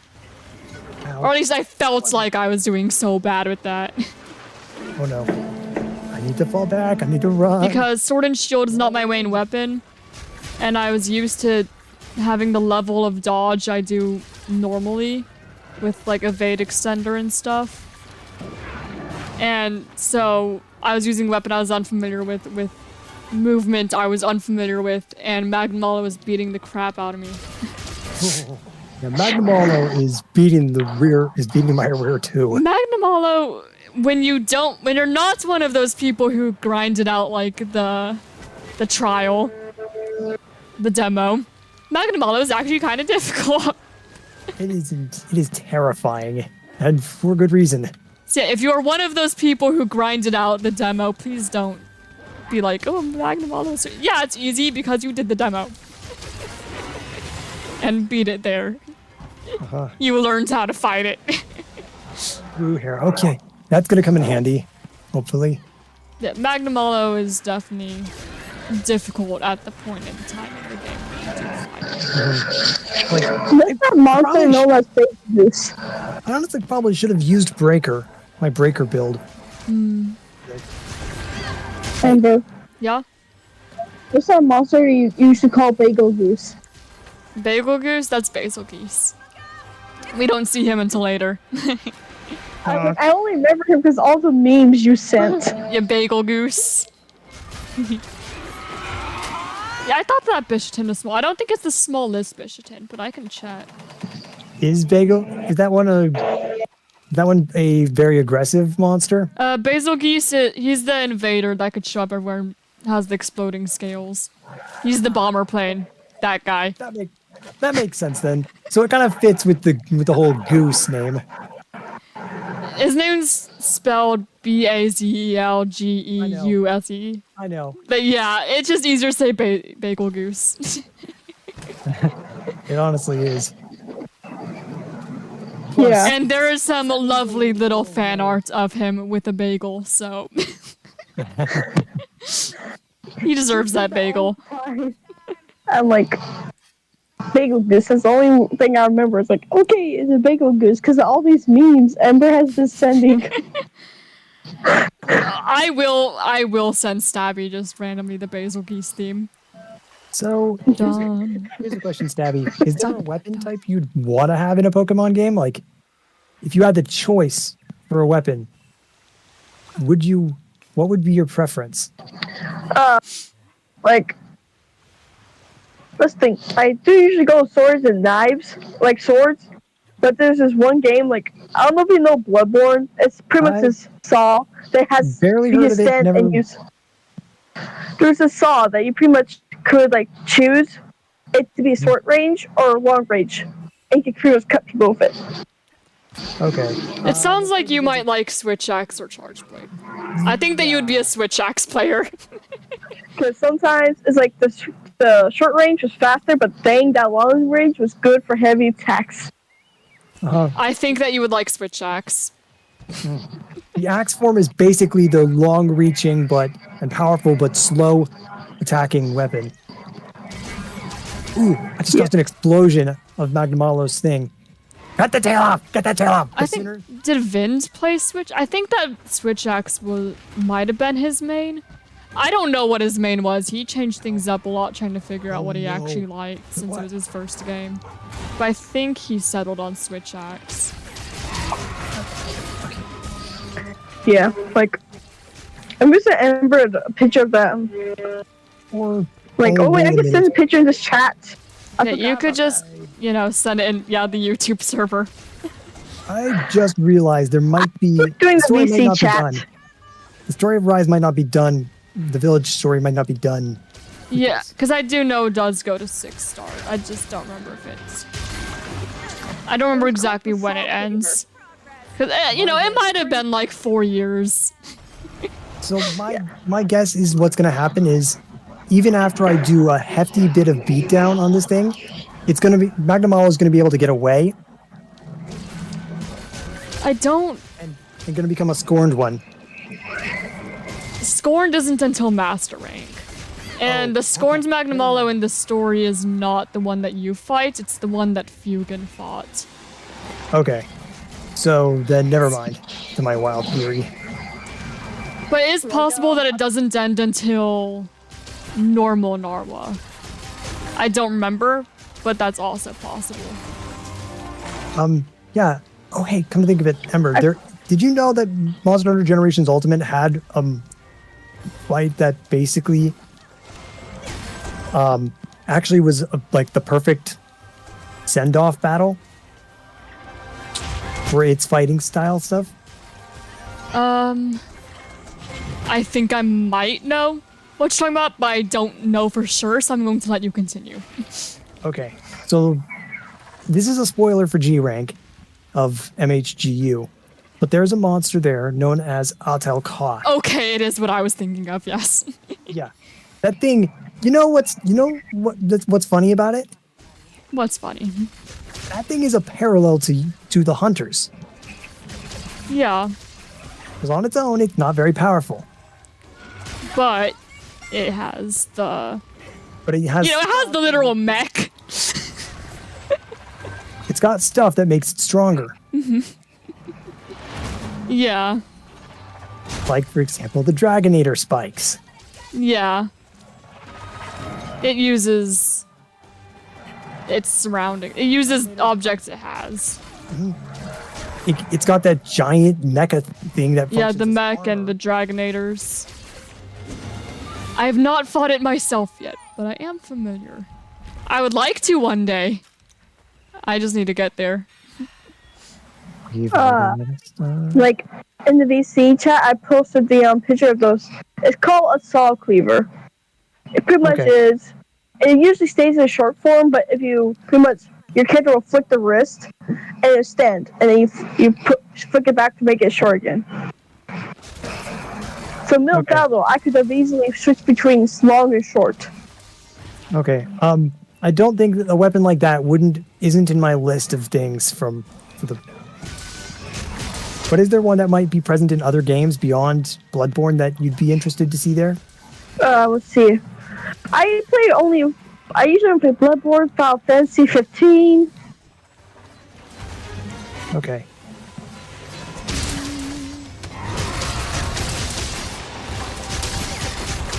Yeah, I do think if you like the switching between like short and long, you would probably like Switch X. Yeah. So let's Like- see. Let's see. I would suggest again Charge Blade as well, but I think that you're more of a Switch X person. Yeah, I could be proven wrong, but For me, in Final Fantasy, it gave you so many blade options. It even gave you spears, axes. You can use a gun. I always went with a sword that was like, it was not a short sword. It was not a two-handed long sword. It was like in the middle, so you can still do fast attacks. That's like my preference is I prefer to do fast attacks. Okay. yeah, fastest Monster Hunter wise, you'd be with dual blades or sword and shield. So But if you do like being able to switch between things, Switch X is still better. And I think that I don't know if I would necessarily call it fast, but it's faster than if you were to say use Great Sword. Yeah. I just found like the big swords that require two hands annoying because you're like, bro, I can't equip anything else. I don't actually mind Great Sword too much, but yeah, I would also definitely have those reservations with it as well. I like being able to move at a relatively quick pace. that's fair. I will admit, I've kind of beaten every Kingdom Hearts game out there. I had determination. Yeah. Yeah. Ow. And they're like, what was your favorite Keyblade? I'm like, besides the Keyblade, because the joke was, it was literally like a symbol. Wheel of Fortune. Because it was pirate themed. So if you like weapons that are a weapon thing that's constantly shifting and forcing you to master whatever is coming your way, then I think I might have the type Pokemon type for you to specialize in. Oh. It is the dark type. Ooh. And here's the reason. That weapon thing relies extraordinarily heavily on what the opponent's type is. Their base type is. That sounds fun and chaotic. So, like, I often say that Stabby, if she were a Pokemon trainer, probably be a ghost type trainer, but when I did make a team for her, I did give her a Sableye, so... I mean, that is ghost type. It fits. Yeah. It's a ghost archetype. You can have your little gremlin Sableye. Oh my word. Oh no. Whirlwind. We need to escape. We need to escape. Yeah. Time is it 2:01? Alright. Yeah, So I have about another hour. One character I played that I freaking loved the most was her magic was purely based on the roll of a die. It would choose what magic she used and what weapon I got to use with her. So I was like, isn't that very annoying? I'm like, no, this is very fun. Because sometimes... Stabby is just chaotic. If there's anything you must know about her, she is chaos incarnate. Which makes her a good fit for the dark types thing, because guess what? They literally get a copy of their opponent's weapon. At least the base form of it. However, here's the spin. What happens if two pure dark types show up to the same fight? You know what? Want to know what happens then? Chaos. What happens then is that at random the things get a weapon at random. The two get a weapon. There's a 50-50 chance they either get a kind of polearm weapon or I think a double blade. I don't remember exactly what it is. Like something closer to Iron Valiant's weapon. Elegant, but I cannot think at the moment what that would be called. I'm sure there's a name for it. I cannot think of it. Yeah. by his son. But just think like a double-headed sword. Wait, let me look. I'm gonna look it up to see if I'm correct in saying what I'm going to say. Double blade, I think is what it's called. Destruction. Not to be confused with Monster Hunter's dual blades. Yeah, not to be.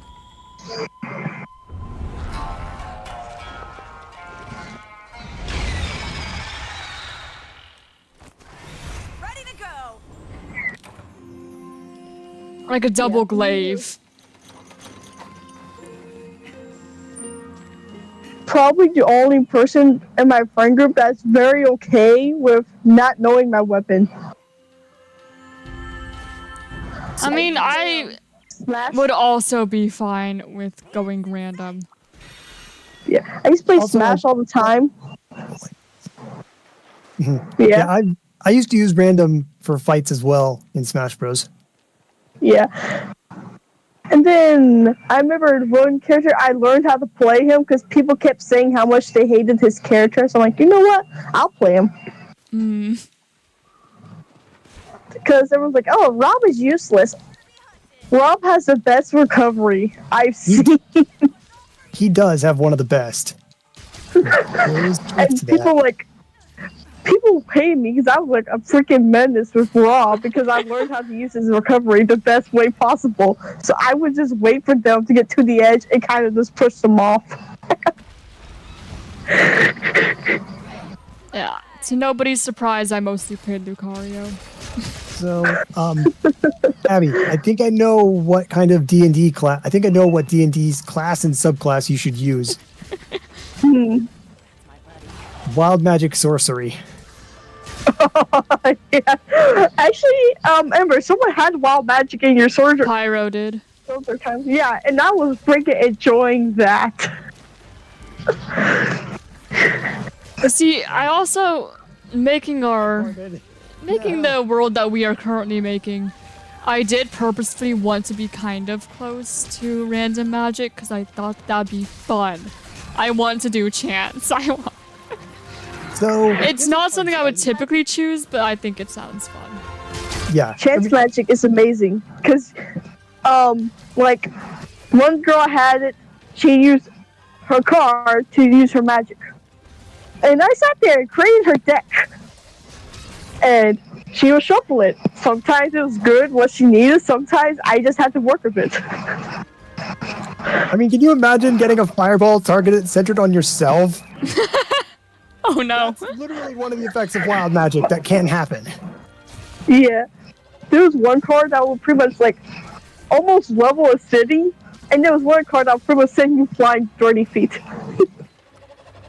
I have not like role-played a character with random magic yet, but I have written characters with it. And that's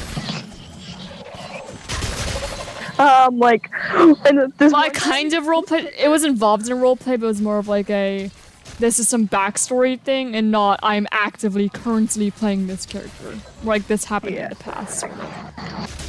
I don't even know if you'll remember that, Stab. It was Shadow Stalker. He's the one that created like a creature of cards. No, it was not Shadow Stalker. I thought it was Shadow Stalker. Yeah, you guys thought it was Shadow Stalker, but it was not Shadow Stalker. Yeah, like, someone. Ma'am, that was a woman. Dead. That was a woman. That was not Shadow. And then I look back now. I look back at now, like Shadow Stalker just tearing apart himself. Shadow Stalker would not use random. Yeah.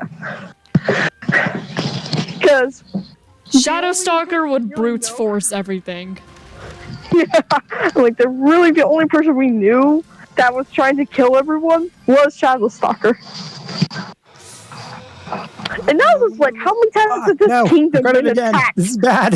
This is really, really bad. I'm like, this kingdom can never get break, can they? They deal with war, they deal with dust, they deal with Shadow Stalker, and then they deal with this thing. I I'm really. like, what? Wait, what happened to the kingdom after Shadow Stalker? I'm thinking about every single thing that attacks them. Shadow Stalker, Dusk, the forced war that lasted during all this. Okay, but nothing happened after Shadow Stalker, really. That we know of. I mean, I guess Malraz was still there, but other than that. And I mean, the war still went on for a little bit, Oh my word. but ended soon after. Now you want it? Oh no. Oh no. Oh no. Oh no. Oh no. Hello, Great Baggy. Imagine Malraz was like, what is with everyone attacking my kingdom? I mean, I'm sure it was not just Movara. It's just Movara that my stories focus on more because they're more fun. I get. Phew, good. The crazy flame is done. Amangia, no offense to Amangia, but you are more boring than Movara. Everything is more rigid in what I could do over there. Dice magic. Movara's where all the chaos happens. Yeah.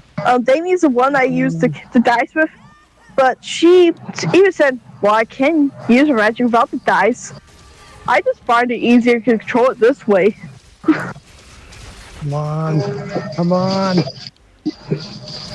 I mean, you don't really have to memorize spells if all you're doing is rolling a dice. No. Yeah. It just happens for you. I'm And down the to best part was, the die Sorry. was an actual character, someone else's character. She could say, Chance transform, which would allow Chance to enter his true state, which is pretty much a 30-foot monster. Okay. But during that, This sounds like a character Pyro may have played. no, it's a different guy. Surprising. Yeah. The rule was, if Chance was in that form, Damien could not use her magic that involves Chance. Because he's not a dice right now. Yeah.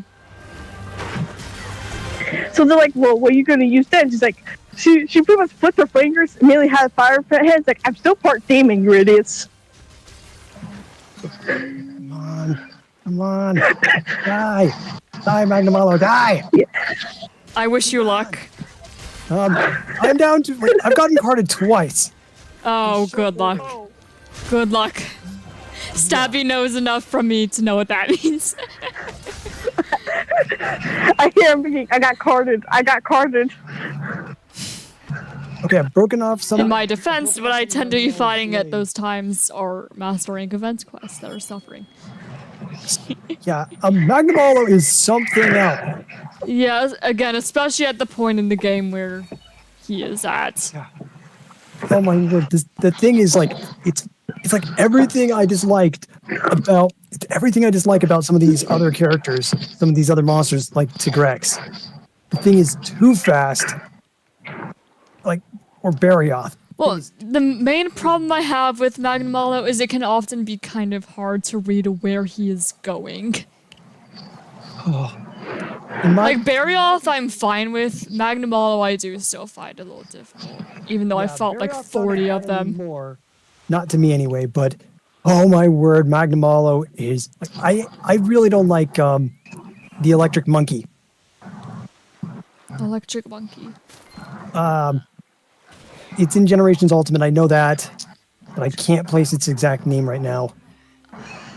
I can think of Rajang, Yeah, Zhang is the angry monkey. Yes, that thing is just brutal for me to fight.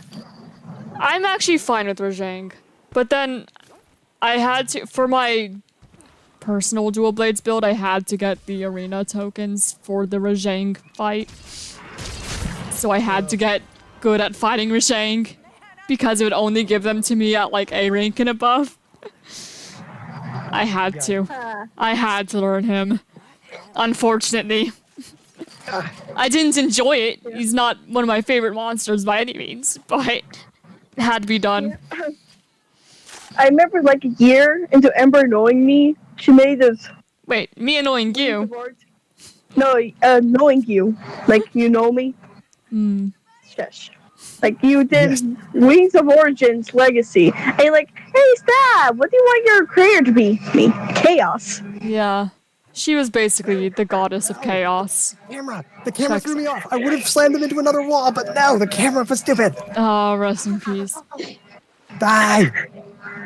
Alright, I'm gonna fight Somnicantha now. Somnicant! Yeah. And we Well, that was one interesting photo of Somnicant I managed to grab. I will have to share in the Discord later. It's a lovely Somnicant photo. Yeah. Come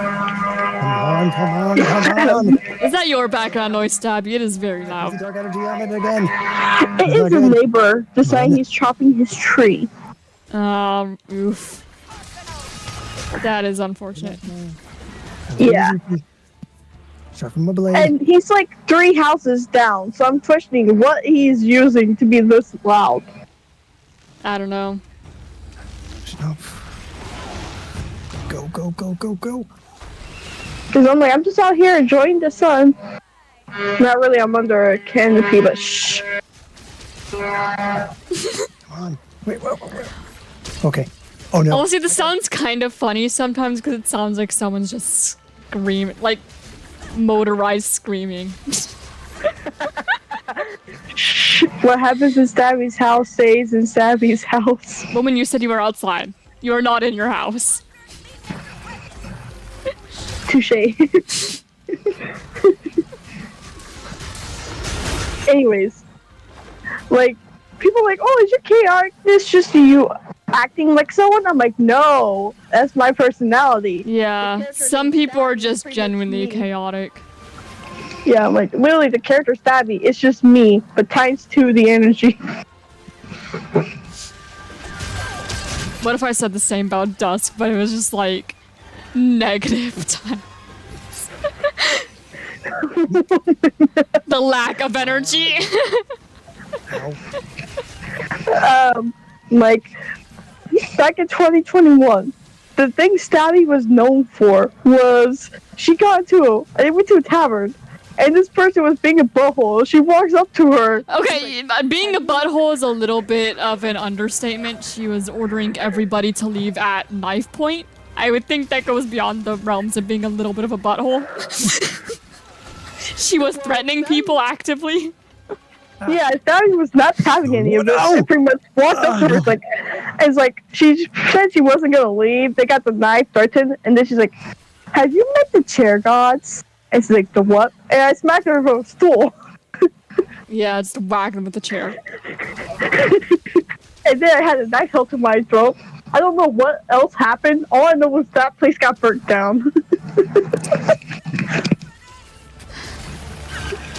You see, and I'm here like, I made a nice world and you guys are burning down villages. Why can't we have nice things? Oh, and then that was the funny part. Like- Stabby just came Like, before you guys showed up, we were just chilling and baking cakes and having nice, wholesome times on the cliffs, and then you guys showed up and villages started burning. I I say that with Stabby as was much not love the- as possible. Stabby was not the one that caused these fires. She would just be in the wrong place at the wrong time, and people were like, I think she did it.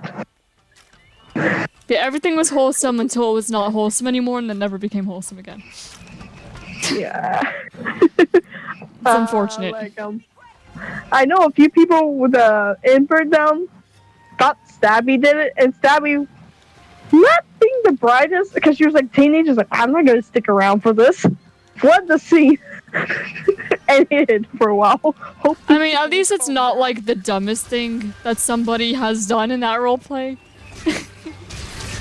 I would say that attacking Dursuna's castle was probably dumber.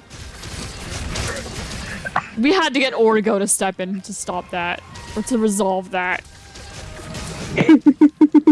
I can say I have only had to have Oracle stop me one time. This time it was Nick, and that crap was funny now that I think about it, because this is a young Origin who is about to go fight someone, and Nick literally just comes in, picks her up, like, we're going somewhere else. Somnicanth doing the sleep thing. But I'm not having that. Oh, Somnicanth's dead now. Seriously, Nick was the funniest guy as the now, because he would he'd walk in like, do you know what you're doing? She's like, I don't even know what Origin is.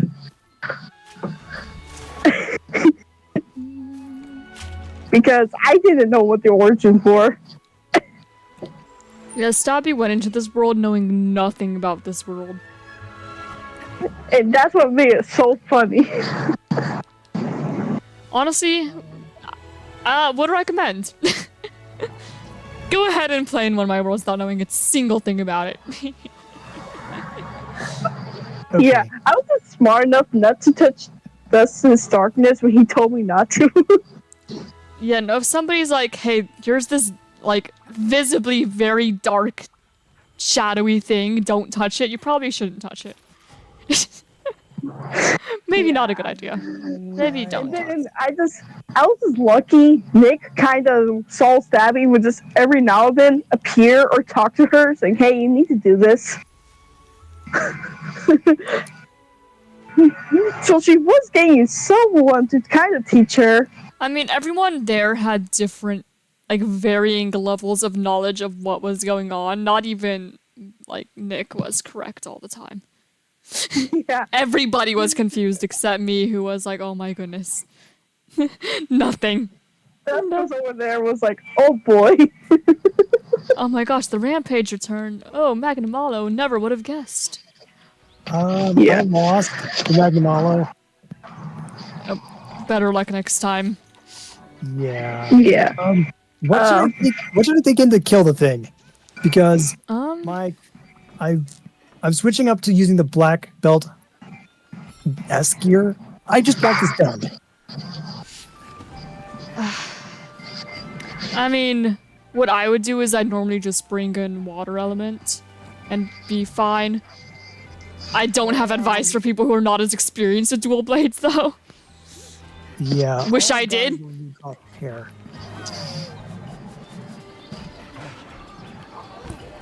And I can't upgrade it. Yeah. Have a look around. So maybe the champion dual blades? I mean, that would probably be fine, considering it's meant for high rank. I've upgraded it too. Yeah, you should be fine. I hope. Hopefully. Yeah, I But just, like, sometimes I it could remember just be a the matter of just not quite having the experience needed yet. Just give it a few tries, you'll get there eventually. funniest, like, I hope Ember, I it's just not bad. remember. I mean, I felt like I was fighting the thing forever. What'd you remember, Stabby?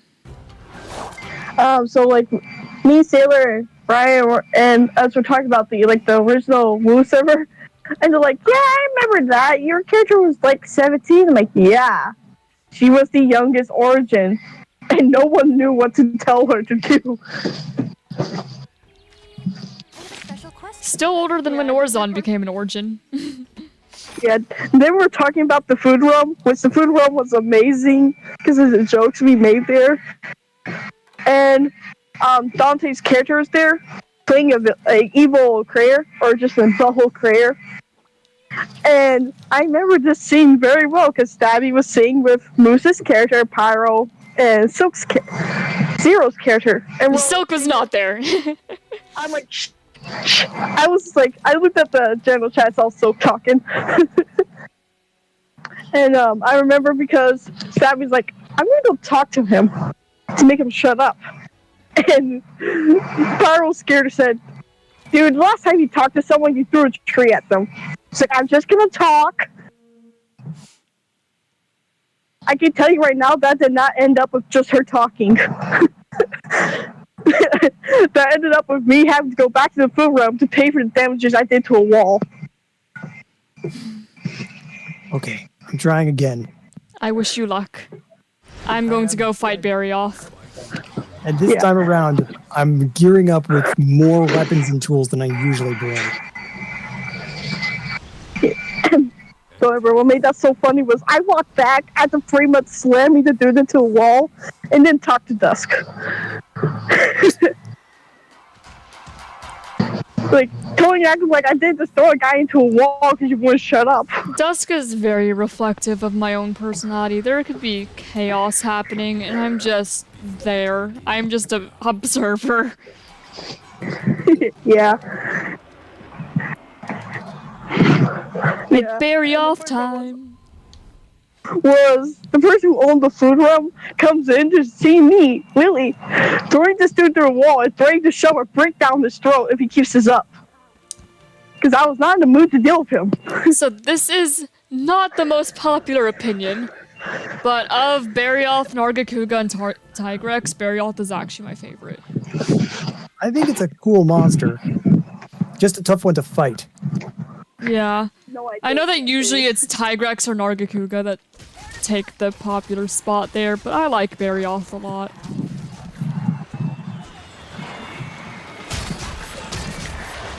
Trying nothing again. about Monster Hunter. Only know karting and Basically, I'm comparing, 3 fast Yeah. monsters that are similarly pseudo wyverns that. It's basically like, you know how wyvern's like a dragon but with 2 legs? It's basically that Mindbreaker build. They have the wing arm things. It's that physical frame with these 3 monsters. One of them is like a T-Rex. One of them is like black and red edgy ninja. I would say panther-like in some regards. Yes, panther-like. And the other one's like a white saber-tooth, and the white saber-tooth. yeah, when you say Mindbreaker build, I immediately think back to oh my god, no. Mindbreaker was very, in terms of her design, she is a dragon. She was very Monster Hunter inspired in terms of what I did with her. Not in that you will look at her and be like, that looks like a Monster Hunter monster, but in a lot of like reasonings I did. But yeah, when I'm talking like pseudo wyvern in Monster Hunter context, I'm talking like the 2 back legs and then like the wing front leg kind of combo thing going on. I remember because Mindbreaker's like, hey, you gotta fight me in my own cave. I'm like, oh no. Okay. Mindbreaker was a character who pretended like she did not care about anyone and she could be aggressive, but in reality she did care. And she was fighting you not to murder you, but to help you get better at fighting because she thinks you suck. Genuinely. And needs you to protect yourself because you suck. Yeah. It's like, I don't care for you. Why did you get me food when my leg was hurt? You were weak. Yeah, that's pretty much what she said. That's Mindbreaker. That's hilarious. I just said that because it was like what kind of came to mind. No, that was basically her.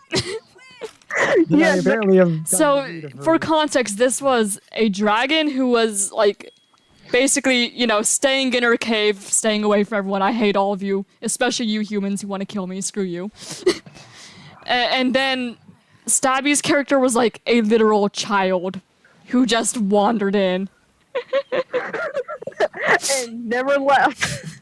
And never left. Who Mindbreaker doesn't even like humans that much, but there's this human child in here. It's like, fine, guess I'll take care of you. Because what am I gonna do? Just like murder a child? I might hate all of you, but I'm not gonna do that.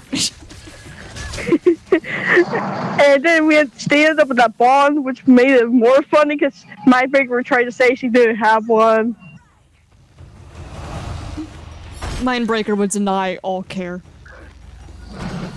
She will pretend that the friendship does not exist and is not real. I was like a boom. Haha. Yeah. Take that. Yeah. Moose is like, so this child is sleeping in a cave. Does it need help? I'm like, if you try to take Yumi up from the freaking cave, she's just gonna stab you. I mean, if somebody else was going to take care of Omira, I don't think Mindbreaker would have complained all that much. Yeah, get this child in my cave. I don't want them here anyway. You say that, but the moment she took too long to get back one day. I mean, because she thought that Omira got herself freaking killed because Omira has shown herself not to make the brightest of decisions. Yeah. And you cannot deny that. Omira did not make smart decisions. She got herself into trouble multiple times. Yeah. And then I just look back, I'm like, I want to make this really medieval thing. I'm like, I might need to bring this woman back as a teenager. Or maybe just like as an adult. Adult to teenager. I greatly prefer playing with adult characters overall. Yeah. I don't want to play with teenagers because I as the one responsible person always end up being the parent and I have to take care of everyone. Come in as an adult, please. Yeah, I usually Which end would up be playing interesting. with a more mature anyway, too. Like, even characters like Golurk, who might think you're making stupid decisions, won't just outright, sabotage you. Yeah. In his mind, like it or not, logically we are a team, so we need to act like it. Yeah. So, My youngest character right now would be Damia. She's only 13, but she's pretty much aware like an adult, and everyone treats her like one. They have been treating her like an adult since she was 5. This woman did not get childhood. The youngest character I have played it's been a version of my character from an alternate timeline prior to current events. And that's the youngest I have played. Yeah, I don't know exactly how old he was, I don't remember. Not very, though. Damia's story's interesting because Scar had an interesting story. Then they're like, oh, you're Scar's children? Oh, okay then.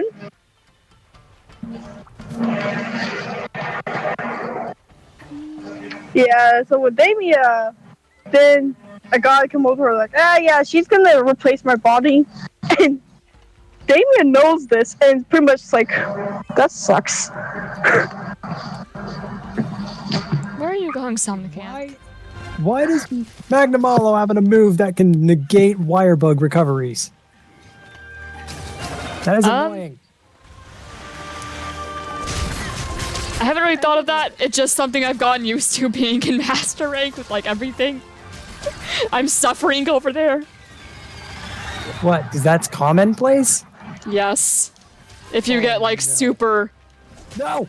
I missed. like especially if you get into like the like elder dragons and stuff, it is pain. That's why when somebody said earlier, relax and do some, like just chill, don't play Monster. I was like, this is me chilling. This is a zero thoughts hunting stream. Master rank is not chill. When she's bored, she either plays Monster Hunt or Sims. What? Not necessarily when I'm. It all depends on my mood. Either way, if I am playing it, I will probably be playing it for the next month, at least. Yep. And then I won't touch them for forever. But I will always come back. I will always come back to those two games at some point, and that's why both of them have reached or are reaching 1,000 hours of gameplay. I always come back to those two. Yeah. I always know what she's playing before I get the DMs. I'll make jokes and stuff. And it's also to be like, if I'm not responding to you, I'm not ignoring you. I am fighting like a primordial Monzino or something. Yeah. Or she goes upstairs and do weird poses with Abyss. Hey! You come weird. I was looking at it, I'm like, that'll be unexpected. And then you're like, bing, oh, Ember sent me something. What? It's just fun to be able to post characters and stuff. But that's not usually what I do when I play Sims. Usually I'll actually play Sims. But sometimes I'll bring out a character and do stuff. How can I forget this in the girl's outfit? Mostly because, you know, it's faster than, it's faster than drawing it. It is. And a bit, you know, less effort. We made so many jokes, like Nova holding Abyss, and then Abyss flirts, and Nova drops him. That was hilarious. Barryoth already on the ground. Suffer. Yeah. And tail gone. Your animations of Stalker's Tangle. See the dynamic Abyss and Nova usually carry a little bit. Abyss is a lot of fun. Yeah. Pretty much. Abyss met Nova, and now he's like, he's someone I can flirt with. You will flirt with everyone. Although originally it was not. It's not for romantic purposes, it's more, this is going to help me achieve my goals purposes. But looking at all of our non-canons. Yeah. Their relationship works. No, can you ever know for certain if it's not just to further goals? He's very confusing. Yeah. His motives are probably the most unclear I have ever made a character's to outside perspective.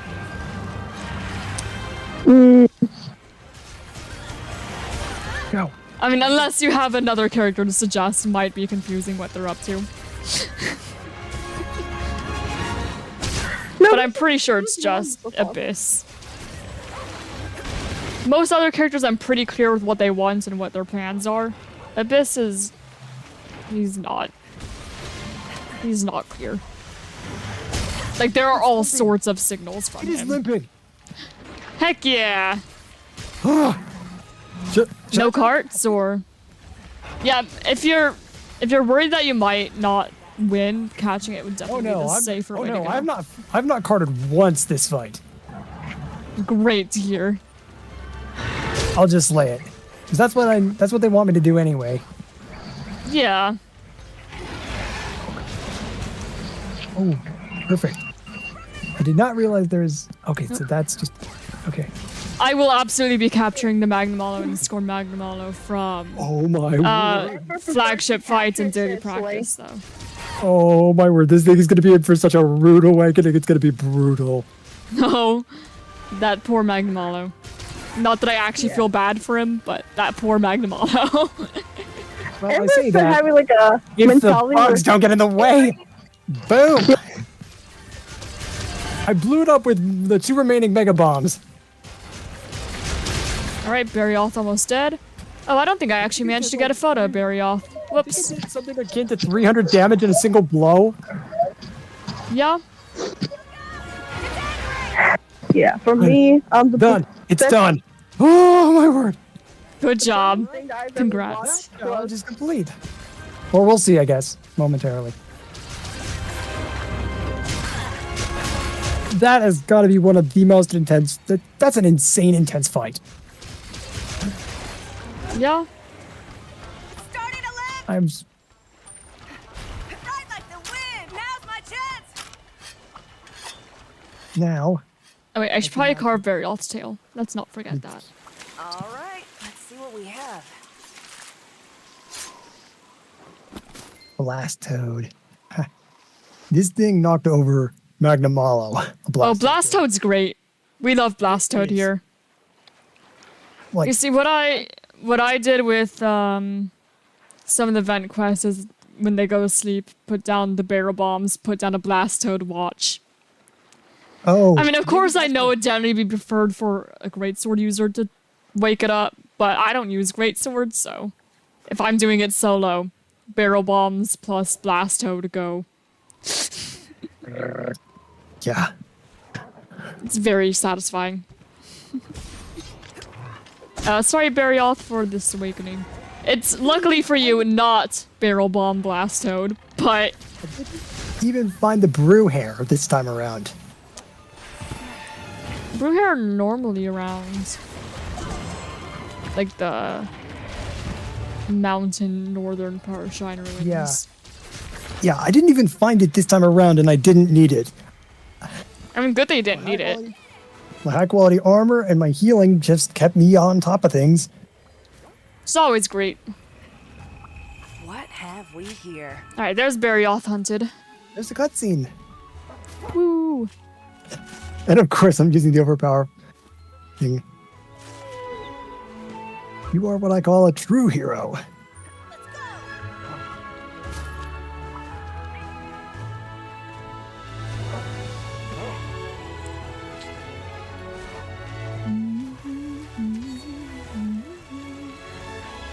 I've also hunted all the great Azuchi I need to for low ranks. That's nice.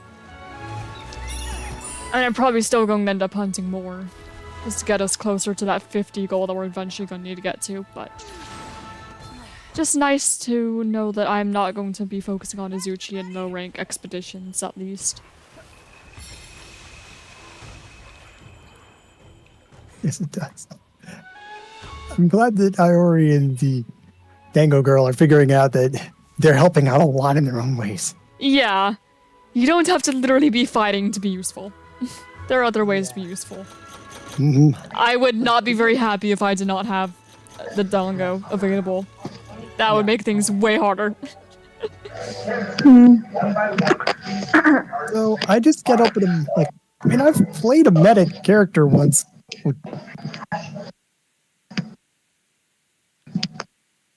Hey, Oh, Ember. we got a Magnum Hollow man here. Yeah. I'm probably gonna have to get the call for a little bit and probably just DM you because I gotta finish some stuff up before children get back. Alright. Good luck with the children. Yeah.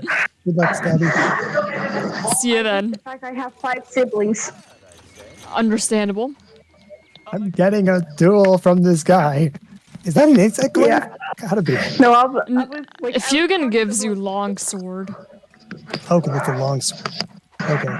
yeah. which some people were happy with, and then other people were like, man, Yeah. Yeah, I have dual-blade 2 user like me is sisters. not the worst. Look, I have 2 Getting sisters and bored 3 of this brothers. thing around. And I swear, when we have leftover nights, I'm threatening to stab one of them for trying to steal something I left out for myself.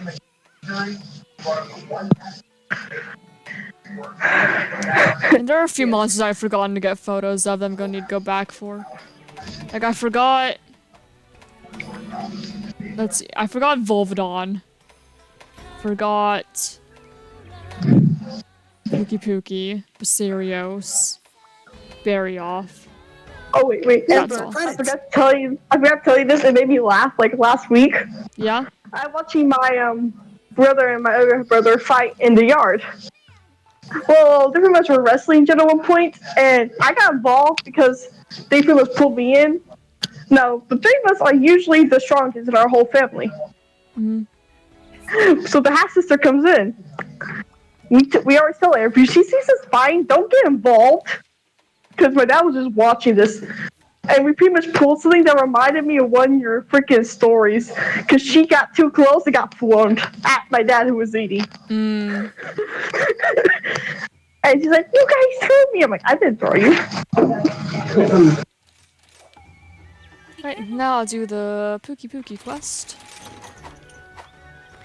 And looks like we have like 20 minutes, so depending on how fast I get this done, this will probably be last hunt of today. Alright. But hey, that'll be all the large monster specific quests for 4-Star Village. So that's some good progress. And then we just need to do the other smaller ones.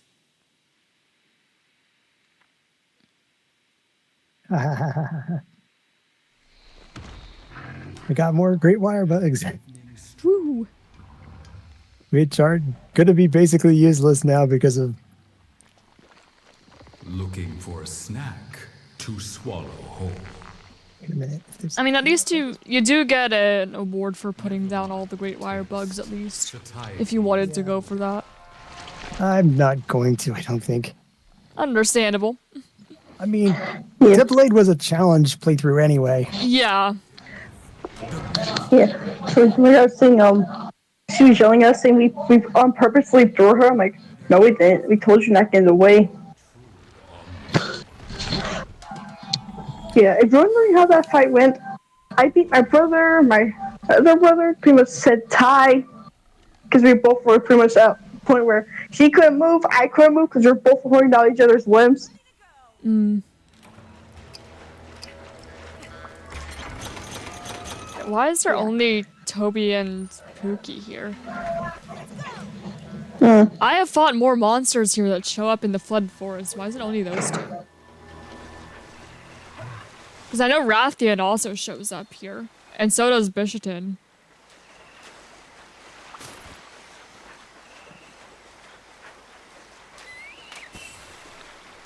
Huh. I don't know, I guess the quest could have just specifically wanted Toby and Pookie here for whatever reason. I didn't read the quest details this time around. Might have explained it. Where is the person that... Where is the... Oh, maybe it's Elder Fugan? Yep. Figures. Of course it's Elder Fugan. Hello, We did Toby side Kadachi. quests. Utushi. Oh my... Like I've got the stuff from the guy who taught me. Wait, what? You got another one?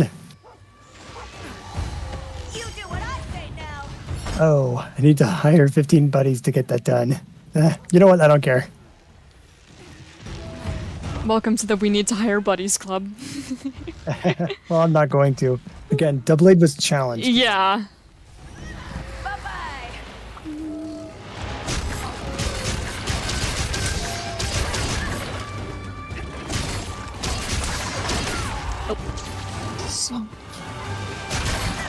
Oh. Yeah, I'm not. Not feeling Somnicant? No. Not after everything else I've done. I feel that. It's time for me to just go and wrap up what remains of talking to people. Makes sense. Oh. I just got tail sand by Toby. After the Beyblade go down the back move. Went all the way back down, tail landed on the ground, and wham! Tail slam! Actually kind of funny. It all flowed nicely together. Oh, that reminds me. No, dang. With that particular move, the go down the back move, I did that on a Magma Almadron once, while it was going underground. So I also went underground with it. We were both spinning. It was spinning and I was spinning on top of it. I actually managed to get the screen recording of it. I don't know if I have it anywhere posted. I probably sent it to someone somewhere. But I would have to go digging for it.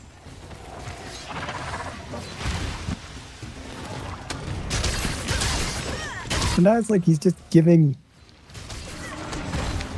This one's all for you. Okay. I wonder if I posted it to YouTube. I don't always. Sometimes I just share stuff with friends and don't care about putting things on YouTube even though I could. So maybe it's there, maybe it's not. I know I put some Monster Hunter clips there from personal playthrough though that I just thought were funny. So it's possible. Yeah. So yeah, Ember, for what it's worth, I really have enjoyed interacting with you. I'm glad you did. And thanks for stopping by. You have been pleasant to have. I'm glad. I guess I'll get going for the time being and maybe All right. roll up and see what new challenge comes around. See you another time, man. All right. Till then, farewell and chaos control. Farewell and chaos control. Alright. Hello again, Toby.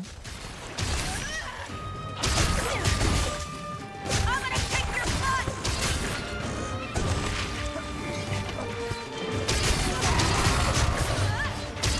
And he is left. Love you, buddy. Alright, Toby's almost dead. That's nice. Oh. Yep, there's the tail slam.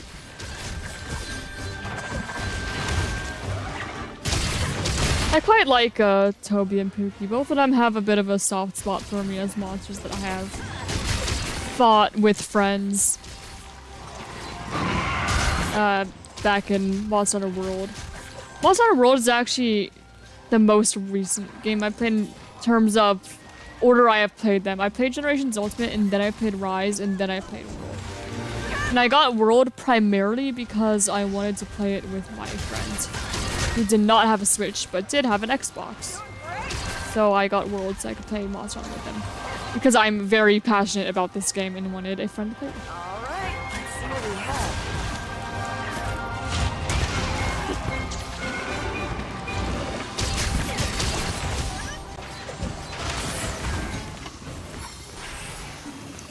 Yep, looks like you're going to sleep.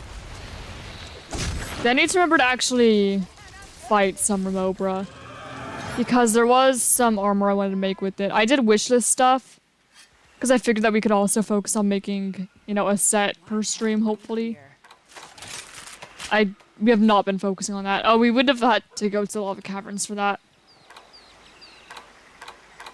So yeah, it probably wasn't going to happen regardless.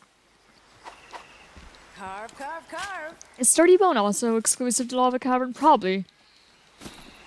Either way, not super worried about it. It's just nice to have some sort of actual set building working that we're working towards in the background. So that was the thought process there. I didn't really address it much this stream, but that's what's going on there.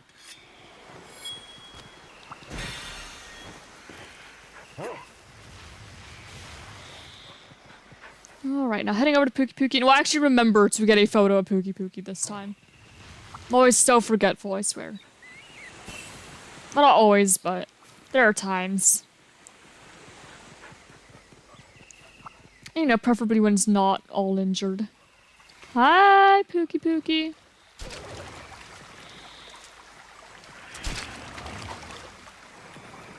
Time to get to work. I would love to get like a great photo of you. That one's decent. And we'll figure out which one I like most when I actually go to update the hunter logs. Or the hunter notes, rather. Monsters beat Mr. Weapon.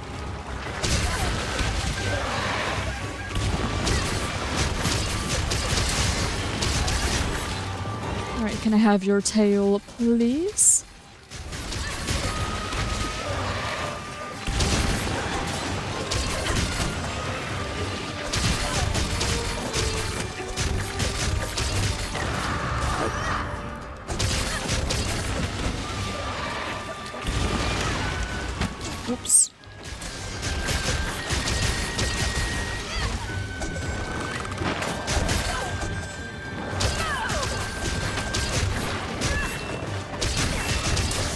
Can I have your tail, please? Cookie. Nope, I broke its wing. Not my current goal, but I'll take it. We got a wyvern right here. Alright, 1, 2, and 3. Down you go.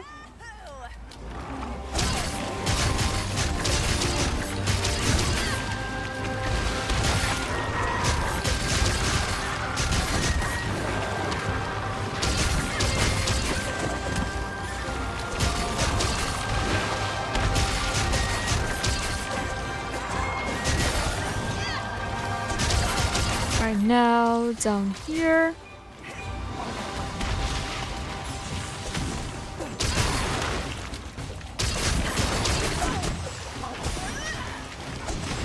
Oh. Go avoid that. Tail. There we go, there's the tail. And now I'll try to break the head. There we go. Alright. Don't let him get away! Pookie is thoroughly broken. Which is what we were hoping for. Okay, now come here, Piper. Ride like the wind! Whetstone time! Not to be confused with my actual dog, Piper. I will take the material. Nope, I was gonna take the honey. There we go. Take the honey. And...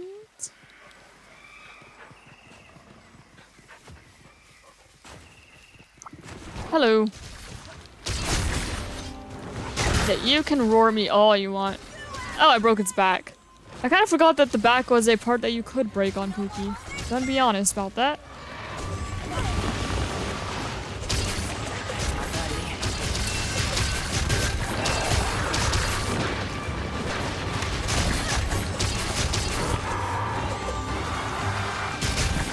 Can I break your wing, please?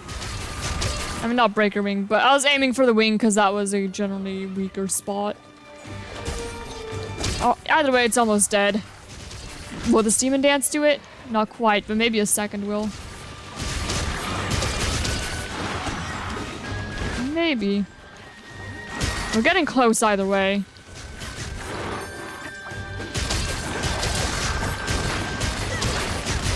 There we go.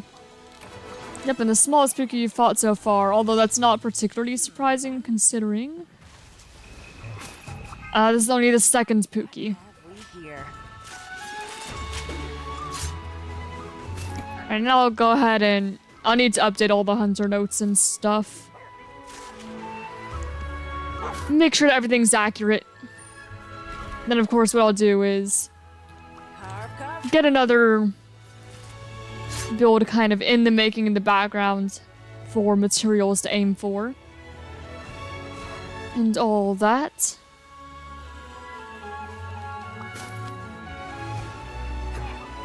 So we can gradually get to what we actually need. Since, you know, we can't use the defender stuff forever, of course. Nor do I intend to. Oh, I ran into a wall there. Piece of cake! A piece of cake indeed. We're going to miss these easy days.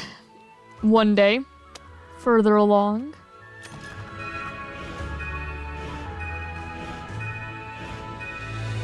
There we go.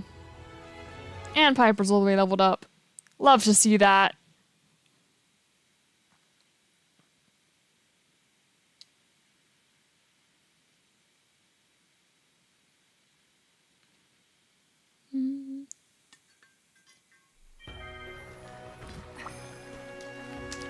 Who might want to speak to me?